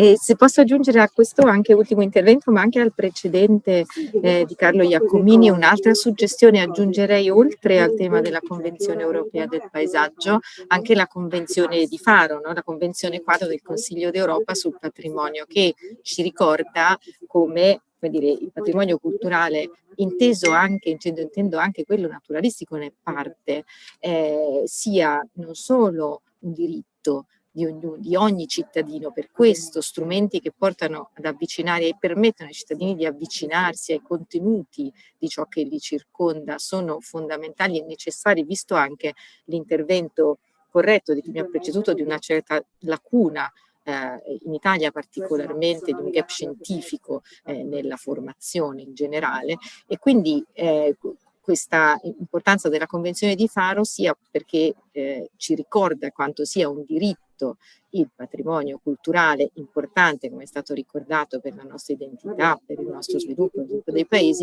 ma anche di quanto sia importante sentirsi parte attiva, quindi nella sua tutela e nella sua promozione, perché è un po' quello che ci avevo raccontato, in fondo il FAI fa come nel suo ruolo che ovviamente è un piccolo ruolo nell'universo mondo, ma è quello di far conoscere, di portare conoscenza, di far conoscere per noi in forma divulgativa al pubblico i contenuti.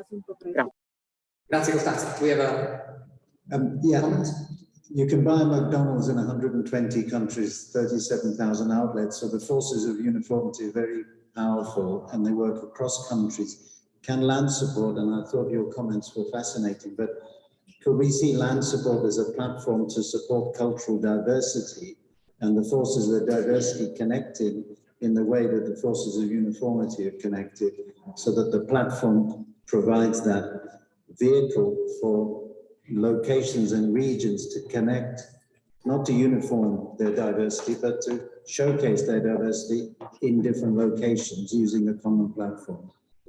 So the question. The question is, can land support be that? Right.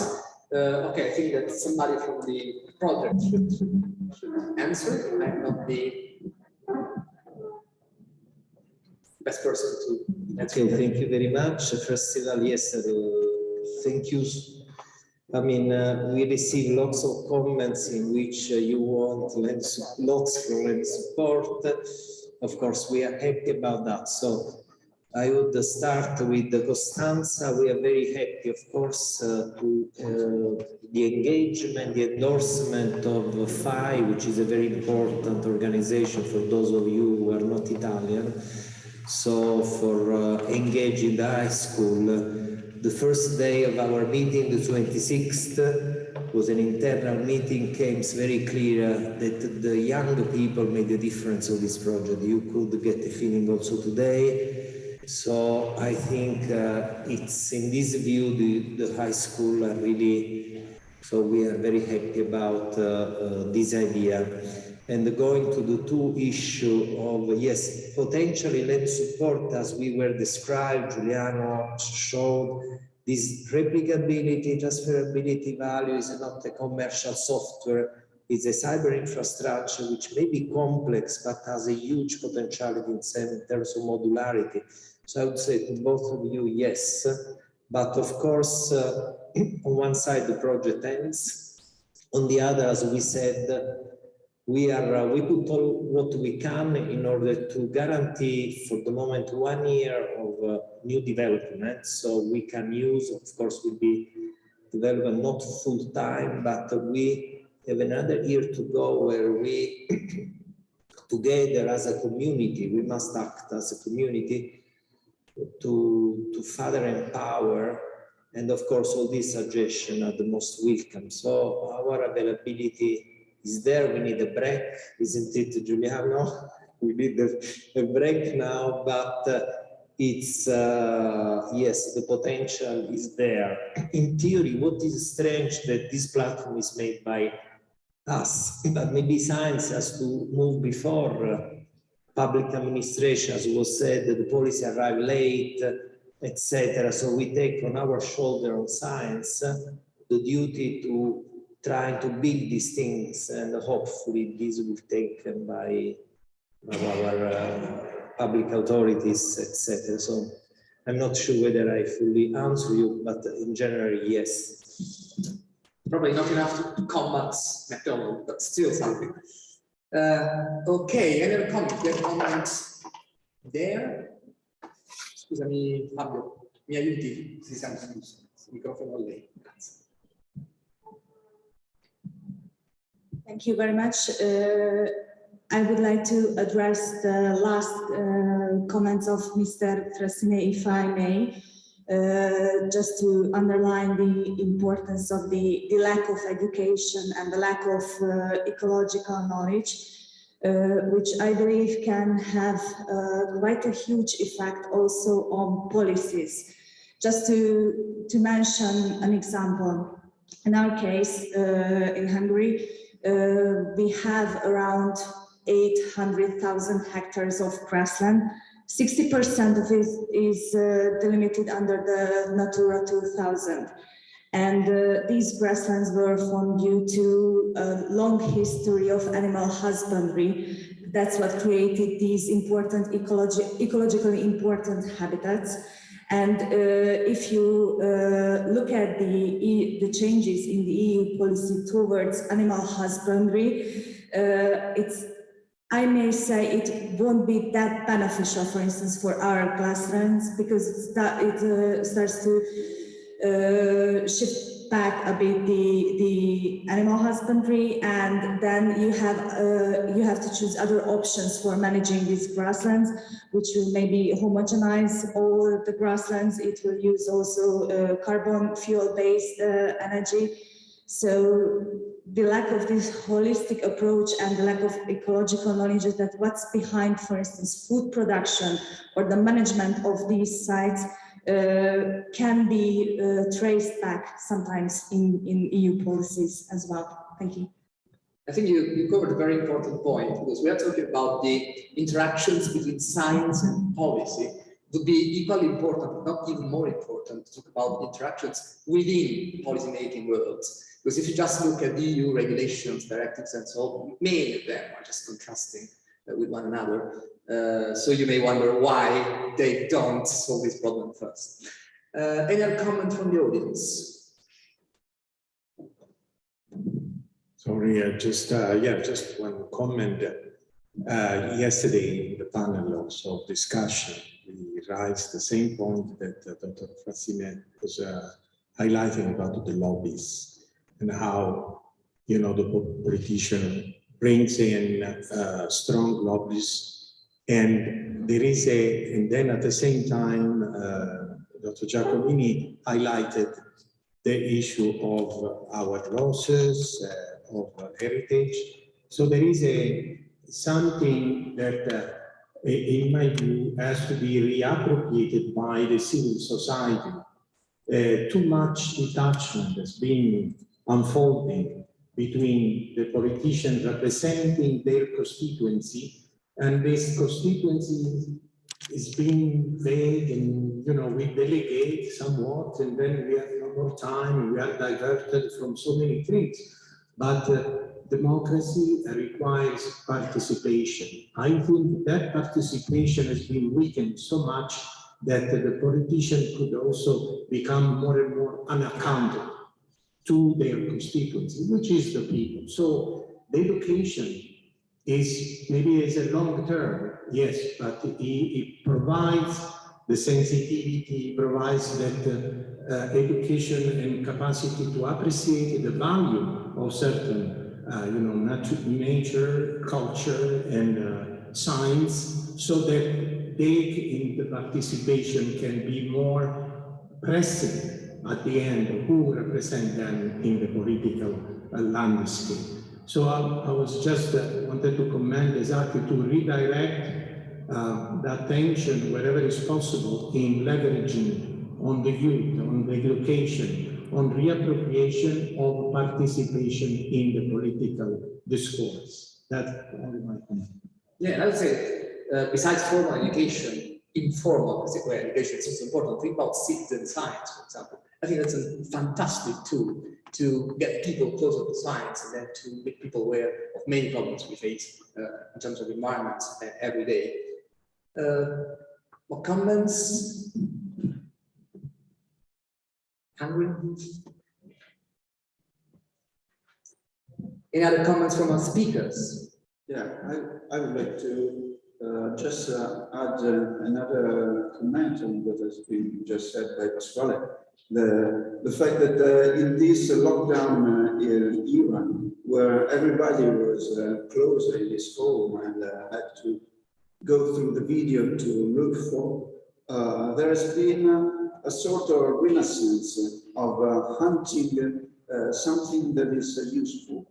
There has been a spread of courses and meetings and associations of common people and experts that are helping people to deal with what's their target. So I'm quite sure that after this crisis period, we will get better results from our society, and I'm quite confident that throughout Europe, and I hope also throughout the world, there could be sort of more general understanding on what is needed and how each person can be fundamental for trading a meaning, cultural heritage, or simple knowledge that is maybe traditional and not written in the books, but can be useful for other people. And I think this is something that is in the air, that we will not see in laws and decrees, but that will happen naturally because people is quite resilient, and after this long enclosure, we need now to approach to the others. And the virtual world that is so appealing has been boring as much enough to look for a dialogue within each other and to find the strength of exchanging the ideas, even if they're not the mainstream. So we're quite hopeful for the future. Thanks very much. Okay, so just to wrap up, I think we arrived at a point I did not expect initially, which is tools are important, but education and raising awareness, public awareness would be also vital to improve communication between science and policy. I was, initially thinking about sort of direct interactions between these two components, but indeed it's true that if we improve our society, then politicians will have to be more engaged in terms of environmental policies and sensitivity to our main issues. Right, if there is no other point, comment, I don't think so. I would like to thank very much our excellent guest speakers, Costanza Rodesi, Carlo and Maurizio, thank you very much. Grazie a voi. Thank you so much for being here and helping me to undertake my task. Thanks.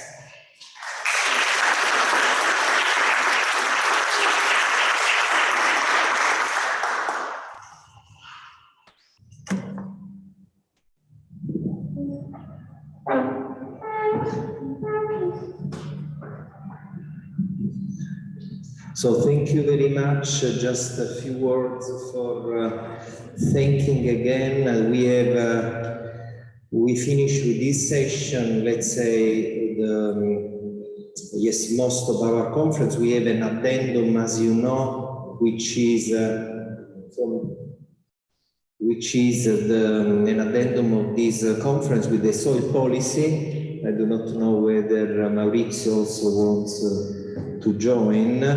But I think it was, you realize the enthusiasm of many of these people who, demonstrate some of these tools, and that this vague ecotourism, biodiversity, everything seems almost crazy to go in this direction, while now things seems all connected and so smooth when you put an operational system in place where, of course, you can deliver to territories, these tools. So I'm very pleased about all this interest to expand to new areas, to new sites, new regions. So we are very happy about this. So I thank you. We finish here this first, this morning session. And I remind you the meeting for those of you who wants to visit the Botanical Garden. We said, I think 1:40, if I remember well. Yes. So at the entrance of Botanical Garden, or otherwise at at 2:00 we are back here. And it was 2:15. Yes, 2:15. We must start prompt because we have we have only 2 hours to do all these soil policy items. So thank you again, and please enjoy your lunch.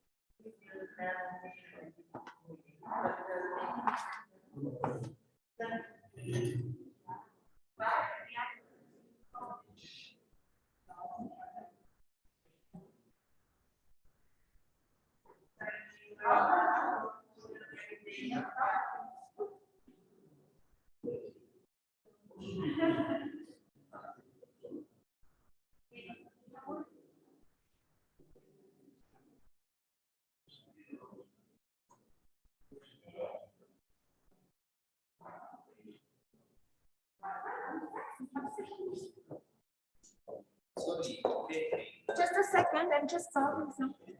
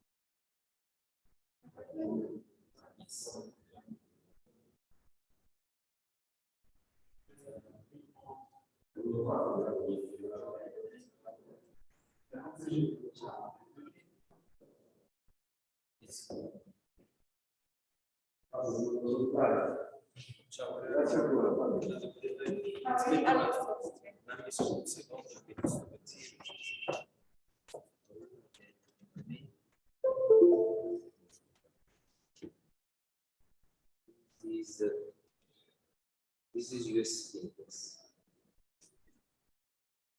Okay. Then there's two theory.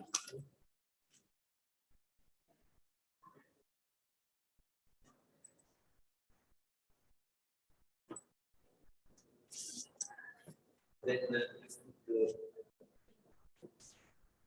close it.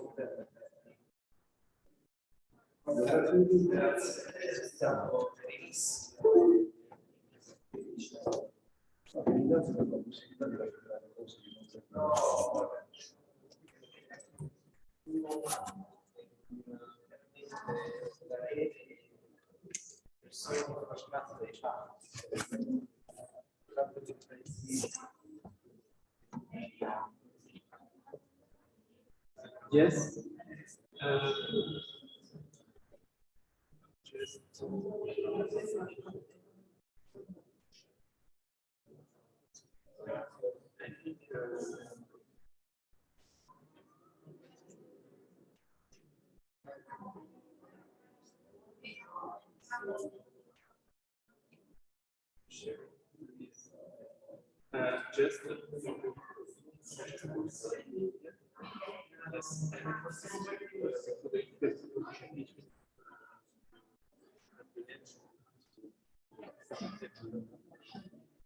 Just this, and I do here, and I think it's okay. If just share the screen full screen where there's something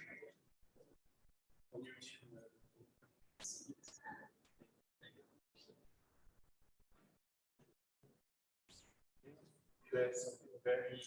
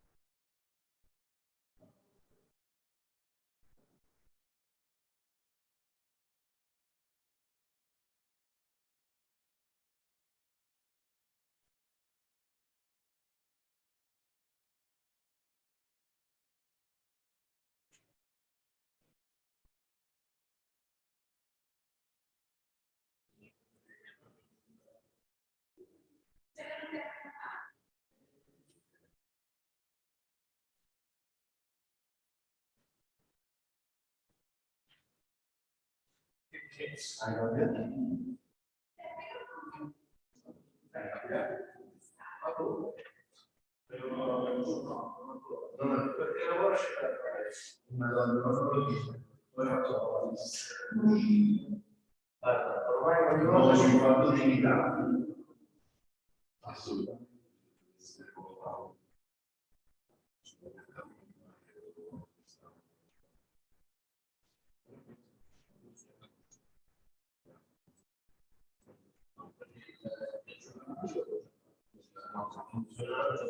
No.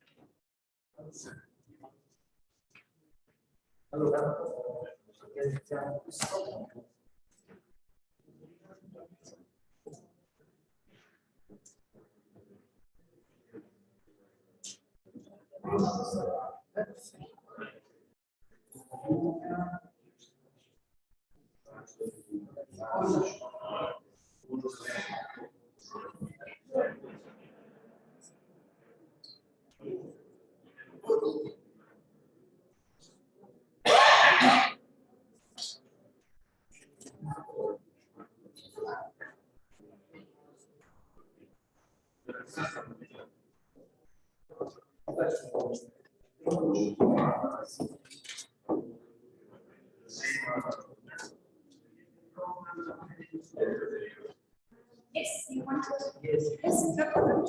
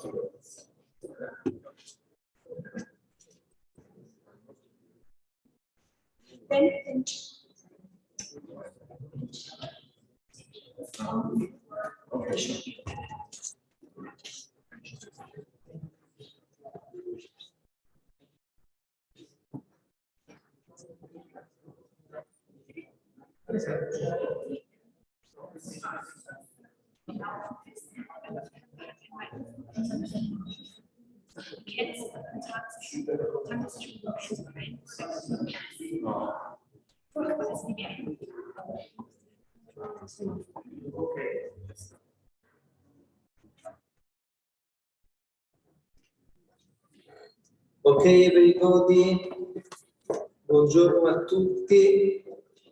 Questa sarà una sessione per, diciamo, potrà essere in doppia lingua come la precedente. Fatemi solo accettare tutte le persone. Ok, salve a tutti, anche voi che vi state collegando via Zoom. Allora iniziamo la nostra... So for those of you who needs translation, again at the registration desk there are the headphones, so take your opportunities.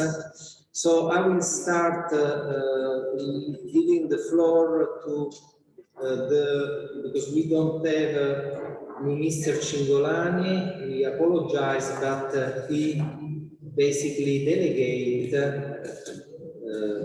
basically Leonardo Salvemini. Leonardo, can you hear me? Please switch on the microphone.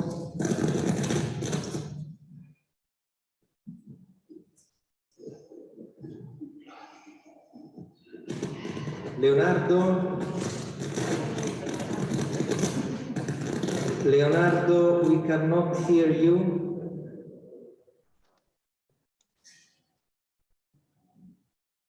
Leonardo? No, we hear a strange voice. Maybe your microphone. Please check your microphone.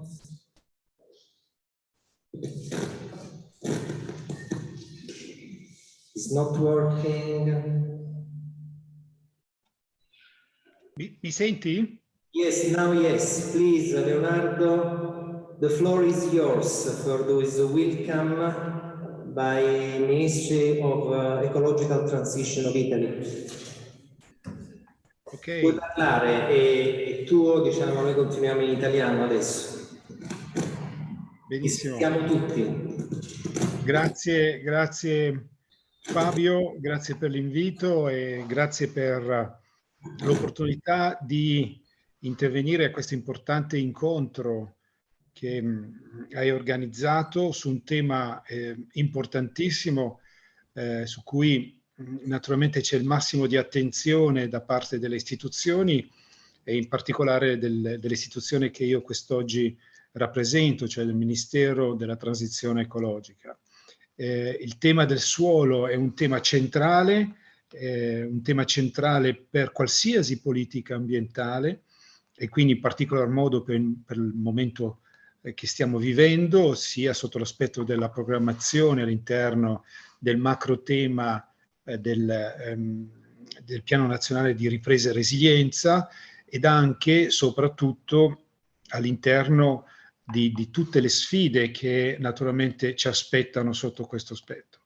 Noi abbiamo riformato una parte importante della nostra Costituzione del 1946, abbiamo introdotto all'interno del testo costituzionale all'articolo 9 il tema della biodiversità, il tema dell'ecosistema, il tema della tutela dell'ambiente, il tema delle generazioni future, oltre che il tema della tutela degli animali, e poi abbiamo innovato anche la norma che disciplina le attività, le imprese e l'iniziativa economica privata, introducendo all'articolo 41 della Costituzione il legame che c'è tra salute e ambiente.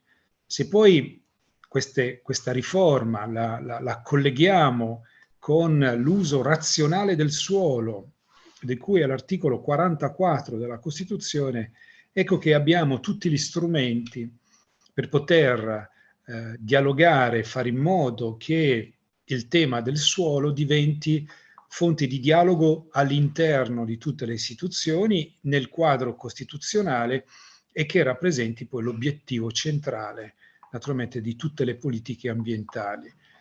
Questo è un aspetto molto importante e noi ci rendiamo conto che siamo a fine legislatura quasi, manca quasi un anno alla fine della legislatura, tuttavia il tema della salute del suolo, di un importante progetto che ha il tuo contributo essenziale, fondamentale e determinante, e noi ci auguriamo che questo possa a livello parlamentare vedere la luce. Soltanto un breve cenno al tema del suolo, che attraversa sia la strategia europea del suolo per il 2030, attraversa anche gli indicatori del benessere equo e sostenibile, gli indicatori BES, e poi per finire come tema dominante all'interno dell'utilizzo e del consumo del suolo all'interno del Piano Nazionale di Ripresa e Resilienza. Quindi, Fabio, l'argomento, l'oggetto dell'importantissimo momento di condivisione di quest'oggi è estremamente importante, determinante per tutto ciò che dovrà e verrà nel futuro all'interno delle riforme ambientali. Queste riforme costituzionali provocheranno delle riforme dei testi normativi necessariamente per allinearle, per renderle coerenti con le nuove disposizioni, e quindi contributi e da parte della scienza, come in questo caso qui, saranno contributi fondamentali e determinanti per fare in modo che qualsiasi riforma possa essere effettivamente rispondente ai bisogni delle generazioni presenti e soprattutto a quelli delle generazioni future. La salute del suolo, naturalmente, la salute dei suoli è naturalmente un punto determinante e fondamentale perché questo naturalmente possa avere successo. Io naturalmente ti ringrazio, porto i saluti naturalmente del ministro Cingolani e naturalmente dell'intero Ministero, perché su questo tema ci siamo confrontati e riteniamo che sia effettivamente centrale di qualsiasi politica di sviluppo sostenibile che si possa elaborare. Grazie ancora per l'invito, Fabio. Grazie. Grazie a te, Leonardo. Vogliamo dare importanza a queste parole tue, sono rilevanti nel nostro contesto, ovviamente anche come inizio di questa sessione. Allora, io modererò questi primi contributi e poi diciamo ci sarà il dottor Di Gennaro, parliamo dopo, diciamo, che modererà la tavola rotonda. Allora, io inizierei subito a chiedere a Luca Montanarella se potesse venire qua. La presenza di Luca è molto importante perché abbiamo voglia. Luca, hai caricato la presentazione? Fabio, io posso salutarvi perché alle 14:30 ho un altro collegamento, quindi rimango collegato per 6 minuti circa e naturalmente vi saluto già adesso, fin da ora, così non disturbo poi dopo. Perfetto. Mentre Luca quindi carica la sua presentazione, per noi la tua presenza, Luca, chiaramente come Commissione Europea, come Joint Research Center, è molto importante perché chiaramente abbiamo tutti apprezzato la SOIL Strategy e tante iniziative di European Union Soil Observatory, quindi diventa molto importante anche in contesto nazionale vedere la Commissione come sta traguardando, insomma, di fatto il suolo anche con questa visione di dotare l'Europa di un nuovo dispositivo legislativo, speriamo presto.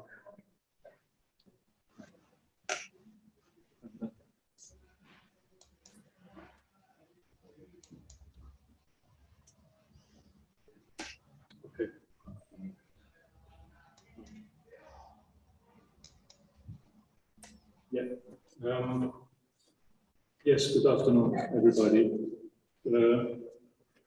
Credo che mi avevi detto di parlare in italiano, giusto? Okay, since there is translation, I will switch to Italian. Apologies to the colleagues from other countries. Proseguo in italiano e naturalmente, come ieri mi hai messo subito dopo la pausa pranzo, che è il momento più difficile per fare qualunque discorso. Io lavoro alla Commissione Europea ormai da 30 anni in un servizio della Commissione che si chiama Centro Comune di Ricerca, poco conosciuto devo dire in Italia, collocato in un comune d'Italia che si chiama ISPRA, da non confondere con l'acronimo dell'Agenzia Italiana per l'Ambiente. Dunque nel comune di Ispra c'è il terzo sito della Commissione come dimensioni, siamo circa 2500 funzionari. Il Centro Comune di Ricerca è un servizio interno della Commissione che ha come compito di fornire il supporto tecnico-scientifico allo sviluppo delle politiche comunitarie. Dunque ci occupiamo un po' di tutto, in particolare il mio ufficio, l'ufficio europeo del suolo, si occupa di tutto ciò che riguarda il suolo, che rientra in tante politiche comunitarie. Dunque ci occupiamo ormai da tanti anni di suolo nell'ambito di diverse politiche comunitarie e parlo un po' di questo. Siccome Fabio mi ha chiesto di parlare soprattutto di quello che faremo in futuro, dirò 2 o 3 cose su quello che stiamo facendo nel lavoro in corso per la nuova direttiva o legge adesso sul suolo, a seguito della strategia che abbiamo presentato a novembre scorso, strategia 2030 sul suolo. Dunque, prima un breve cenno storico, che è stato un periodo che ci ha profondamente traumatizzato la Commissione. È stato il periodo in cui abbiamo fatto un tentativo fallito nel 2006, presentando un pacchetto legislativo al Parlamento e al Consiglio che va sotto il nome di strategia tematica sul suolo. Lo abbiamo presentato nel 2006 al Parlamento e al Consiglio, consisteva in diversi componenti, una strategia non vincolante, ma comunque una visione dell'Unione Europea su cosa fare sul suolo, e una parte di questa strategia includeva una proposta di direttiva quadro sul suolo. Per chi ha seguito poi le vicissitudini di questa iniziativa della Commissione sa che a causa di un gruppo ristretto, devo dire, di Paesi membri che hanno formato una minoranza di blocco nel Consiglio, non siamo riusciti a far approvare la nostra proposta di direttiva. La minoranza di blocco, tra l'altro, è ben nota, era capeggiata dalla Germania, seguita dalla Francia, i Paesi Bassi, il Regno Unito e l'Austria. Ci ritroviamo di nuovo, dopo questa esperienza sicuramente traumatizzante per tanti dei miei colleghi, soprattutto i colleghi nella parte più politica dei nostri servizi, in particolare della Direzione Generale dell'Ambiente, che ha lavorato tantissimo per avere un accordo politico alla fine e non ci siamo riusciti, malgrado tra l'altro avessimo avuto un voto positivo dalla maggioranza del Parlamento europeo. E dunque nel 2014, se ben ricordate, la Commissione, uno degli ultimi atti della Commissione Barroso è stato di ritirare la proposta di direttiva, e dunque c'è stato un lungo periodo di riflessione da parte della Commissione su cosa fare. Il rilancio è arrivato grazie alla Commissione von der Leyen. La prima cosa che ha fatto il nostro Presidente è stato proporre una nuova visione per l'Europa che va sotto il nome di European Green Deal, penso noto a tutti. Nell'European Green Deal abbiamo una serie di pacchetti legislativi e di strategie sui quali naturalmente non mi sto a dilungare qui, che sono in qualche maniera attinenti al suolo. Per esempio, avere l'ambizione di arrivare a un continente a climate neutrality, cioè senza emissioni, cioè con un effetto sul cambio del clima di zero per il 2030 o addirittura per il 2050 per alcuni componenti, include naturalmente il suolo, perché il suolo è uno dei principali magazzini di carbonio dopo gli oceani. Naturalmente l'ambizione dell'Unione Europea di diventare un continente senza inquinamento, cioè Zero Pollution Ambition, la famosa Zero Pollution Ambition, cioè di avere un continente senza inquinamento, include il suolo, perché abbiamo un problema di, come sapete, di circa 3 milioni stimati, 3 milioni di siti contaminati nell'Unione Europea.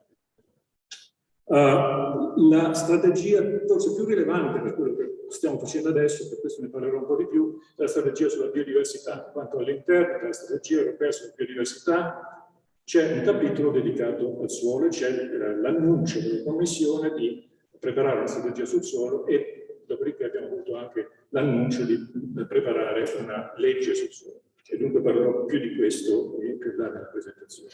Naturalmente il suolo entra poi nella circular economy. Come sapete il suolo è il recettore finale nell'economia circolare, in particolare di una serie di prodotti di scarto, di rifiuto, per esempio tutta la problematica del compost, del riciclo della sostanza organica nei suoli agricoli, prodotta o raccolta in maniera differenziata nelle aree urbane. E di cui si è parlato già negli ultimi 2 giorni spesso, la strategia Farm to Fork, che è anche questa parte del Green Deal, che è una strategia che non è legata all'agricoltura, tant'è vero che il servizio capofila della strategia Farm to Fork è il servizio per la sanità pubblica, cioè il DG-Santé, perché la strategia Farm to Fork è legata a problemi di sanità pubblica, dunque è una strategia per avere cibo sano per tutti i cittadini europei. Questo inizia dalla produzione e dunque inizia dal suolo.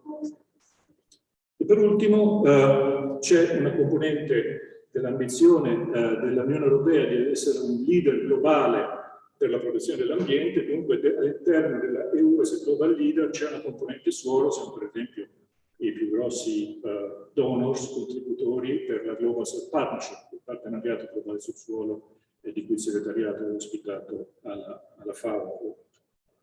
Dunque, brevemente dove siamo con tutto questo?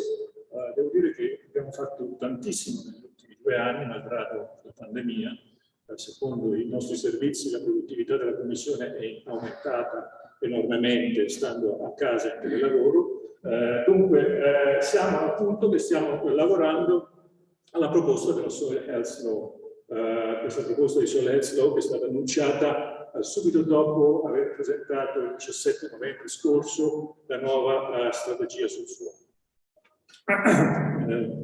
Dove siamo? Dunque, la Soil Strategy, per chi l'ha letta, è una strategia cross-cutting, come si suol dire, nel senso che riguarda tantissime diverse politiche comunitarie che hanno a che fare col suolo. Non sto adesso entrare in ognuna di queste politiche, forse quella più conosciuta è la politica agricola comunitaria, sicuramente il PAC ha una rilevanza notevolissima per il suolo, ma vi sono una serie di altri pacchetti legislativi che sono inclusi nella strategia e alla quale la strategia cerca di dare una forma di coordinamento, una forma di visione condivisa e comune. E qual è questa visione? La visione è di avere entro il 2050 che tutti i sistemi del suolo, tutti gli ecosistemi del suolo sono in condizioni sane, healthy. C'è un dibattito in corso infinito e devo dire molto animato su che cosa sia un suolo sano. Tra l'altro incoraggio tutti i ricercatori qua in sala a contribuire perché credo che ancora non abbiamo ben chiaro che cosa sia un suolo sano, però la strategia annuncia che vorremmo avere un suolo sano. Il concetto di healthy soil, tra l'altro, è stato essenzialmente, non è un concetto nostro, è un concetto che ci è arrivato dagli Stati Uniti qualche anno fa. Come tante cose che facciamo, l'abbiamo ripreso e dovremo trovarne un'interpretazione europea nella nostra visione. La nostra visione, tra l'altro, che era già stata annunciata nella strategia del 2006, è una visione multifunzionale del suolo. Mentre un suolo sano per i nostri colleghi negli Stati Uniti è un suolo produttivo, un suolo sano per noi in Europa è un suolo che fornisce una serie di servizi ecosistemici che non sono necessariamente soltanto la produzione di biomassa. Faccio un esempio: un suolo con una forte capacità di filtrare le acque e dunque fornirci acqua potabile pulita è una funzione del suolo che va preservata. Un altro tipo di funzione può essere la funzione di essere cultural heritage, per esempio. Una delle 7 funzioni che abbiamo specificato nella strategia era per noi molto importante, rilevante qua a Polano, questo ci avrebbe portato a vedere gli scavi, è che il suolo è dove abbiamo la nostra storia, per la nostra cultura, per il nostro heritage che va protetto. Una delle funzioni del suolo fra le altre. Dunque una visione europea di che cosa è un suolo sano è ancora, diciamo, in discussione, ma abbiamo annunciato dovrebbe essere basata su una visione multifunzionale del suolo, partendo dalle 7 funzioni che avevamo già esplicitato nel 2006. Dunque, nel cuore di tutta questa visione, di questa strategia, ci sono 3 concetti base.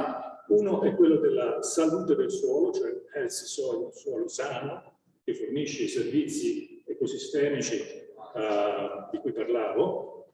La seconda componente, diciamo, è che dobbiamo avere una gestione sostenibile di questo suolo, perché il suolo anche deve essere gestito, deve essere alla base della nostra attività economica. E poi la terza componente è che tutti quei suoli che invece hanno perso una o più delle funzioni di cui parlavo prima vanno recuperati, per una componente di restauro, recupero dei suoli degradati. Allora, come ho detto, una delle cose centrali di cui stiamo discutendo è che cos'è un suolo sano. Adesso non mi sto a divulgare, come ho detto, è un suolo che fornisce una serie di servizi ecosistemici. Cioè, gestione sostenibile dei suoli dunque dovrebbe mantenere questi servizi, dunque limitare quei processi che conosciamo molto bene di degradazione del suolo, che sono brevemente elencati qui, e dunque nella direttiva, nella legge, o quello che sarà come forma legislativa, dovremmo in qualche maniera esplicitare per i Paesi membri un obbligo a una gestione sostenibile del suolo. Questa discussione, tra l'altro, è in corso nel gruppo di lavoro dei Paesi membri, che per coincidenza astrale si è riunito proprio questa mattina con alcuni dei delegati italiani che sono qua nella sala, che hanno partecipato stamattina alla riunione, alla 14ª riunione, giusto per dire quanto già si sta discutendo e quanto ancora bisognerà discutere prima di arrivare a un accordo per una proposta. L'ultimo componente, come ho detto, è quello di recuperare le aree degradate, cioè recuperare suoli degradati. Anche qui c'è tutta una discussione di che cos'è un suolo degradato e soprattutto a che punto lo si può recuperare. Cioè, non credo che si voglia arrivare a rinaturalizzare tutti i suoli degradati. Recuperare però alcune funzioni di suoli che hanno perso gran parte delle loro funzioni ecosistemiche, questo potrebbe essere un obiettivo possibile. Con alcuni case studies che già vengono circolati, esempi di gestione virtuosa in alcune parti dell'Unione Europea. Per ultimo, non posso esimere da parlare della componente centrale, della quale fra l'altro ci occupiamo noi presso il Centro Comune di Ricerca, che è quello del nuovo Osservatorio Europeo del Suolo. Quanto l'idea di fondo è di basare tutto quello che facciamo su dei dati attendibili, su dei dati confrontabili fra i diversi Paesi membri. Quello dei dati è una cosa che, tra l'altro, qua nella riunione ho sentito continuamente ripetuta, dunque è ricorrente questo problema. Il problema dei dati è un problema di avere un reality check, cioè non parlare per sentito dire, ma parlare sulla base dei fatti reali confortati da dei dati misurati, cioè significa andare in campo, raccogliere dei campioni di suolo, misurare dei parametri fisici, chimici, biologici e avere queste misure comparabili attraverso diversi Paesi membri. Abbiamo un backlog, diciamo, di lavoro fatto già da quasi più di 20 anni, quasi 25 anni, nell'ambito dell'European Soil Data Center, e questo dovrebbe essere espanso nel nuovo osservatorio con un'integrazione anche dei sistemi nazionali di monitoraggio. Abbiamo un sistema integrato europeo che coinvolge i Paesi membri nella raccolta dei dati. Un progetto direi abbastanza ambizioso, visto la difficoltà che abbiamo sentito negli ultimi 2 giorni a accedere a certi dati. Dati da soli però normalmente non ci aiutano, abbiamo bisogno di collegare questi dati a quello che noi chiamiamo un dashboard, cioè un indicatore tipo rosso, verde, giallo, che ci dice che stiamo andando nella direzione giusta o sbagliata per alcune delle misure legislative che vogliamo mettere in pratica. C'è la componente di ricerca dell'osservatorio che rimane fondamentale, cioè continuare a investire massicciamente nella ricerca, in quanto tanti aspetti sul suolo non sono ancora noti. Devo dire che sulla ricerca la Commissione ha lanciato una serie di programmi giganteschi, mai visti prima per chi si occupa da solo da tanto tempo nella storia della biologia o della ricerca sul suolo. Abbiamo attualmente una stima per la nuova missione sul suolo di un bilancio quasi di 1 miliardo di euro, una quantità di fondi enorme disponibili per la ricerca sul suolo, e speriamo che questo ci aiuterà a comprendere meglio i processi poco ancora conosciuti. E per ultimo, è per noi molto importante, parlo un pochino di più, non si vede perché c'è la finestrella sopra, è la partecipazione dei cittadini, la partecipazione degli stakeholders, la partecipazione degli attivisti, se posso chiamarli così, di chi è interessato all'argomento, cioè coinvolgere tutti nel processo che stiamo mettendo in piedi di raccolta dati, di reporting e di coinvolgimento di tutti in un processo comune di gestione sostenibile del suolo. Qualche dettaglio, come ho detto, centrale è il monitoraggio, integrare il nostro attuale sistema di monitoraggio che gestiamo noi come commissione, che si chiama Lucas, che va su circa 25.000 punti in maniera regolare a prendere campioni e a fare osservazioni, a misurare tutto in un singolo laboratorio per evitare il problema della comparabilità dei risultati dei laboratori, integrare questo con i sistemi nazionali, con una stima che dovremmo arrivare a circa 250.000 punti di osservazione campionati regolarmente. Attualmente stiamo facendo la campagna di rilevamento di quest'anno, abbiamo già i dati del 2009, 2015, 2018 che ci permettono di avere una scala temporale su molti dei parametri che ci interessano.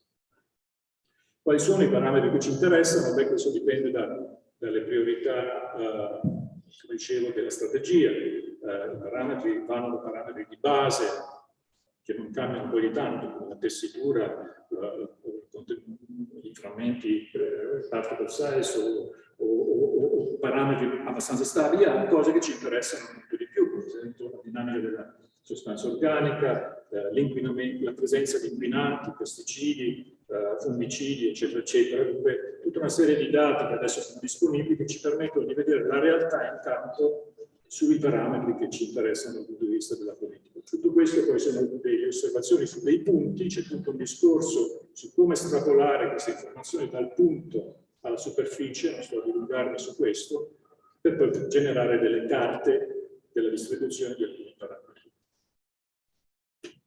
Come ho detto, fondamentale sarà tradurre tutto questo in degli indicatori semplici che ci permettono di misurare regolarmente il successo o il fallimento delle politiche che mettiamo in atto. Dunque, misurare se veramente la nostra strategia sta migliorando le condizioni del suolo in Europa, misurare se veramente la politica agricola comune, nella sua componente nuova di maggiore sostenibilità delle pratiche agricole, realmente sta riducendo in campo alcuni fenomeni tipici dell'attività agricola, l'erosione, la perdita di sostanze organiche e così via. E questo per noi è abbastanza importante, anche perché è collegato con alcune delle idee che stanno circolando per quanto riguarda poi la parte della direttiva. Una delle idee che circola già da abbastanza un po' di tempo è quello di introdurre un indice di salute del suolo.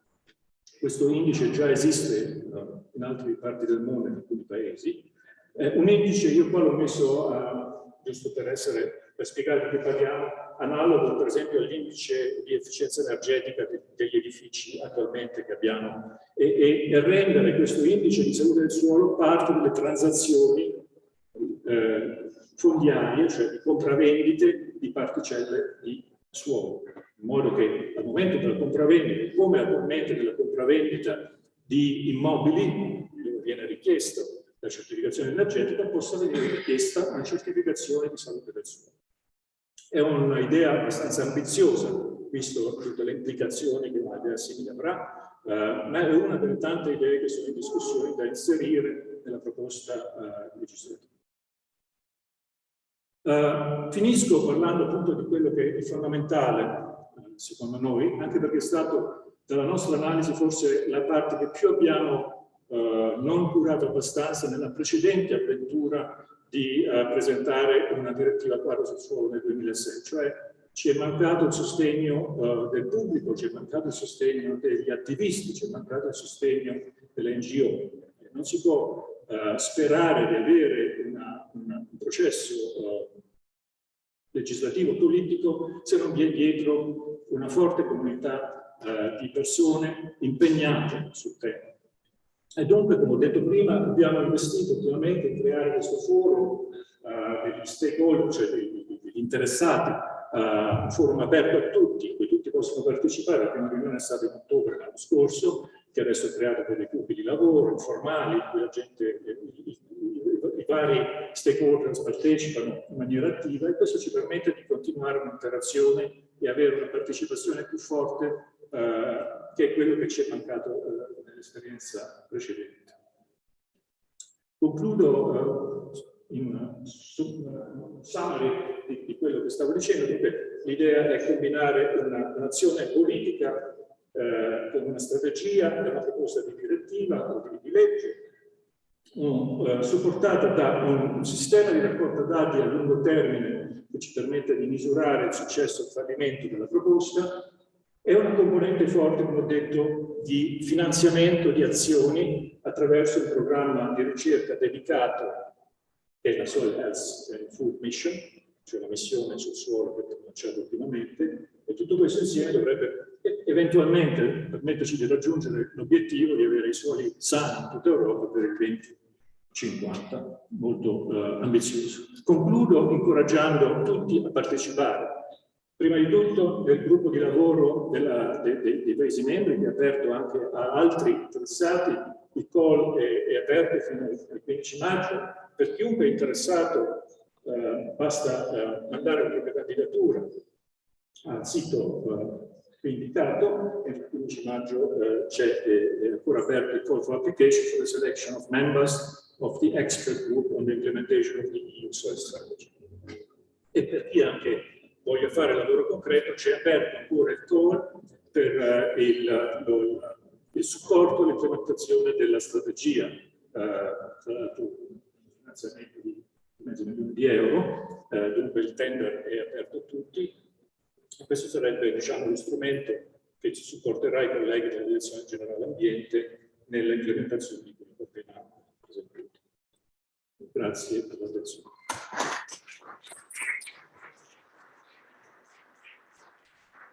Grazie moltissimo, noi riprenderemo sicuramente molti spunti nella tavola rotonda, ma se c'è qualche quesito urgente che volete subito palesare, Salfari question for Luca.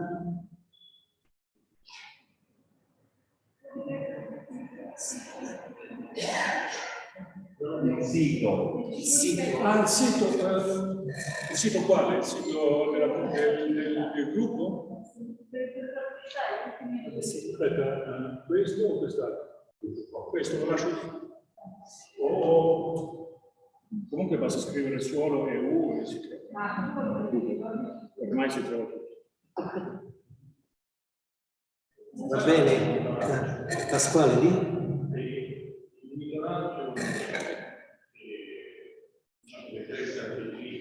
Sì.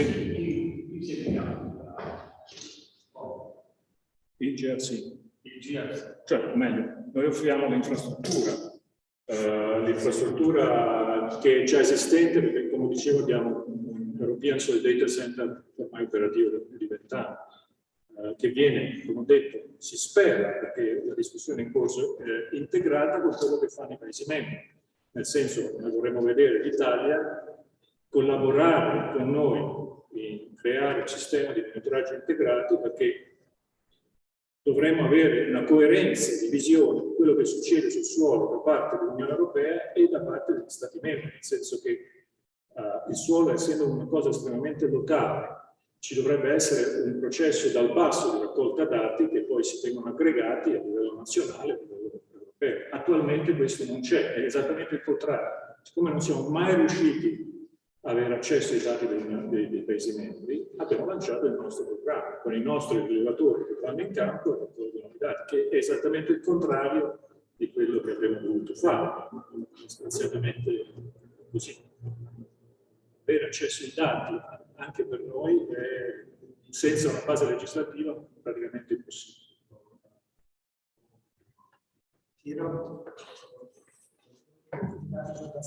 I dati Lucas 2018 sono già disponibili. Scusa? I dati Lucas 2018 sono già disponibili. Credo che sono già sul sito, no? Noi rendiamo tutto pubblico, sono tutti disponibili liberamente. Nel 2018 abbiamo incluso tra l'altro anche la misura della biodiversità nel suolo.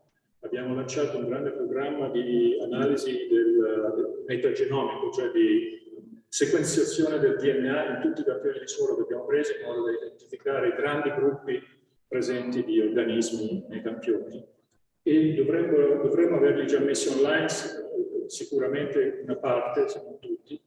Il problema sempre che questo era il survey del 2018, siccome utilizziamo, per la ragione che dicevo prima, solo un laboratorio, perché uno dei grossi problemi di qualunque misura sul suolo è che se uno dà un campione di suolo 50 laboratori ottiene 50 risultati molto differenti. Dunque per evitare questo problema abbiamo deciso di usare un laboratorio in tutta Europa. Però è chiaro che un laboratorio che riceve migliaia e migliaia di campioni tutti in una volta ci mette un paio d'anni alla fine. Dunque, i risultati del 2018 vengono messi in linea adesso. Va bene, grazie. Passerei oltre. Lascio qua per adesso. Ecco, te la do dopo. Allora, il secondo intervento. Sono molto contento ora di chiedere alla senatrice Paola Nunez di venire qua.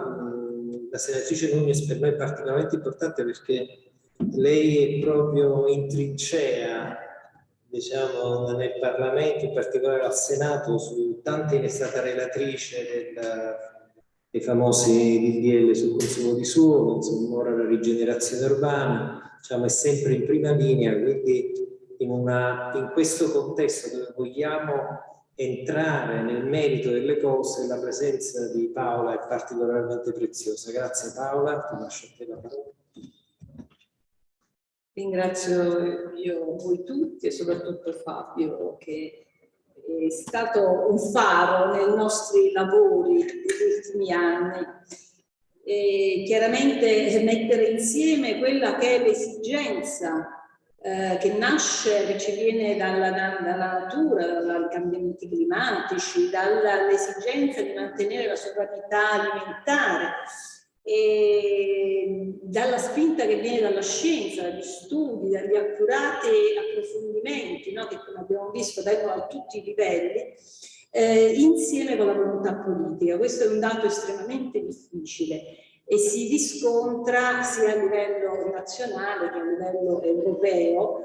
Come è stato detto poco fa, appunto abbiamo visto la strategia del 2006 che è defraudata, ma così come anche quella che fu il primo pacchetto nell'economia circolare, che aveva ben altri orizzonti rispetto a quello che poi è passato, perché giustamente poi dal nostro punto di vista democratico le spinte e gli interessi sono molteplici e quindi bisogna arrivare ad una quadra che il Parlamento italiano non ha trovato da oltre 20 anni.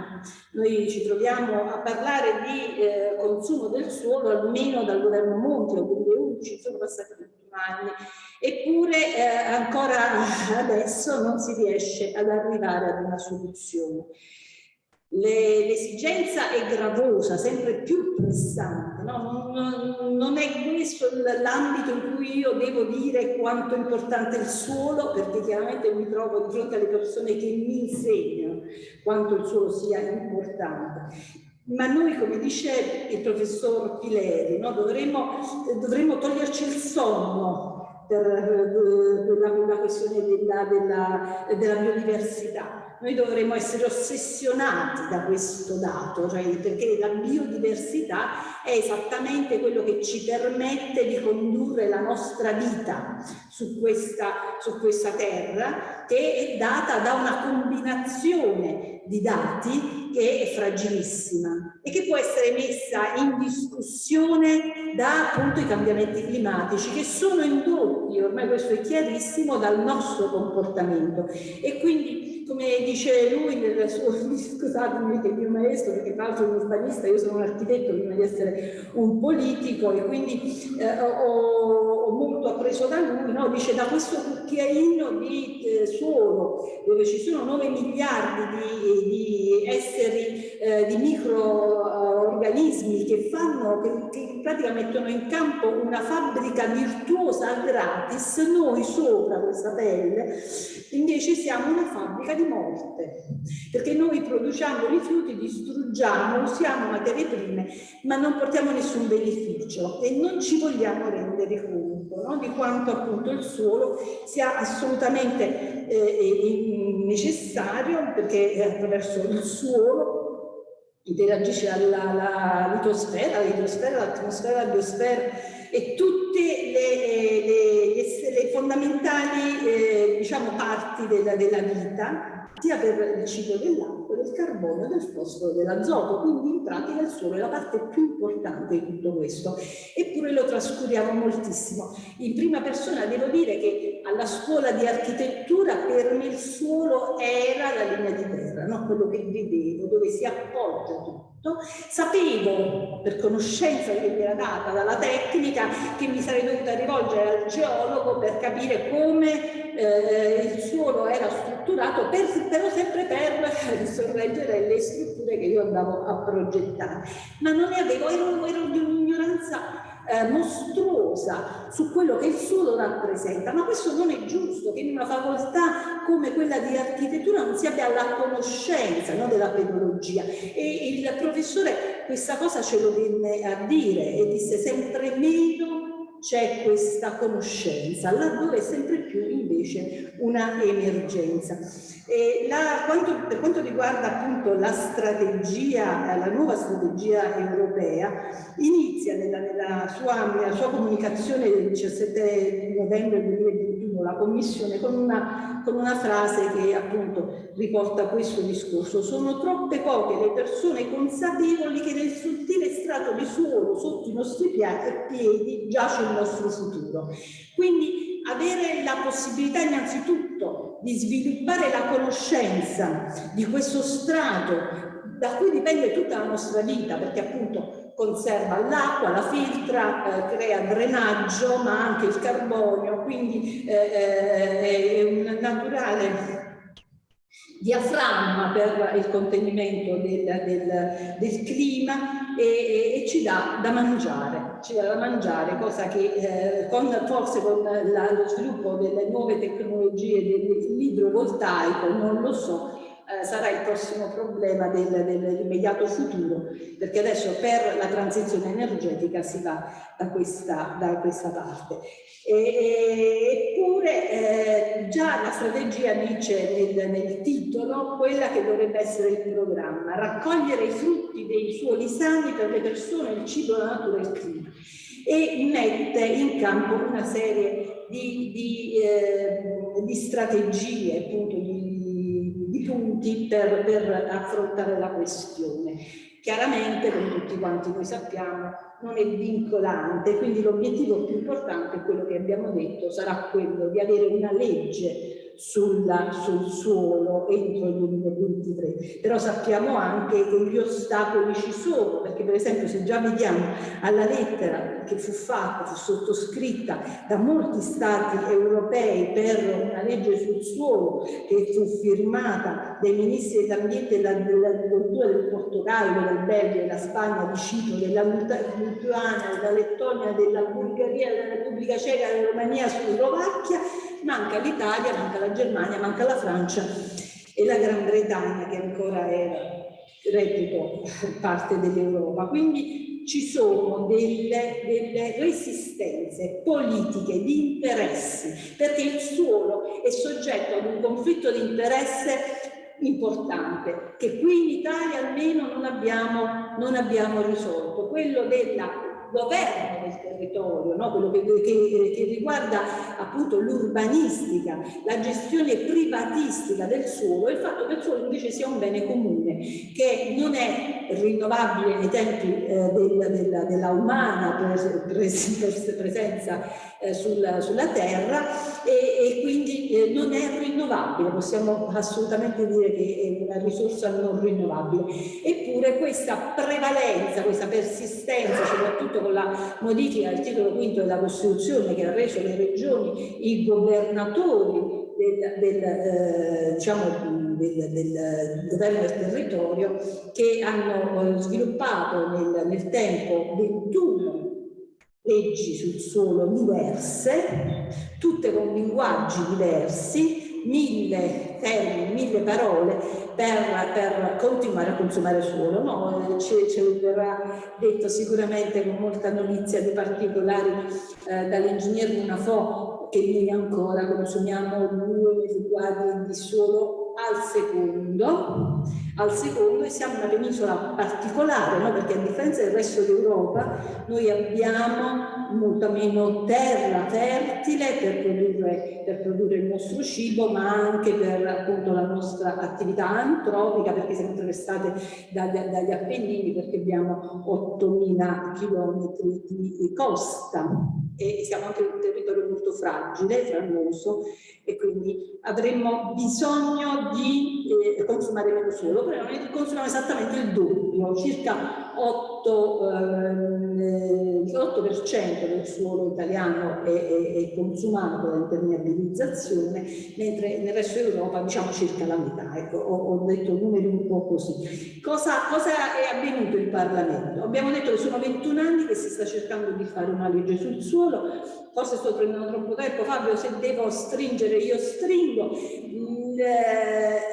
Ci abbiamo provato in tutti i modi. Devo dire che nella vecchia legislatura c'era una legge completa sul consumo del suolo che ci veniva dal Forum nazionale Salviamo il Paesaggio, e abbiamo lavorato tra Camera e Senato, anzi eravamo alla terza lettura, eppure sono riusciti a far naufragare la legge. Questa legislatura ci abbiamo riprovato, abbiamo di nuovo presentato un disegno di legge, abbiamo discusso nel Conte 1 e nel Conte 2 la legge, ma non si è arenata per forza di cose, si è arenata per volontà politica di non farla proseguire. E allora abbiamo provato a trovare una soluzione con una legge sulla rigenerazione urbana, perché anche questo viene evidenziato dalla strategia, la nuova strategia europea, no? Che ci sono già moltissime superfici, 40.000 ettari di suolo in tutta Europa consumati, però non si procede a riutilizzare il suolo già utilizzato. Soltanto il 13,5% delle attività antropiche ricorre alla rigenerazione urbana, quindi questo è gravissimo. E anche comunque la rigenerazione urbana, benché sia partita nel Conte 2, l'abbiamo portata avanti quasi a compimento con il nuovo governo con Draghi, e io sono sempre stata relatrice di questo in opposizione e in maggioranza, in alterne versioni, ma anche quella, benché sia giunta a una definizione alquanto equilibrata, adesso sembra non riesca a trovare i fondi che devono essere trovati dalla ragioneria e dall'INEF. Cosa abbiamo fatto allora con Fabio?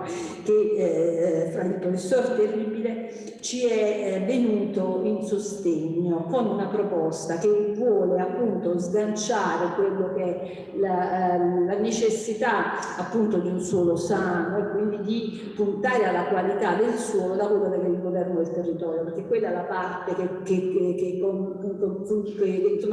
ci rende difficile trovare un parere condiviso. Noi speriamo che invece sulla qualità del suolo possiamo trovare una trasversale convergenza politica, perché nessuno si potrà dire contrario ad avere un suolo sano. Tra l'altro appunto ci mettiamo sulla scia di quella che è la strategia europea, e quindi col professor Terribile, dal lavoro della ISSA e della UNASA e della CREA, abbiamo messo in campo quella che è una proposta di legge che vuole essere sulla linea della strategia europea sul suolo e diciamo già in anticipo di quella che dovrebbe essere la legge del 2023 sulla qualità del suolo.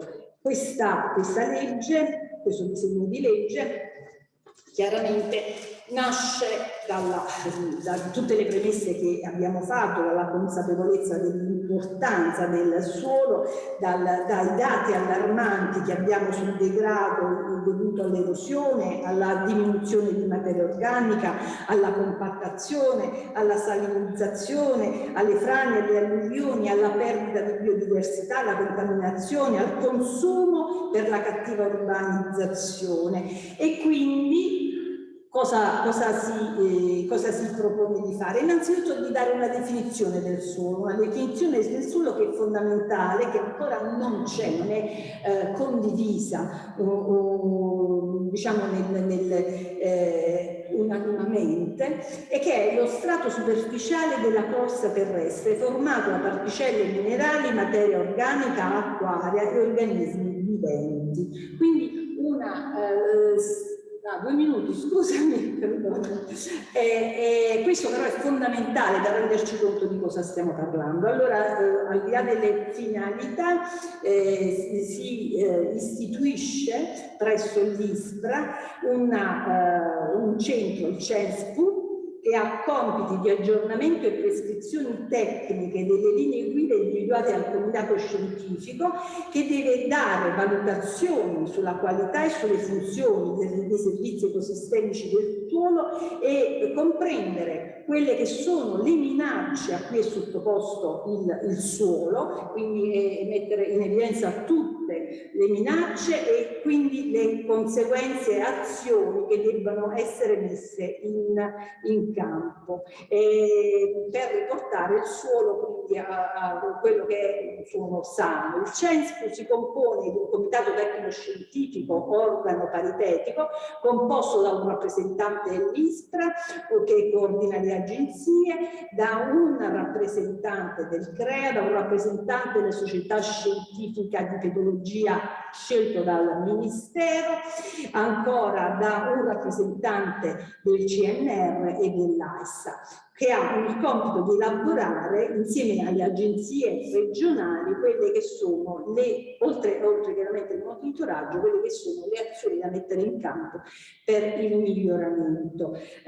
La cosa fondamentale, anche ultima, ma chiaramente non ultima, è appunto la piattaforma informatica che deve mettere insieme, appunto questo sembra il tema di queste riunioni, di questi giorni, le banche dati, che è un fatto fondamentale per la condivisione a tutti i livelli della conoscenza, perché senza avere una conoscenza accurata su tutti i territori e quindi poter accedere a questa piattaforma e quindi a tutte le informazioni, non si possono quindi poi dedurre le soluzioni da mettere in atto. Noi speriamo che appunto questa legge, che già è in direttiva di arrivo perché già al drafting, ossia l'ultimo passaggio prima del deposito, possa essere annunciata al Senato il più presto, e speriamo che il Parlamento l'accolga trasversalmente con molta attenzione. Grazie. Concluderà la tavola rotonda. Però se c'è una domanda urgente per Paola la prendiamo, per la senatrice Nunez.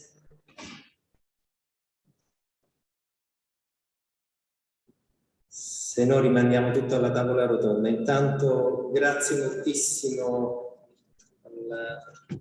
per le tue parole, per la disponibilità, per il lavoro. E ora completiamo questa prima sessione, anzitutto dando il dischetto a Luca.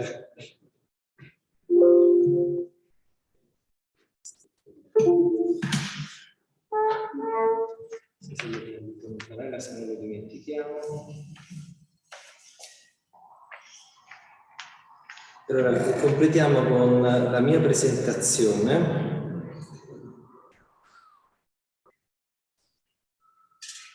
Intanto voglio accertarmi che c'era la condivisione dello schermo con Zoom, scusate.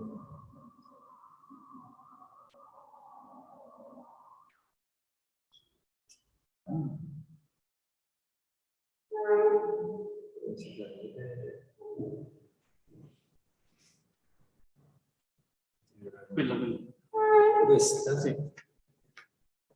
E qua non vedo niente perché ci sta.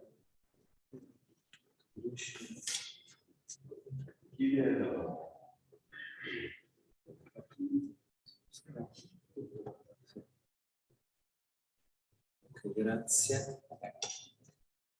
Ora anche se chiedi via Zoom, come la Bonifacio dovrebbe poter vedere la presentazione.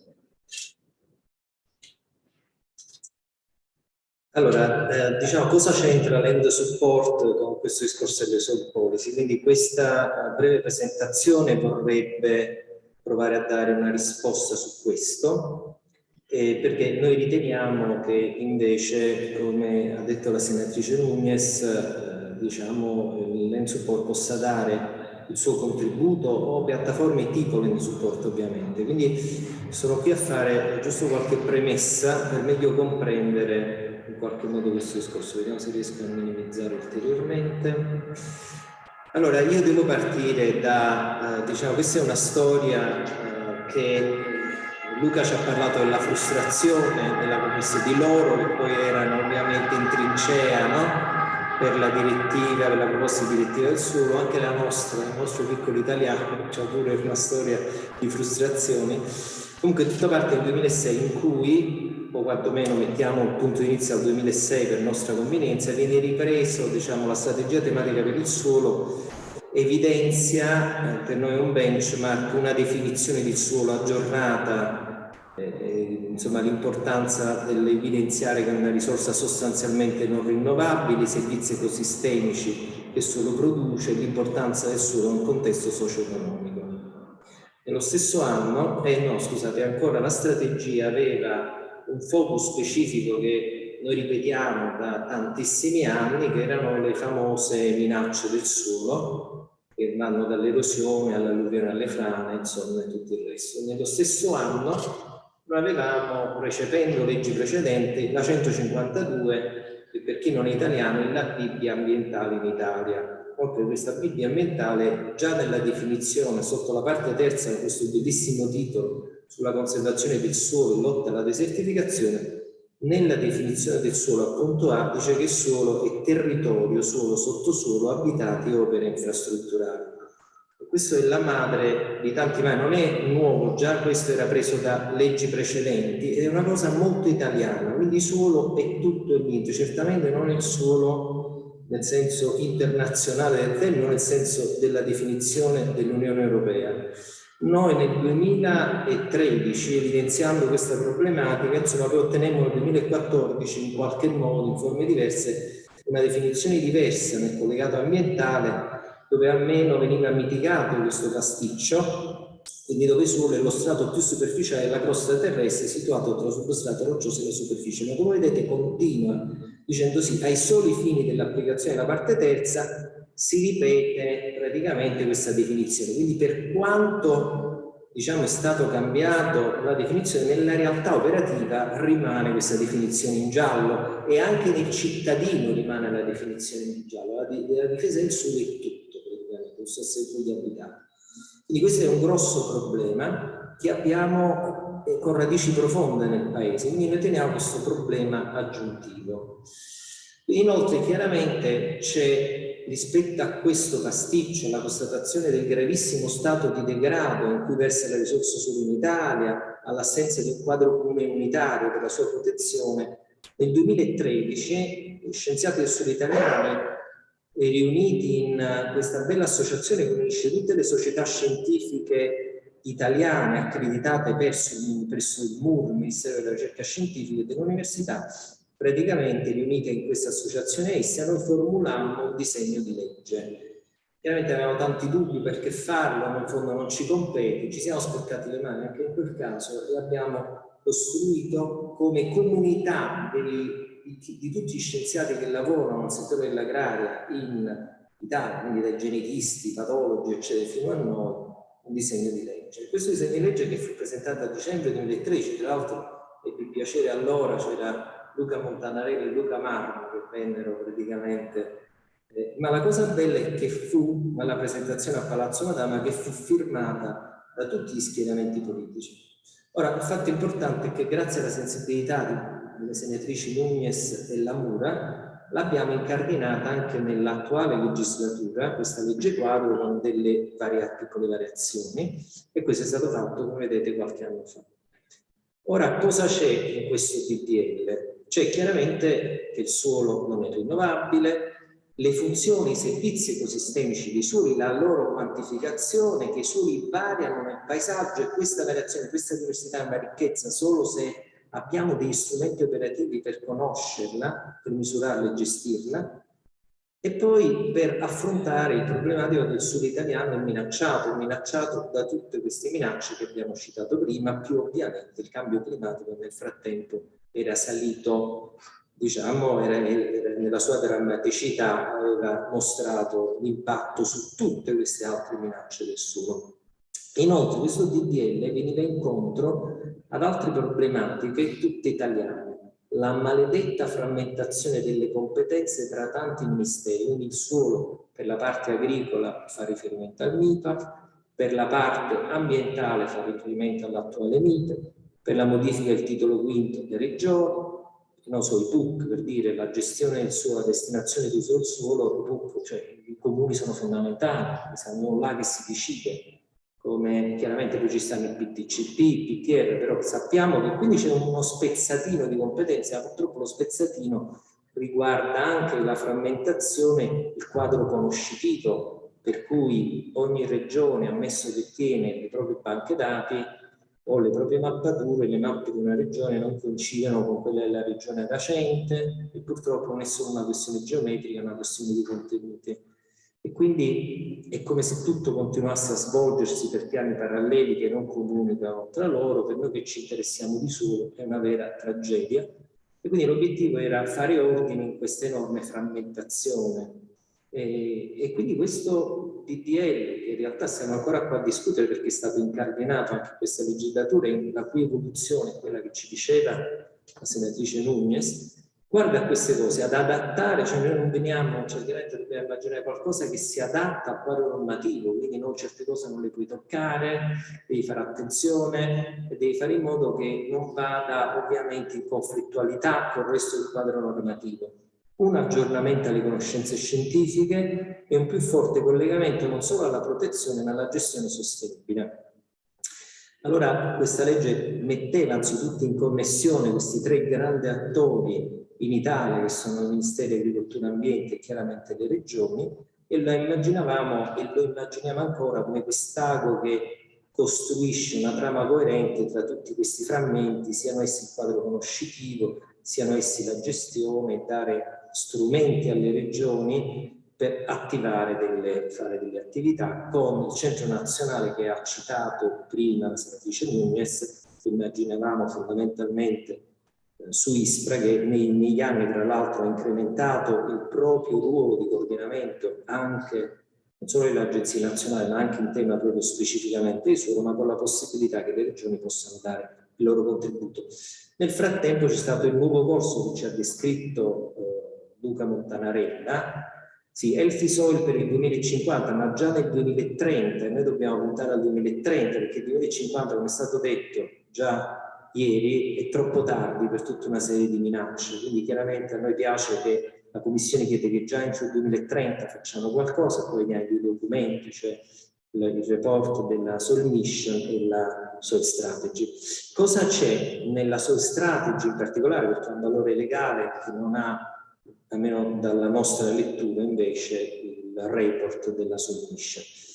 Ci sono alcuni aspetti importanti che noi, entrando nel merito, siamo andati un po', diciamo, ad analizzare punto punto, cioè l'importanza chiaramente del cambio climatico, dei suoli scavati, molto interessante, chiaramente il ritorno in LandTech con grande evidenza all'uso circolare, con questa gerarchia di evitare, riutilizzare, minimizzare, eventualmente compensare il nuovo consumo, ma è molto interessante che si agganciano i processi, la gestione, quando si chiede di chiudere il ciclo dei nutrienti e del carbonio, chiaramente c'è la biodiversità, c'è un collegamento molto più forte alla qualità e quantità delle acque, no? Quindi in realtà alla Water Framework Directive.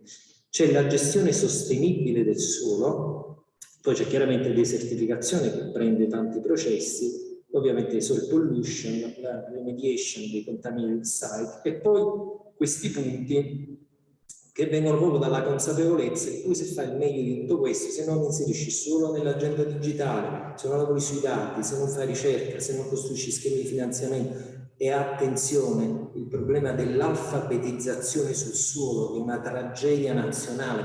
Pensate, uno può pensare che all'università, qua ad Agraria, noi siamo in una condizione diversa, c'è sia qui Beppe Corti che la Presidente della Società Italiana di Pedologia a ricordarci che su 25 atenei italiani dove si insegna scienze agrarie, solo in 5 si insegna la pedologia, cioè si costruiscono competenze, quindi sia su 20, abbiamo 20 atenei dove produciamo studenti che sanno manco andare in campagna a campionare un suolo rispettando la stratigrafia, che sono gli orizzonti pedologici. E questo per pure problematiche tutte interne al sistema universitario. Quindi chiaramente la strategia sul suolo del 2021 per noi rispetto a quella del 2006 è sicuramente molto più aggiornata ai reali problemi ed è calata sulla realtà dei processi, abbiamo finalmente i processi di gestione del suolo che prima non c'erano. Però c'è un aspetto che per noi è un po' strano, infatti diciamo, cioè che non cita in maniera esplicita, ma diavolo l'abbiamo vista di Luca, però poi nella strategia non ho trovato una esplicitizzazione, la salinizzazione, compattamento e alluvioni e frane. È come se alluvioni e frane che dipendono fortemente dal suolo, sempre di più noi lavoriamo con gli idraulici, perché chiaramente le alluvioni dipendono dalla capacità di infiltrare dei suoli, le frane come in Campania dipendono quasi solo da quelle fricolate rapide di fango, che sono quelle a carattere catastrofico in tutta Italia, quelle che fanno più danni dipendono dai suoli, sono rimaste qui. Quindi diciamo, se mettiamo tutti insieme questa noi avremo bisogno di un dispositivo legislativo che in qualche modo si faccia carico di tutte queste bellissime cose che vengono dalla Soil Strategy, che sono segnate qua. Dall'altro lato ci inserisca questi altri aspetti che vengono sempre dalla Soil Strategy, per favore inserisca tutte le minacce del suolo, almeno per il contesto italiano, diciamo, dobbiamo puntare a questo, ma abbiamo pochissimo tempo. Inoltre oggi il suolo non è materia di soli di pochissimi addetti. Oggi il nostro lavoro deve essere aperto a tutti gli stakeholder. Il suolo è cambiato tutto, interessa, cioè è nell'agenda, è il momentum del suolo e quindi diciamo abbiamo bisogno di qualcosa che parli a tantissimo utente, che non sia solo l'agricoltore, ma chiaramente il pianificatore, chi si interessa di ambiente, eccetera. Inoltre nel caso italiano dobbiamo superare la frammentazione che abbiamo visto prima.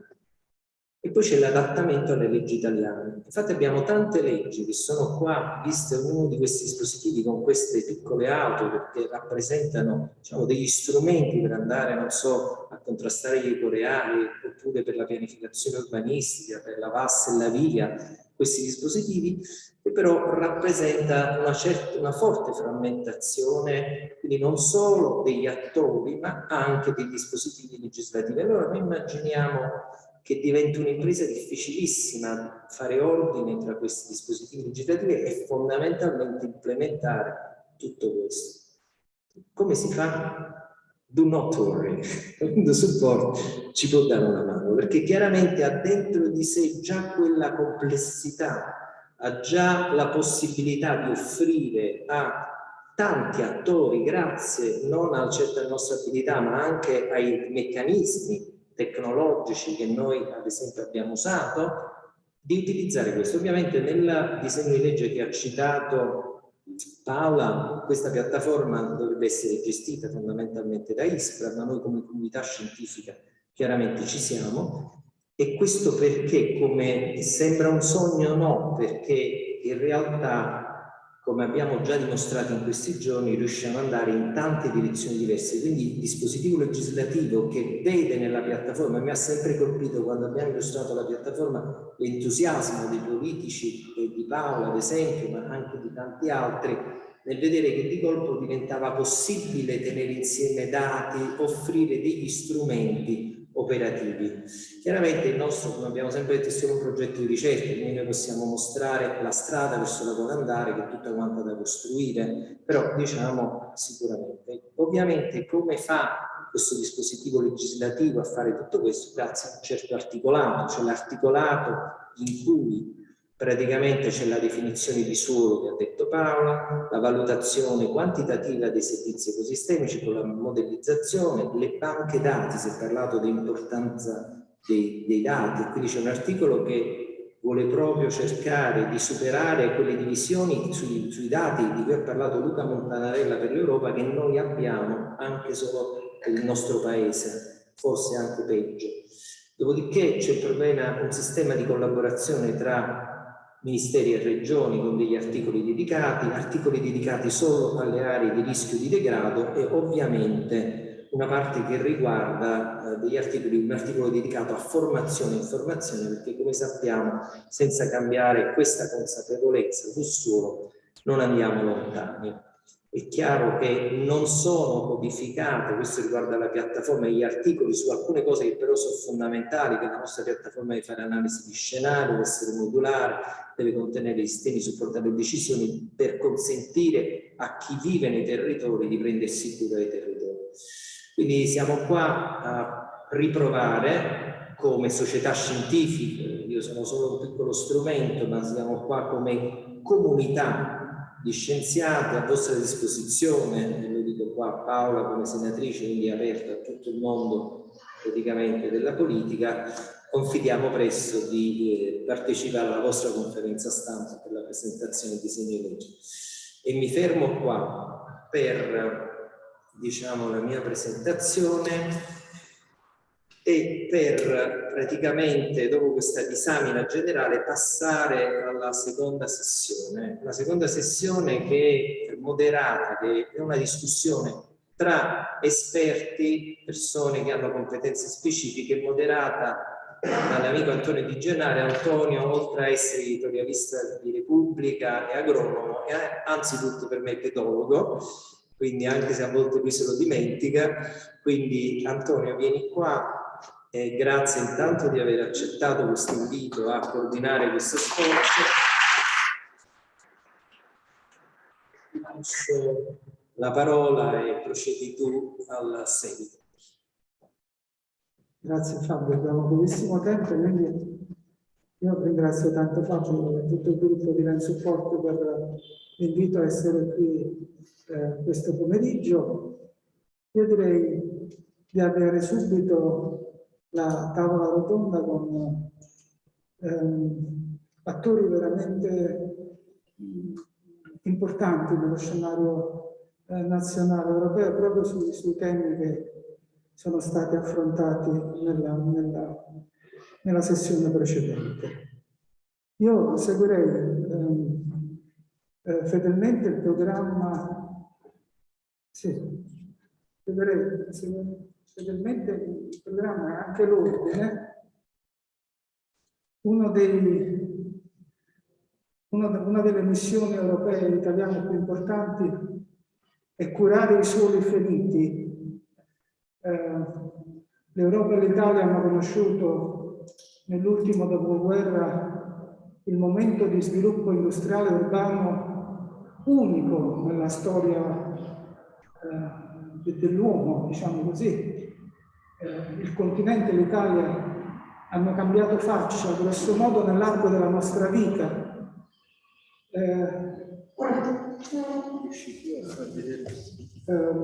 Questo processo, naturalmente, in Campania, qui siamo a Napoli, cioè ci sono le due aree industriali a est e a ovest della città, l'area del petrolio.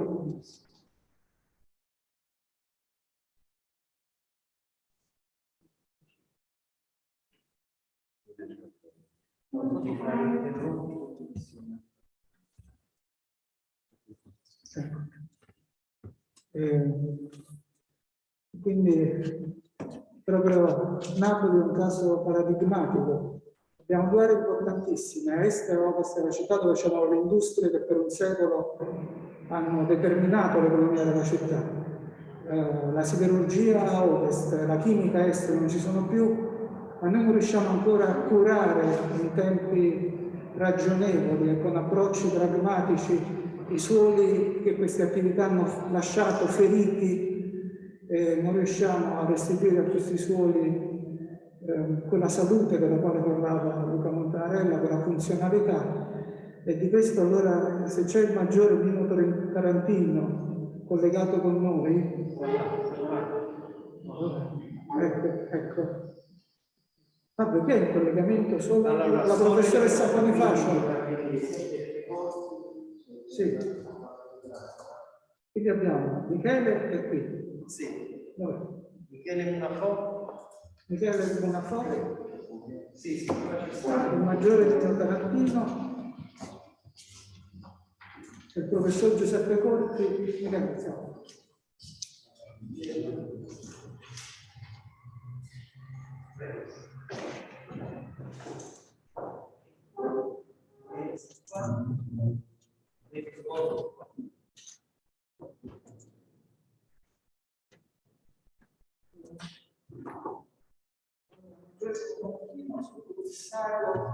Compito da far tremare le vene ai polsi, subcommissario alla bonifica per le discariche in Italia. Michele Bonafò di Ispra è la persona che con il suo lavoro ci ha dato in questi anni uno degli strumenti di conoscenza più importanti, il rapporto annuale sul consumo di suolo. Hanno cambiato la cultura, uno strumento che ha cambiato la cultura del paese. Michele si è dedicato a questa missione con tenacia ed è riuscito nell'intento di dare all'Italia questo obiettivo.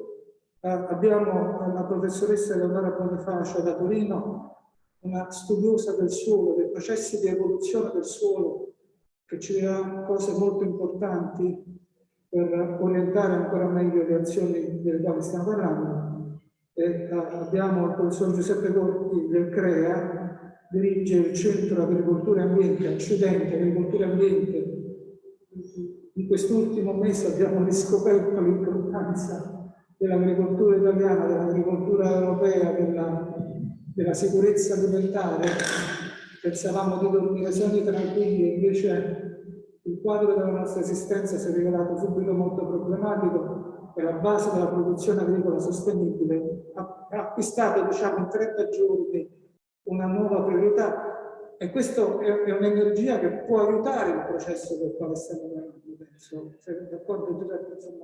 Insomma, in questa tragedia ci sono elementi di movimento, di energia che possono costituire uno dei motori dei cambiamenti che abbiamo auspicato. Allora, Maggiore Tarantino, io non la invidio. In Campania, in Italia, abbiamo una statistica mortificante tra la superficie dei suoli che prende cura e le cose che riusciamo a fare. Siamo a percentuali molto molto piccole di suoli recuperati. Volevo che lei ci raccontasse la sua esperienza, se ci sono elementi di speranza e di cambiamento di velocità, perché mi sembra che ci siano segnali importanti, tenuto conto che la cura dei suoli feriti è al centro è uno dei concetti centrali della nuova strategia europea. A lei, Maggiore. Grazie, buon pomeriggio a tutti. Ringrazio per l'invito al prestigioso contesto in cui ci troviamo, che peraltro non è la prima volta che visto, quindi è un piacere ritornare qui. Saluto tutti gli ospiti e le autorità, c'è la senatrice, ho tanto il piacere di raccontare queste situazioni. Saluto il professore Terribile e diciamo, scendo subito nella nostra esperienza. Io rappresento in qualità di subcommissario una esperienza particolare che ha mostrato, diciamo, partendo da un contesto molto negativo, la possibilità di tradurre con azioni molto pragmatiche, molto concrete, tradurre un danno, una problematica, una procedura di infrazione, quindi l'Italia resta colpita, è qualcosa che poi è stato nel tempo man mano apprezzato sempre di più. Noi abbiamo cominciato nel 2017 con il generale Vadalà, che è il commissario unico della squadra di cui io faccio parte, a occuparci esclusivamente delle discariche, in procedura di infrazione delle discariche abusive. Man mano abbiamo, diciamo, riscontrato un consenso unanime nel nostro operato e si è ritenuto di volerci affidare a aumentare le nostre competenze. Quindi abbiamo prima esautorato il numero delle discariche abusive di infrazione, rendendoci tutto quello che era rimasto. Poi ci siamo occupati di una parte di altre discariche, cosiddette discariche preesistenti che appartengono a un'altra procedura di infrazione.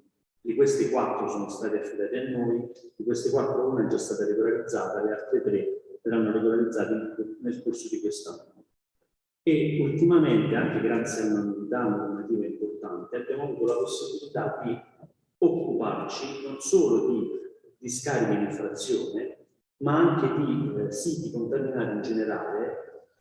Potremmo in teoria essere attivati a livello centrale, quindi dal governo del Ministero, su proposta del Ministero e di SIN, e possiamo attivarci su proposta delle regioni, su SIRP o in generale su siti che rappresentano una tipologia, una criticità ambientale, procedurale particolare, per cui si ritiene di attivare questa struttura, cioè la nostra, che è uno strumento immediatamente disponibile e attivabile, che ha maturato un'expertise particolare nell'affrontare le complesse vicende procedurali, normative, tecniche che si intrecciano nel percorso risolutivo di queste tipologie di situazioni, quindi siamo disponibili ad essere immediatamente utili. E tant'è vero che ultimamente ci è stato affidato il sito di Malagrotta, che sicuramente è noto ai più, ma rappresenta, diciamo, la più grande discarica d'Europa. Quindi siamo alle prese, peraltro tempi molto stretti, perché dobbiamo chiudere entro il 2022 con un'obbligazione giuridicamente vincolante e entro il 2025 i lavori stessi, quindi è una corsa contro il tempo che stiamo cercando di rendere attuabile. Detto ciò, io, diciamo, rimango sempre molto colpito dal numero e dalla profondità di documentazioni scientifiche che fanno da satellite alla tematica che ci occupiamo noi e che necessariamente sono il punto di inizio, ma anche il punto di arrivo nel nostro percorso. Il punto di inizio perché quasi tutti quelli che lavorano nella nostra squadra sono, diciamo, componenti a vario titolo, con varie qualifiche e vari gradi della carabinieri, qualcuno proveniente dall'export forestale, qualcuno invece appartenente ai ruoli dei carabinieri già da più anni, ma abbiamo sostanzialmente un tipo di formazione giuridica, amministrativa, certamente non scientifica, ma la consapevolezza era che il punto di partenza non potesse che essere, per qualsiasi problematica endoprocedimentale, non potesse che essere il mondo scientifico. E quindi noi ci siamo sforzati di frequentare, conoscere, studiare, confrontarci continuamente con il mondo accademico, con i centri di ricerca, con le strumentazioni, le tecnologie e tutti i tavoli che permettessero di mettere insieme le varie voci che avessero chiaramente come leitmotiv la scienza, perché altrimenti è anche pericoloso approcciare a problematiche come queste se non si ha di base un approccio scientifico, ma è anche il punto di arrivo, perché la scienza stessa che ci suggerisce sul piano pragmatico verso cosa dobbiamo propendere. E qui vengo al discorso che si faceva e che collega un po' la tematica del suolo, della divisa del suolo con la nostra missione. Noi, diciamo, ci stiamo occupando sostanzialmente di suoli contaminati, di contesti che hanno subito una forma di violazione ambientale per tanti motivi storici, emergenziali, cattiva organizzazione, scarsa conoscenza scientifica, sottovalutazione di alcune problematiche, eccetera. Quindi noi stiamo cercando di mettere un freno, di riparare a una problematica derivante dal passato. Ma allo stesso tempo, mentre si risolve qualcosa, noi dovremmo già pensare a come evitare che risucceda una cosa simile. E quindi, nello specifico, per evitare che il suolo già compromesso non venga semplicemente, come dire, recintato, sistemato e abbandonato, bisogna sforzarsi di ragionare a tutto tondo e quindi utilizzare tecnologie, progettualità e azioni pragmatiche che possano rigenerare il suolo. E noi stiamo cercando di mettere in pratica questi buoni propositi attraverso delle azioni, diciamo, concrete.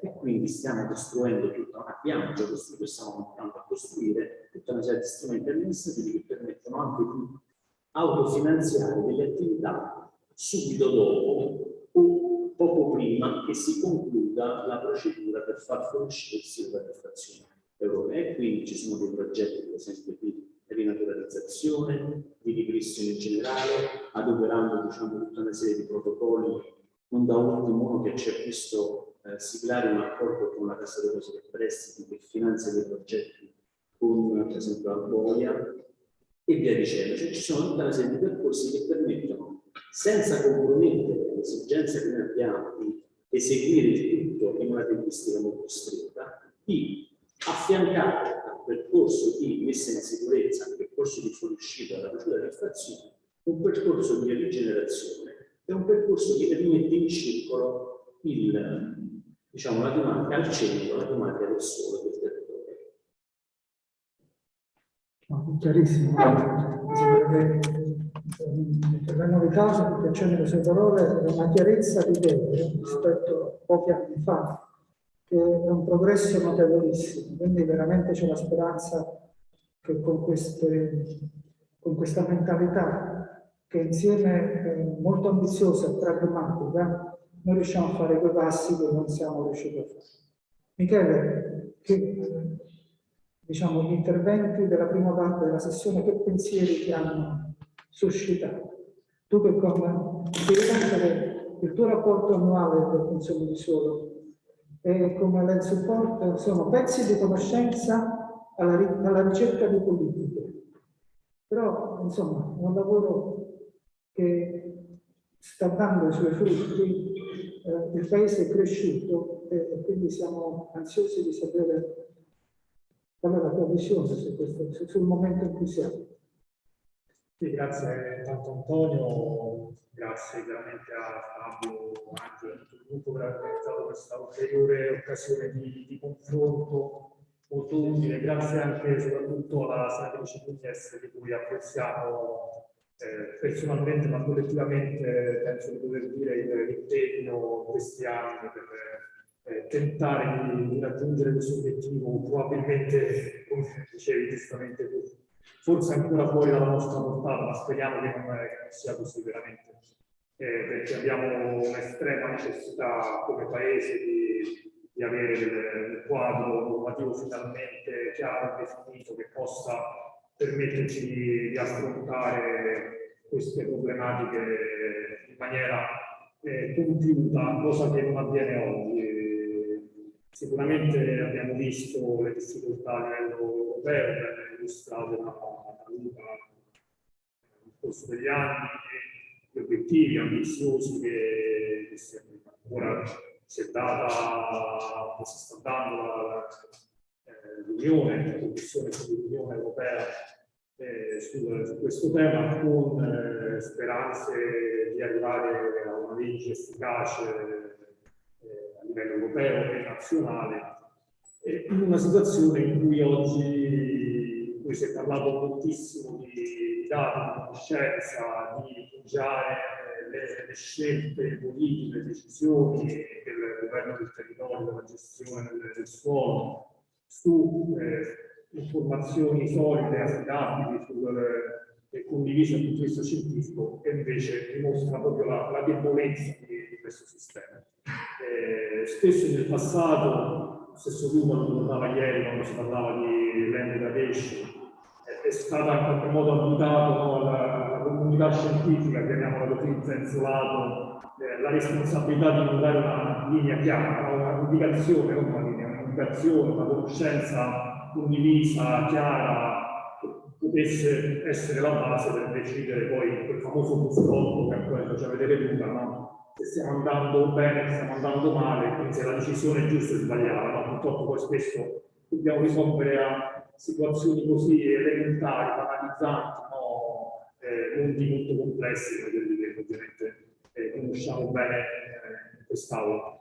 E quindi in questa situazione però oggi viene da dire che in alcuni campi non abbiamo più scuse, no? Per cui il fatto che il consumo di suolo sia un problema importante, individuato a livello globale, a livello europeo, a livello nazionale, a livello regionale, a livello municipale, fino a vedere le situazioni che poi vengono segnalate, no, localmente, su vari fronti di assurdità, di trasformazioni del territorio che tengono assolutamente in considerazione le tante belle cose che conosciamo, che sappiamo. Ebbene, oggi questa cosa mette sul piatto della politica, delle informazioni che sono chiare.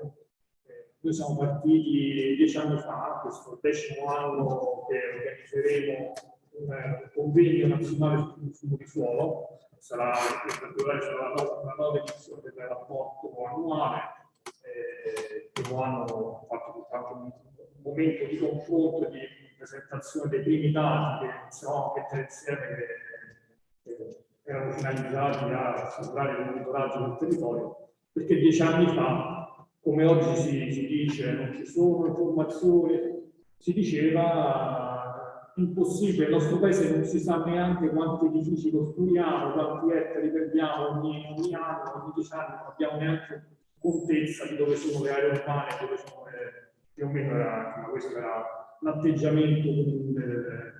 Oggi, dopo 10 anni, abbiamo forse dimostrato che si può fare un impegno istituzionale del mondo della ricerca, del mondo della scienza, del mondo istituzionale, che collaborando insieme ha dimostrato che ci sono le forze per raggiungere questo risultato e quindi mettere sul piatto della bilancia effettivamente il quadro di conoscenze utili a prendere le decisioni. Quello che è mancato e che manca ancora oggi è una condivisione politica, no? Come diceva giustamente la senatrice prima, probabilmente ci sono interessi contrastanti che vanno al di là di quello che è il riconoscimento di quello che è lo stato di fatto, no? nel nostro territorio, e quindi la necessità di assumere delle decisioni urgenti. Come ricordo lo stesso Monti disse a suo tempo, quando stava finendo la legislatura, ci avremmo dovremmo fare con urgenza, trovare un'urgenza la proposta dell'allora ministro Catania. Questa è qualcosa che è assolutamente urgente, ricordo che disse in conferenza stampa pubblica.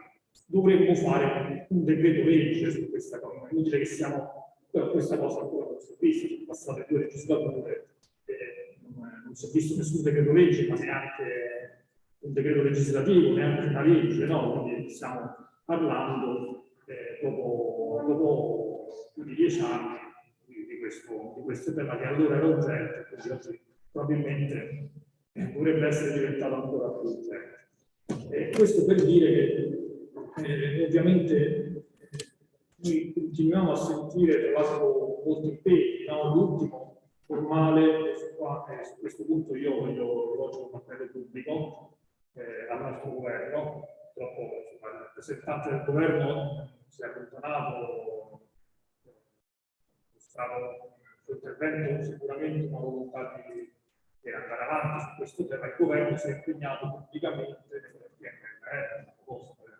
piano inviato a Bruxelles di approvare tra le riforme quella sul consumo di suolo.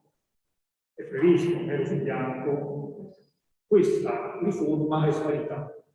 Io faccio un appello per capire dove è finita questa riforma, perché nell'elenco delle riforme che sono catalogate in un elenco, quel documento di migliaia di pagine è stato poi trasformato in un elenco di riforme, di punti, di milestone, di delivery, diciamo, del nostro progetto di ricerca. Questa riforma non c'è più.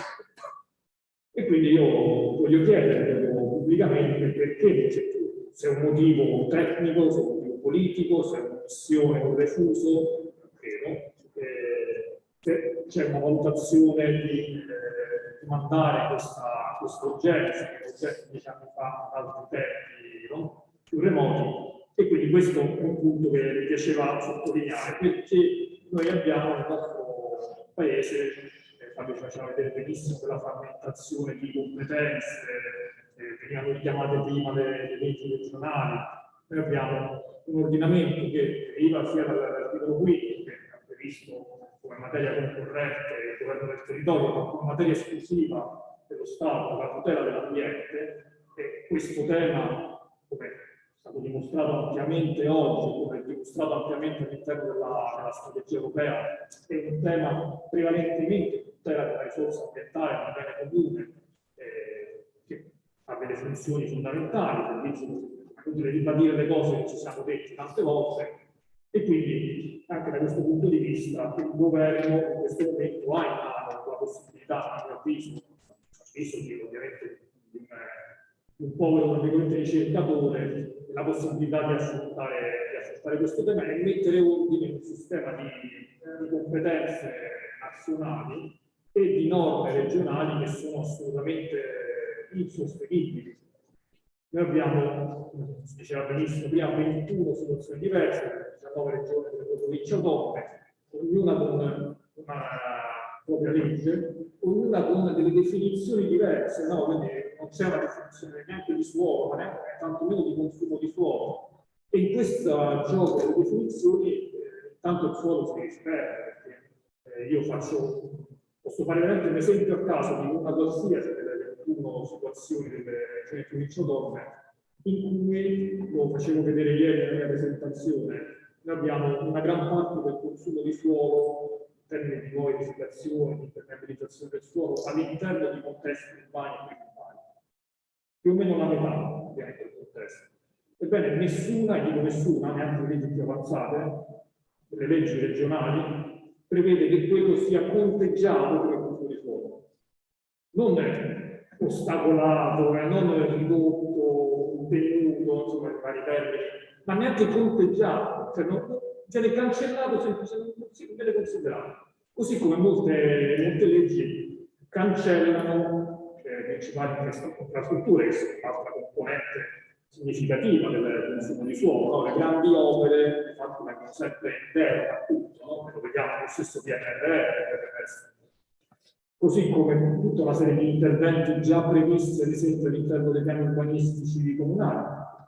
Quando citavo ancora una volta prima la competenza dei comuni, noi sappiamo che negli strumenti urbanistici a livello comunale ci sono delle previsioni di espansione, di edificazione, di aree edificabili assolutamente spropositate e sovradimensionate rispetto a qualsiasi previsione realistica dell'evoluzione anche demografica del nostro paese, che invece è il boom demografico ormai evidente e appurato. E anche quelle previsioni, di fatto, una gran parte delle leggi urbanistiche regionali, le norme non le prendono di petto, quando invece, da questo punto di vista c'è sia dal punto di vista tecnico-scientifico urbanistico, sia dal punto di vista anche giuridico, cioè condivisione del fatto che la decadenza delle previsioni urbanistiche dovrebbe essere un principio ormai assodato, ma del tutto assente da qualsiasi strumento normale. Quindi i punti di lavoro sono tantissimi, però in qualche modo io penso che le cose si debbano e si possano fare, quindi rimaniamo ottimisti e siamo qui per questo. Un passo lavoro che abbiamo fatto in questi ultimi 10-15 anni, un lavoro eccezionale. Grazie Michele, poi ci saranno altre considerazioni. Professoressa Bonifacio, grazie per essere con noi. Lei presiede anche la Società Italiana di Pedologia. Io, da non accademico, devo ringraziarla ancora per essere con noi, però vedo una contraddizione, perché giustamente Fabio dice su 25 sedi l'insegnamento c'è solo in 5, capito bene? Però anche vedo che rispetto a 30 anni fa, quando abbiamo iniziato, la cultura del suolo italiana è enormemente cresciuta, non c'è proprio confronto. con la situazione di quando studiavamo in queste aule. Come si spiega questa contraddizione? Beh, innanzitutto buongiorno a tutti, mi scuso di non essere presente, ma Torino-Milano e Torino-Napoli è diventato un po' difficile da fare in giornata. Dunque, faccio una precisazione innanzitutto a quello che ha detto Fabio prima. Fabio intendeva i corsi di laurea in scienze agrarie. In realtà la pedologia viene insegnata in tutti i corsi di laurea in scienze forestali e questo, se ci pensiamo, è un po' un assurdo, perché dal punto di vista dell'uso del suolo sono proprio le scienze agrarie che hanno un maggiore bisogno di conoscere questa risorsa. Ma al di là di questo, anche se in tutte le sedi d'Italia in cui ci sono i corsi di laurea in agrario e forestali si insegnasse pedologia a tutti gli studenti, io penso che non basterebbe, perché secondo me è vero quello che lei dice, cioè si parla moltissimo di suolo in questo periodo. E se ne parla molto, secondo me, grazie a quello che ha fatto la Commissione europea, perché è riuscita a declinare degli obiettivi in termini di missioni, come ci ha detto Luca Montanarella poco fa. Avere delle missioni implica avere degli obiettivi molto chiari che tutti possono capire. Suoli in buona salute, chi può essere contrario ad un concetto di questo genere? Un po' come togliere la plastica dagli oceani. Nessuno può rifiutarsi di andare verso questi obiettivi. È anche vero però che a fronte di una maggiore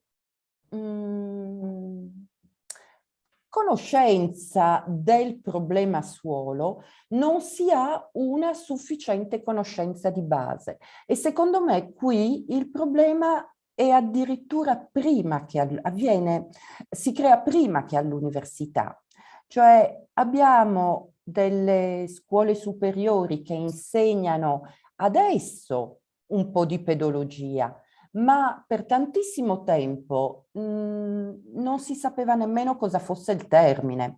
Quindi noi abbiamo una generazione in arrivo che saprà qualcosa in più, ma la generazione che attualmente ha il ruolo di governare il cambiamento sovente non ha le conoscenze di base.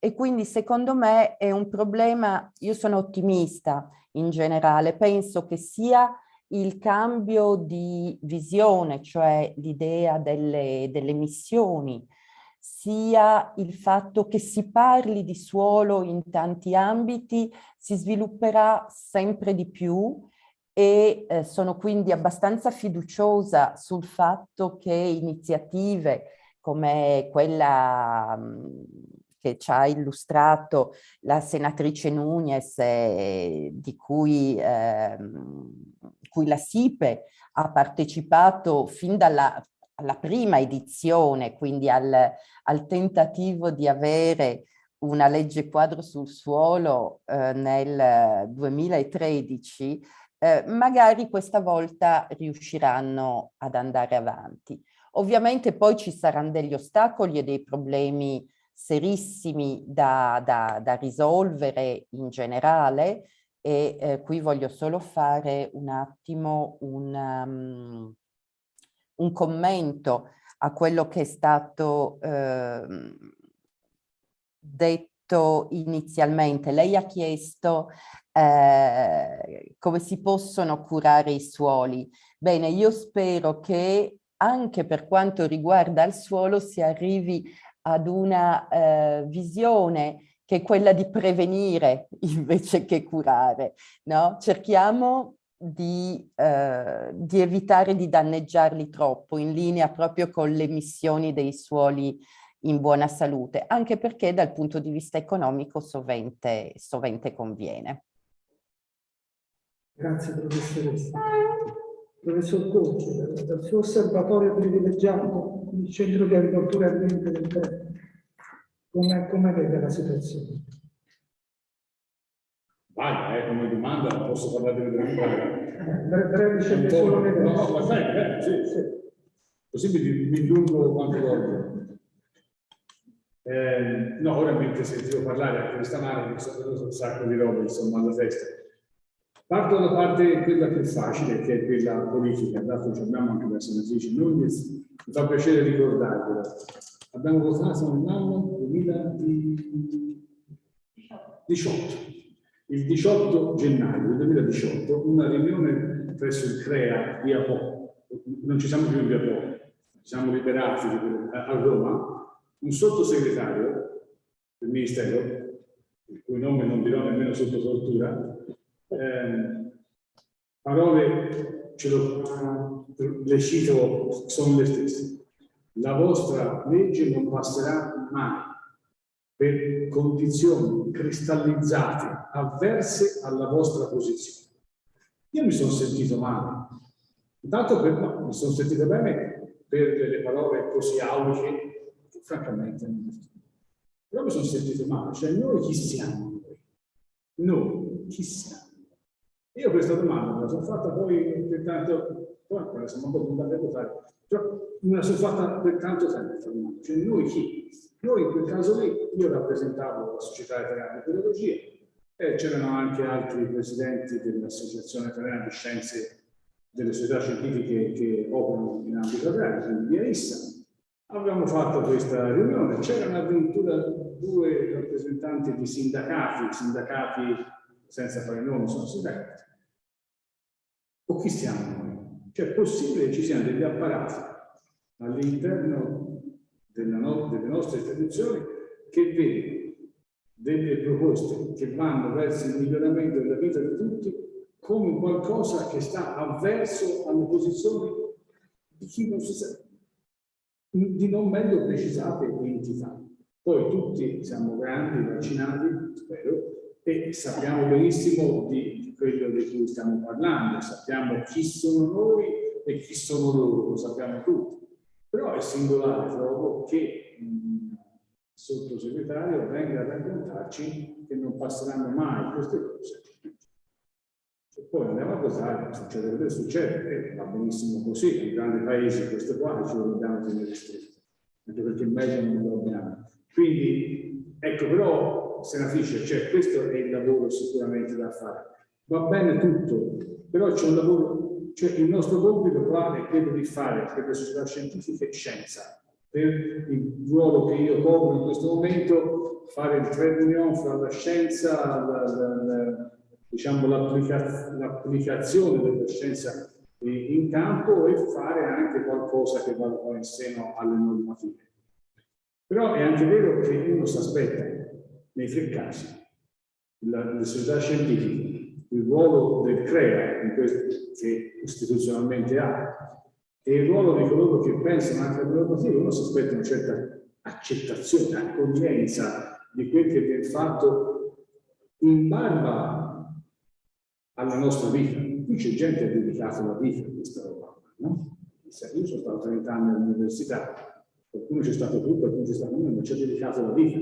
Nessuno di noi si è arricchito per aver fatto il lavoro che ha fatto. L'ha fatto con onestà, sapienza, diligenza, prendendo lo stipendio che lo Stato ha deciso di dargli e che normalmente è la metà di quello che prendono in altri Stati della stessa Unione Europea, e lo fa con passione. E tutto questo per sentirsi dire, nei momenti in cui dovrebbe essere il compimento dell'azione che va per il benessere di tutti, per sentirsi dire che sono condizioni cristallizzate, avverse alla nostra posizione. Non sia la nostra posizione, questa posizione di chissà quale lobby, la nostra posizione di scienziati che non sanno fare lobby. Ecco, forse questa è l'unica verità, perché se sapessimo fare lobby forse non saremmo ancora qua per tanti anni.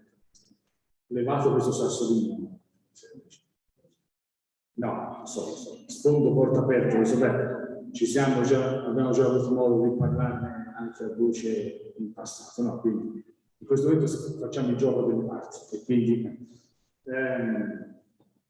il 24 di febbraio, mio compleanno, assolutamente ignorato, ho capito che è successo qualcosa di grave da una serie di telefonate a ripetizione di sono arrivate.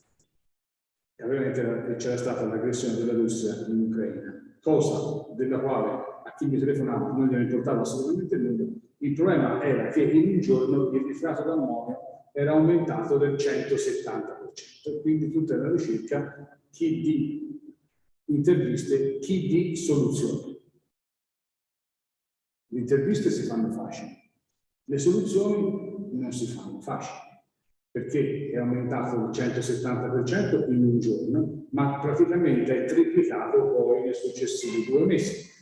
Abbiamo comprato con una delle tante aziende che abbiamo da gestire 2 settimane fa, rispetto ai 33 euro, 34 euro al quintale, 95 euro al quintale. Quindi l'abbiamo praticamente triplicato. Cosa significa triplicare il nitrato d'ammonio, il costo del nitrato d'ammonio in questo periodo? Significa che nessun agricoltore lo comprerà per fare quelle concipazioni di copertura che servono per aumentare di un tot le produzioni di frumento. È chiaro che non lo comprerà perché a quel costo la produzione in più non ripaga quanto io spendo. La traduzione di questo però è che a luglio, quando andremo a mietere, noi avremo una produzione di granulina inferiore. Io non ho niente in contrario con le importazioni. Però qui sapete, un mondo che è fatto di... Qui bisogna mettersi d'accordo. Dalle mie parti si dice la botte piena e la botte ubriaca, e non ci si fa mica a tenere tutte e due. Qui bisogna un pochino giocare la faccenda. Sul glifosate ci sono campagne che io definisco di denigrazione assolutamente false. Però poi siamo tutti concordi che in questo paese non dobbiamo produrre frumento, o perlomeno ci sono le politiche che hanno indotto negli ultimi decenni a perdere 50.000 ettari di superfici destinate al frumento. Allora, dove lo dobbiamo prendere questo frumento? Dall'estero. Ma lo sappiamo bene che da dove lo prendiamo, se non si ha il glifosato, il frumento non lo si produce. Allora, una cosa che io dicendo da mesi è che noi abbiamo bisogno, oltre a tutto il resto, di una grande campagna di responsabilizzazione. Cioè noi in questo paese viviamo perché grazie a accordi internazionali, geopolitica, schieramenti socio-militari, politici, il cibo nei supermercati arriva. Da dove arrivi il problema non ce lo poniamo, l'importante è che io possa coltivare i miei fiorellini e che l'agricoltore accanto a me non dia il glifosato che io reputo, dopo aver visto il telegiornale, una sostanza dannosissima quando è tutta una meravigliosa fandonia, e poi al supermercato e compro quello che devo comprare. Venga dall'Argentina, dalla Cina, non è importante. Allora, questo tipo di assunzione di responsabilità io credo che sia assolutamente fondamentale, altrimenti in questo paese noi finiamo per coltivarci fiorellini sotto casa o utilizziamo i campi per produrre non so cosa, delle cosine simpatiche, oppure li copriamo di specchi per farci il fotovoltaico, però poi andiamo a prendere da mangiare in altri paesi che, guarda caso, da un punto di vista geopolitico, sono anche quelli dove più si soffre di fame. L'importante però è che quello che si produca a noi sia privo di glifosato. Ma questo, se non ci fosse bisogno di politiche, ci sarebbe bisogno di uno psichiatra per reggere tutta questa serie di discorsi in uno soltanto. Qui siamo di fronte a una follia comportamentale che parte dalla coltivazione dei campi e segue poi tutto il filone del cibo che ci arriva sulle nostre tavole, che è assurdo. Voglio dire anche una cosa da un punto di vista tecnico, dato che qualcosa ho fatto. Quando parliamo di suolo, e a proposito sempre di normative, noi abbiamo delle normative che dovremmo fare, ma ne abbiamo anche altre che vanno completamente fatte. Mi riferisco in questo caso, ad esempio, alla concentrazione di metalli pesanti nel suolo.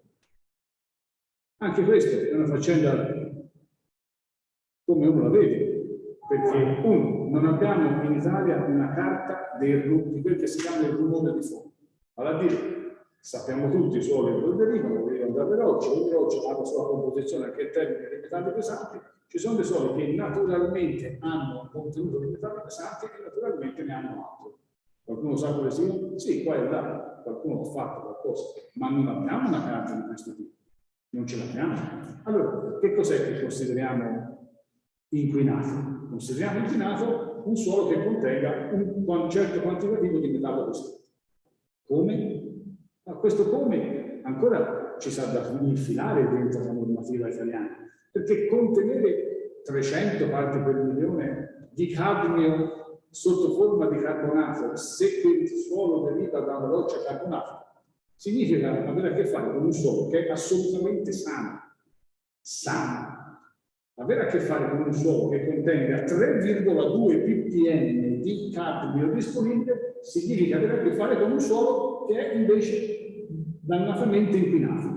Allora, noi siamo di fronte a una situazione di questo tipo qua. Misuriamo le palate di metalli pesanti senza domandarci in che forma che siano e dopodiché cancelliamo dalla coltivazione quei suoli perché ce n'hanno chissà cosa. Coltiviamo dei suoli che sono manifestatamente inquinati per la disponibilità dei loro metalli pesanti, ma ce ne freghiamo perché da un punto di vista del contenuto totale questi valori sono bassi. Allora, su questo qui manca ricerca. Noi dobbiamo, le normative, che deve venire dopo ovviamente, cioè noi dobbiamo portare un discorso che è già stato fatto in questi giorni, dei termini che siano non contraddittori, ma che portino davanti e che portino evidenze scientifiche incontestabili. Io sono sicuro che questo tipo di normativa noi potremmo riuscire a metterla nelle normative italiane. Ma questo è a vantaggio di tutti, senza voler fermare nessuno. Non è che noi miriamo a produrre cose inquinate, no. Sono suoli sani se contengono 300 parti per milione di nichel, ma quel nichel è strutturale all'interno del minerale. Se di fresco arrivo è disponibile, 10 producono derrate inquinate. Noi dobbiamo fare questo. Finisco dicendo un'altra, scusate. Carbonio organico. Mancano, ne parliamo tanto, manca ricerca. Noi parliamo di 0,30. Quanto scheletro contiene sostanza organica? Perché 0,30? Da 30 a 60, da 30 a 70 non c'è sostanza organica. Anzi, ce n'è qualche volta più, soprattutto nei suoli coltivati, di quanto non ve ne sia nello 0,30. E per di più ha una maggiore resilienza, sia chimica che fisica, perché protetta. Allora, anche qua credo che dobbiamo fare uno sforzo collettivo, andare a finire su quelle cose che davvero funzionano, davvero possono dare una spinta per il benessere del paese, perché questa roba poi si traduce davvero in benessere e noi credo che abbiamo tutte le capacità, tutte le possibilità, avremo bisogno di una maggior direzione dei fondi da destinare a questo tipo di ricerca. Grazie a te. Esatto, grazie. Fondamentale di intervento. Fabio, vuoi dire un attimo qua, perché ma finisce l'incontro con questa proposta? Io penso che l'Ensupport un risultato l'ha avuto già tra i tanti, è quello di aver chiamato a raccolta una comunità formidabile, perché avere nelle stesse sale in questi giorni persone che si occupano dei problemi del paese, perché avete sentito discariche, consumo di suolo, sicurezza alimentare e tutte le cose, le riflessioni di Giuseppe, cos'è un suolo in buona salute? Ma Luca prima ci aveva detto che l'Europa sta riflettendo molto su questo fatto, però l'Ensupport ha sollecitato una formidabile comunità di scopo che non si disperde, non si saluta oggi pomeriggio, ma è un lavoro che inizia, così come il tuo progetto non è che si conclude l'Ensupport inizia, perché avete costruito la macchina, ora bisogna fare il viaggio. Allora io mi chiedevo innanzitutto se c'è ancora qualche riflessione che vogliamo fare di secondo giro e in sala se ci sono domande per i relatori, ringraziando anticipatamente Fabio per questa lavoro generoso che ha fatto in questi anni per tenere insieme anche questa comunità nazionale della quale abbiamo bisogno dei passaggi epocali ai quali siamo. Allora, innanzitutto grazie tantissimo per queste 2 giornate che ci hanno veramente nutriti e purtroppo sembra quasi per il lavoro che facciamo di dover scappare dalle cose importanti per fare le cose che in realtà sono veramente importanti. Questa è una sensazione bruttissima che si ha, ma purtroppo questa è un'altra cosa su cui dovremmo riflettere, come sta cambiando il nostro lavoro di ricercatori. Io sono d'accordissimo con quello che diceva Leonora sul discorso, poi era quello che diceva Fabio anche della SOIL literacy, quindi della necessità di parlare di suolo non quando si arriva all'università, ma anche nelle scuole primarie, nelle scuole secondarie. Io quest'anno ho avuto il piacere di fare un progetto con una scuola secondaria di primo grado e mi sono divertita tantissimo, ma ho capito veramente che stavo spiegando loro proprio l'ABC, li ho dovuti prendere per mano, ma anche gli insegnanti, e parlavo di suolo urbano, parlavo di compostaggio, parlavo di biodiversità, quindi ne parlavo prima con i colleghi della tavola rotonda precedente, cioè loro non hanno idea di quali sono le specie in via di estinzione, ma non hanno nessunissima idea di che cos'è un pomodoro, una vacca o una gallina per vivere, quindi c'è anche una comunicazione a volte e anche una formazione un po' distorta, no? Io però voglio anche dire un'altra cosa.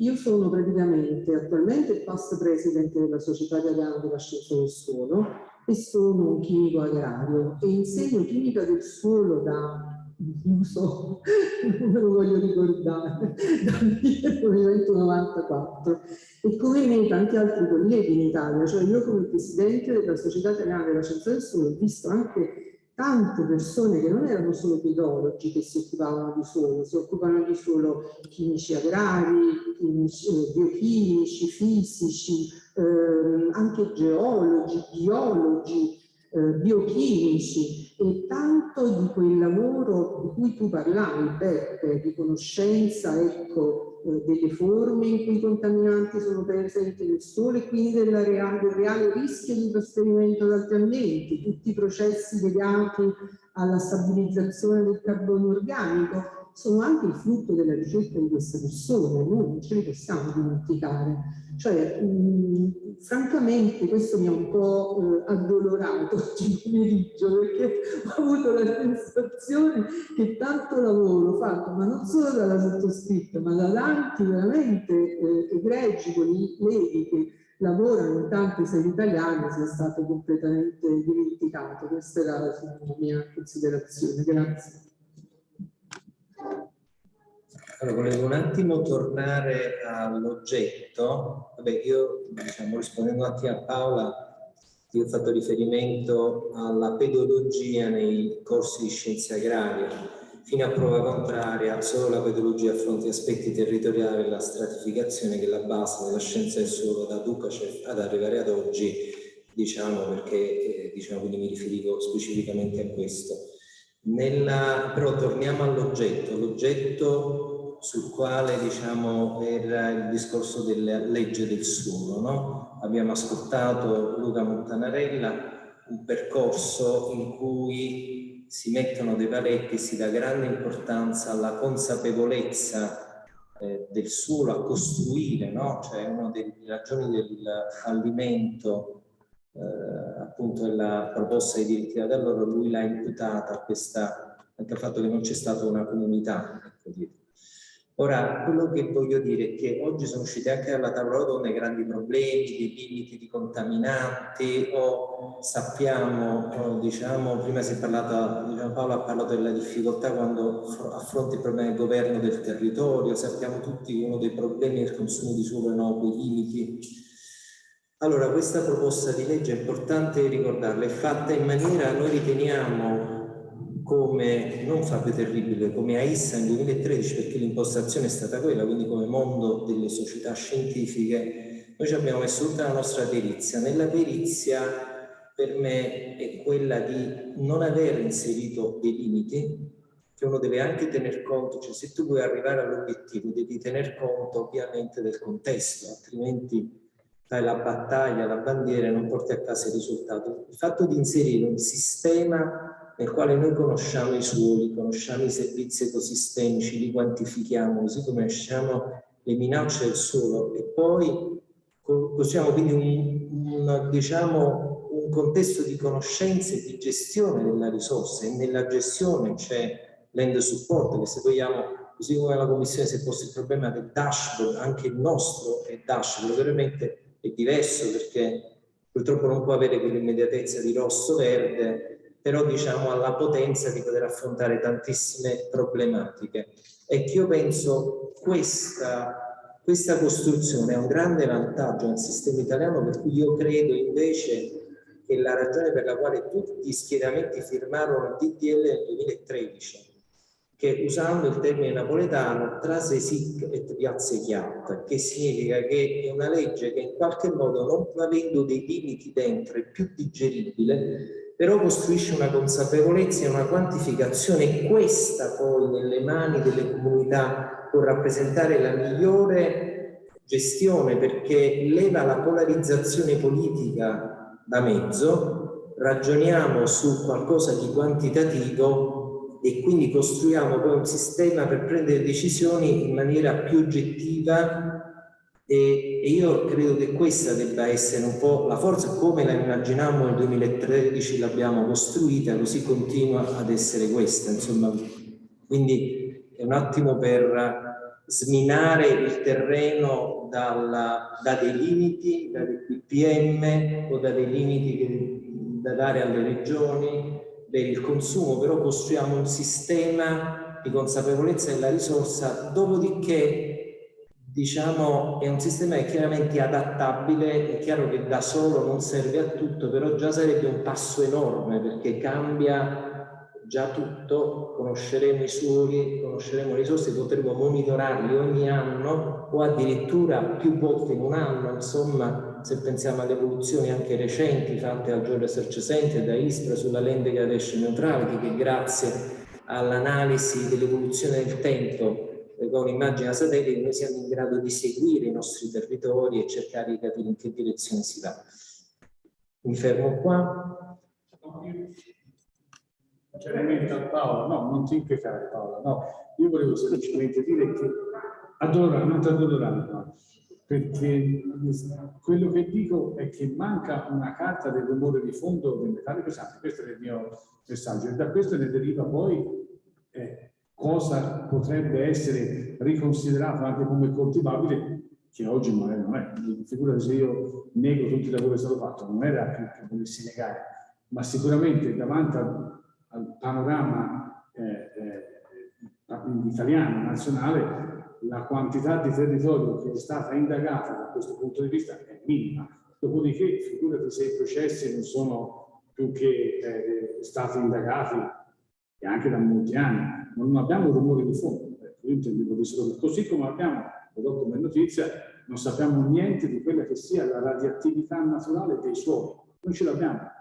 Sembra strano. Noi abbiamo un sistema straordinario di determinazione della radioattività dell'aria, che ci torna utile. Infatti sono stati sgombrati anche tutti i vari governi che, diciamo, negli ultimi 2 mesi sembravano venissero fuori. Non abbiamo mai avuto nessun problema in questi ultimi 2 mesi. Questo va detto così, almeno ci mettiamo tutti qua. Ma non abbiamo un dato relativo alla radioattività naturale dei suoli italiani. Anche questa è un'altra cosa, diciamo, che potrebbe essere assolutamente sanata. C'è qualche altro intervento dalla sala? Approfittiamo della presenza di queste persone tutte insieme. No, è una puntualizzazione, perché nel 2002, se non sbaglio, allora AMPA aveva provato a fare una carta di fondo e da qualche parte forse è rimasta traccia di questo lavoro. Poi non so quanto sia affidabile e quanto copra tutto il territorio nazionale. C'è qualcosa di Lazio. 8 metri. mi ricordo, il professore che si occupò. La cosa del Lazio non mi riguarda solo. No, io mi ricordo anche il sud sicuramente, mi ricordo di aver visto un volume stampato su questa cosa qui, però te lo dico così, in Camera Caritatis per averlo sentito. Certo è un'esigenza importante che dopo 20 anni forse meriterebbe di essere portata, diciamo, in pubblico. Ti penso che uno di questi che si facendo anche il seguito nella norma, un sistema che sembra vivo, tanti ricercatori che chiaramente sono in un altro livello, però sicuramente almeno puntualizzati. Allora, io direi che siamo arrivati. Ah, scusa Paola, vai. Fare una riflessione su quanto è stato detto, che ho trovato estremamente interessante. E nell'ordine ringrazio il Maggiore perché mi ha dato un'informazione importante sul fatto che appunto il gruppo di lavoro di Badalà possa essere attivato dalle regioni anche per i SIV, e questo è fondamentale perché la rincorsa alla trasformazione di SIV in SIV, oltre a essere vana, no, dal decreto che li ha ridotti di numero, però forse anche inutile, visto che comunque anche i SIN procedono, e quindi io di questo ne farò tesoro, così come ho ricordato, no, quello che è stato detto dall'ingegner Munafoso rispetto al fatto che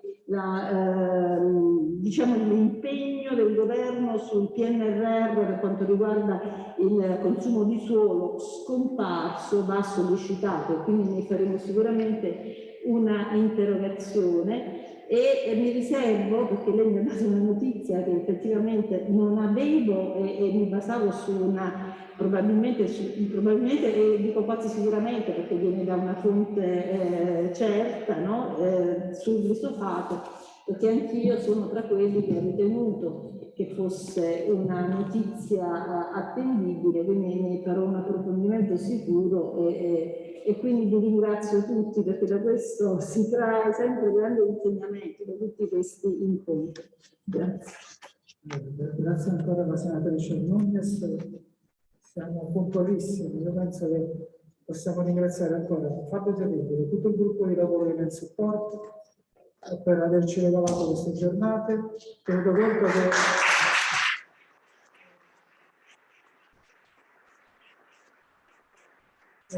LANDSUPPORT non finisce qua, inizia qua, e quindi c'è tanto lavoro da fare. Grazie a tutti ancora e buona sera.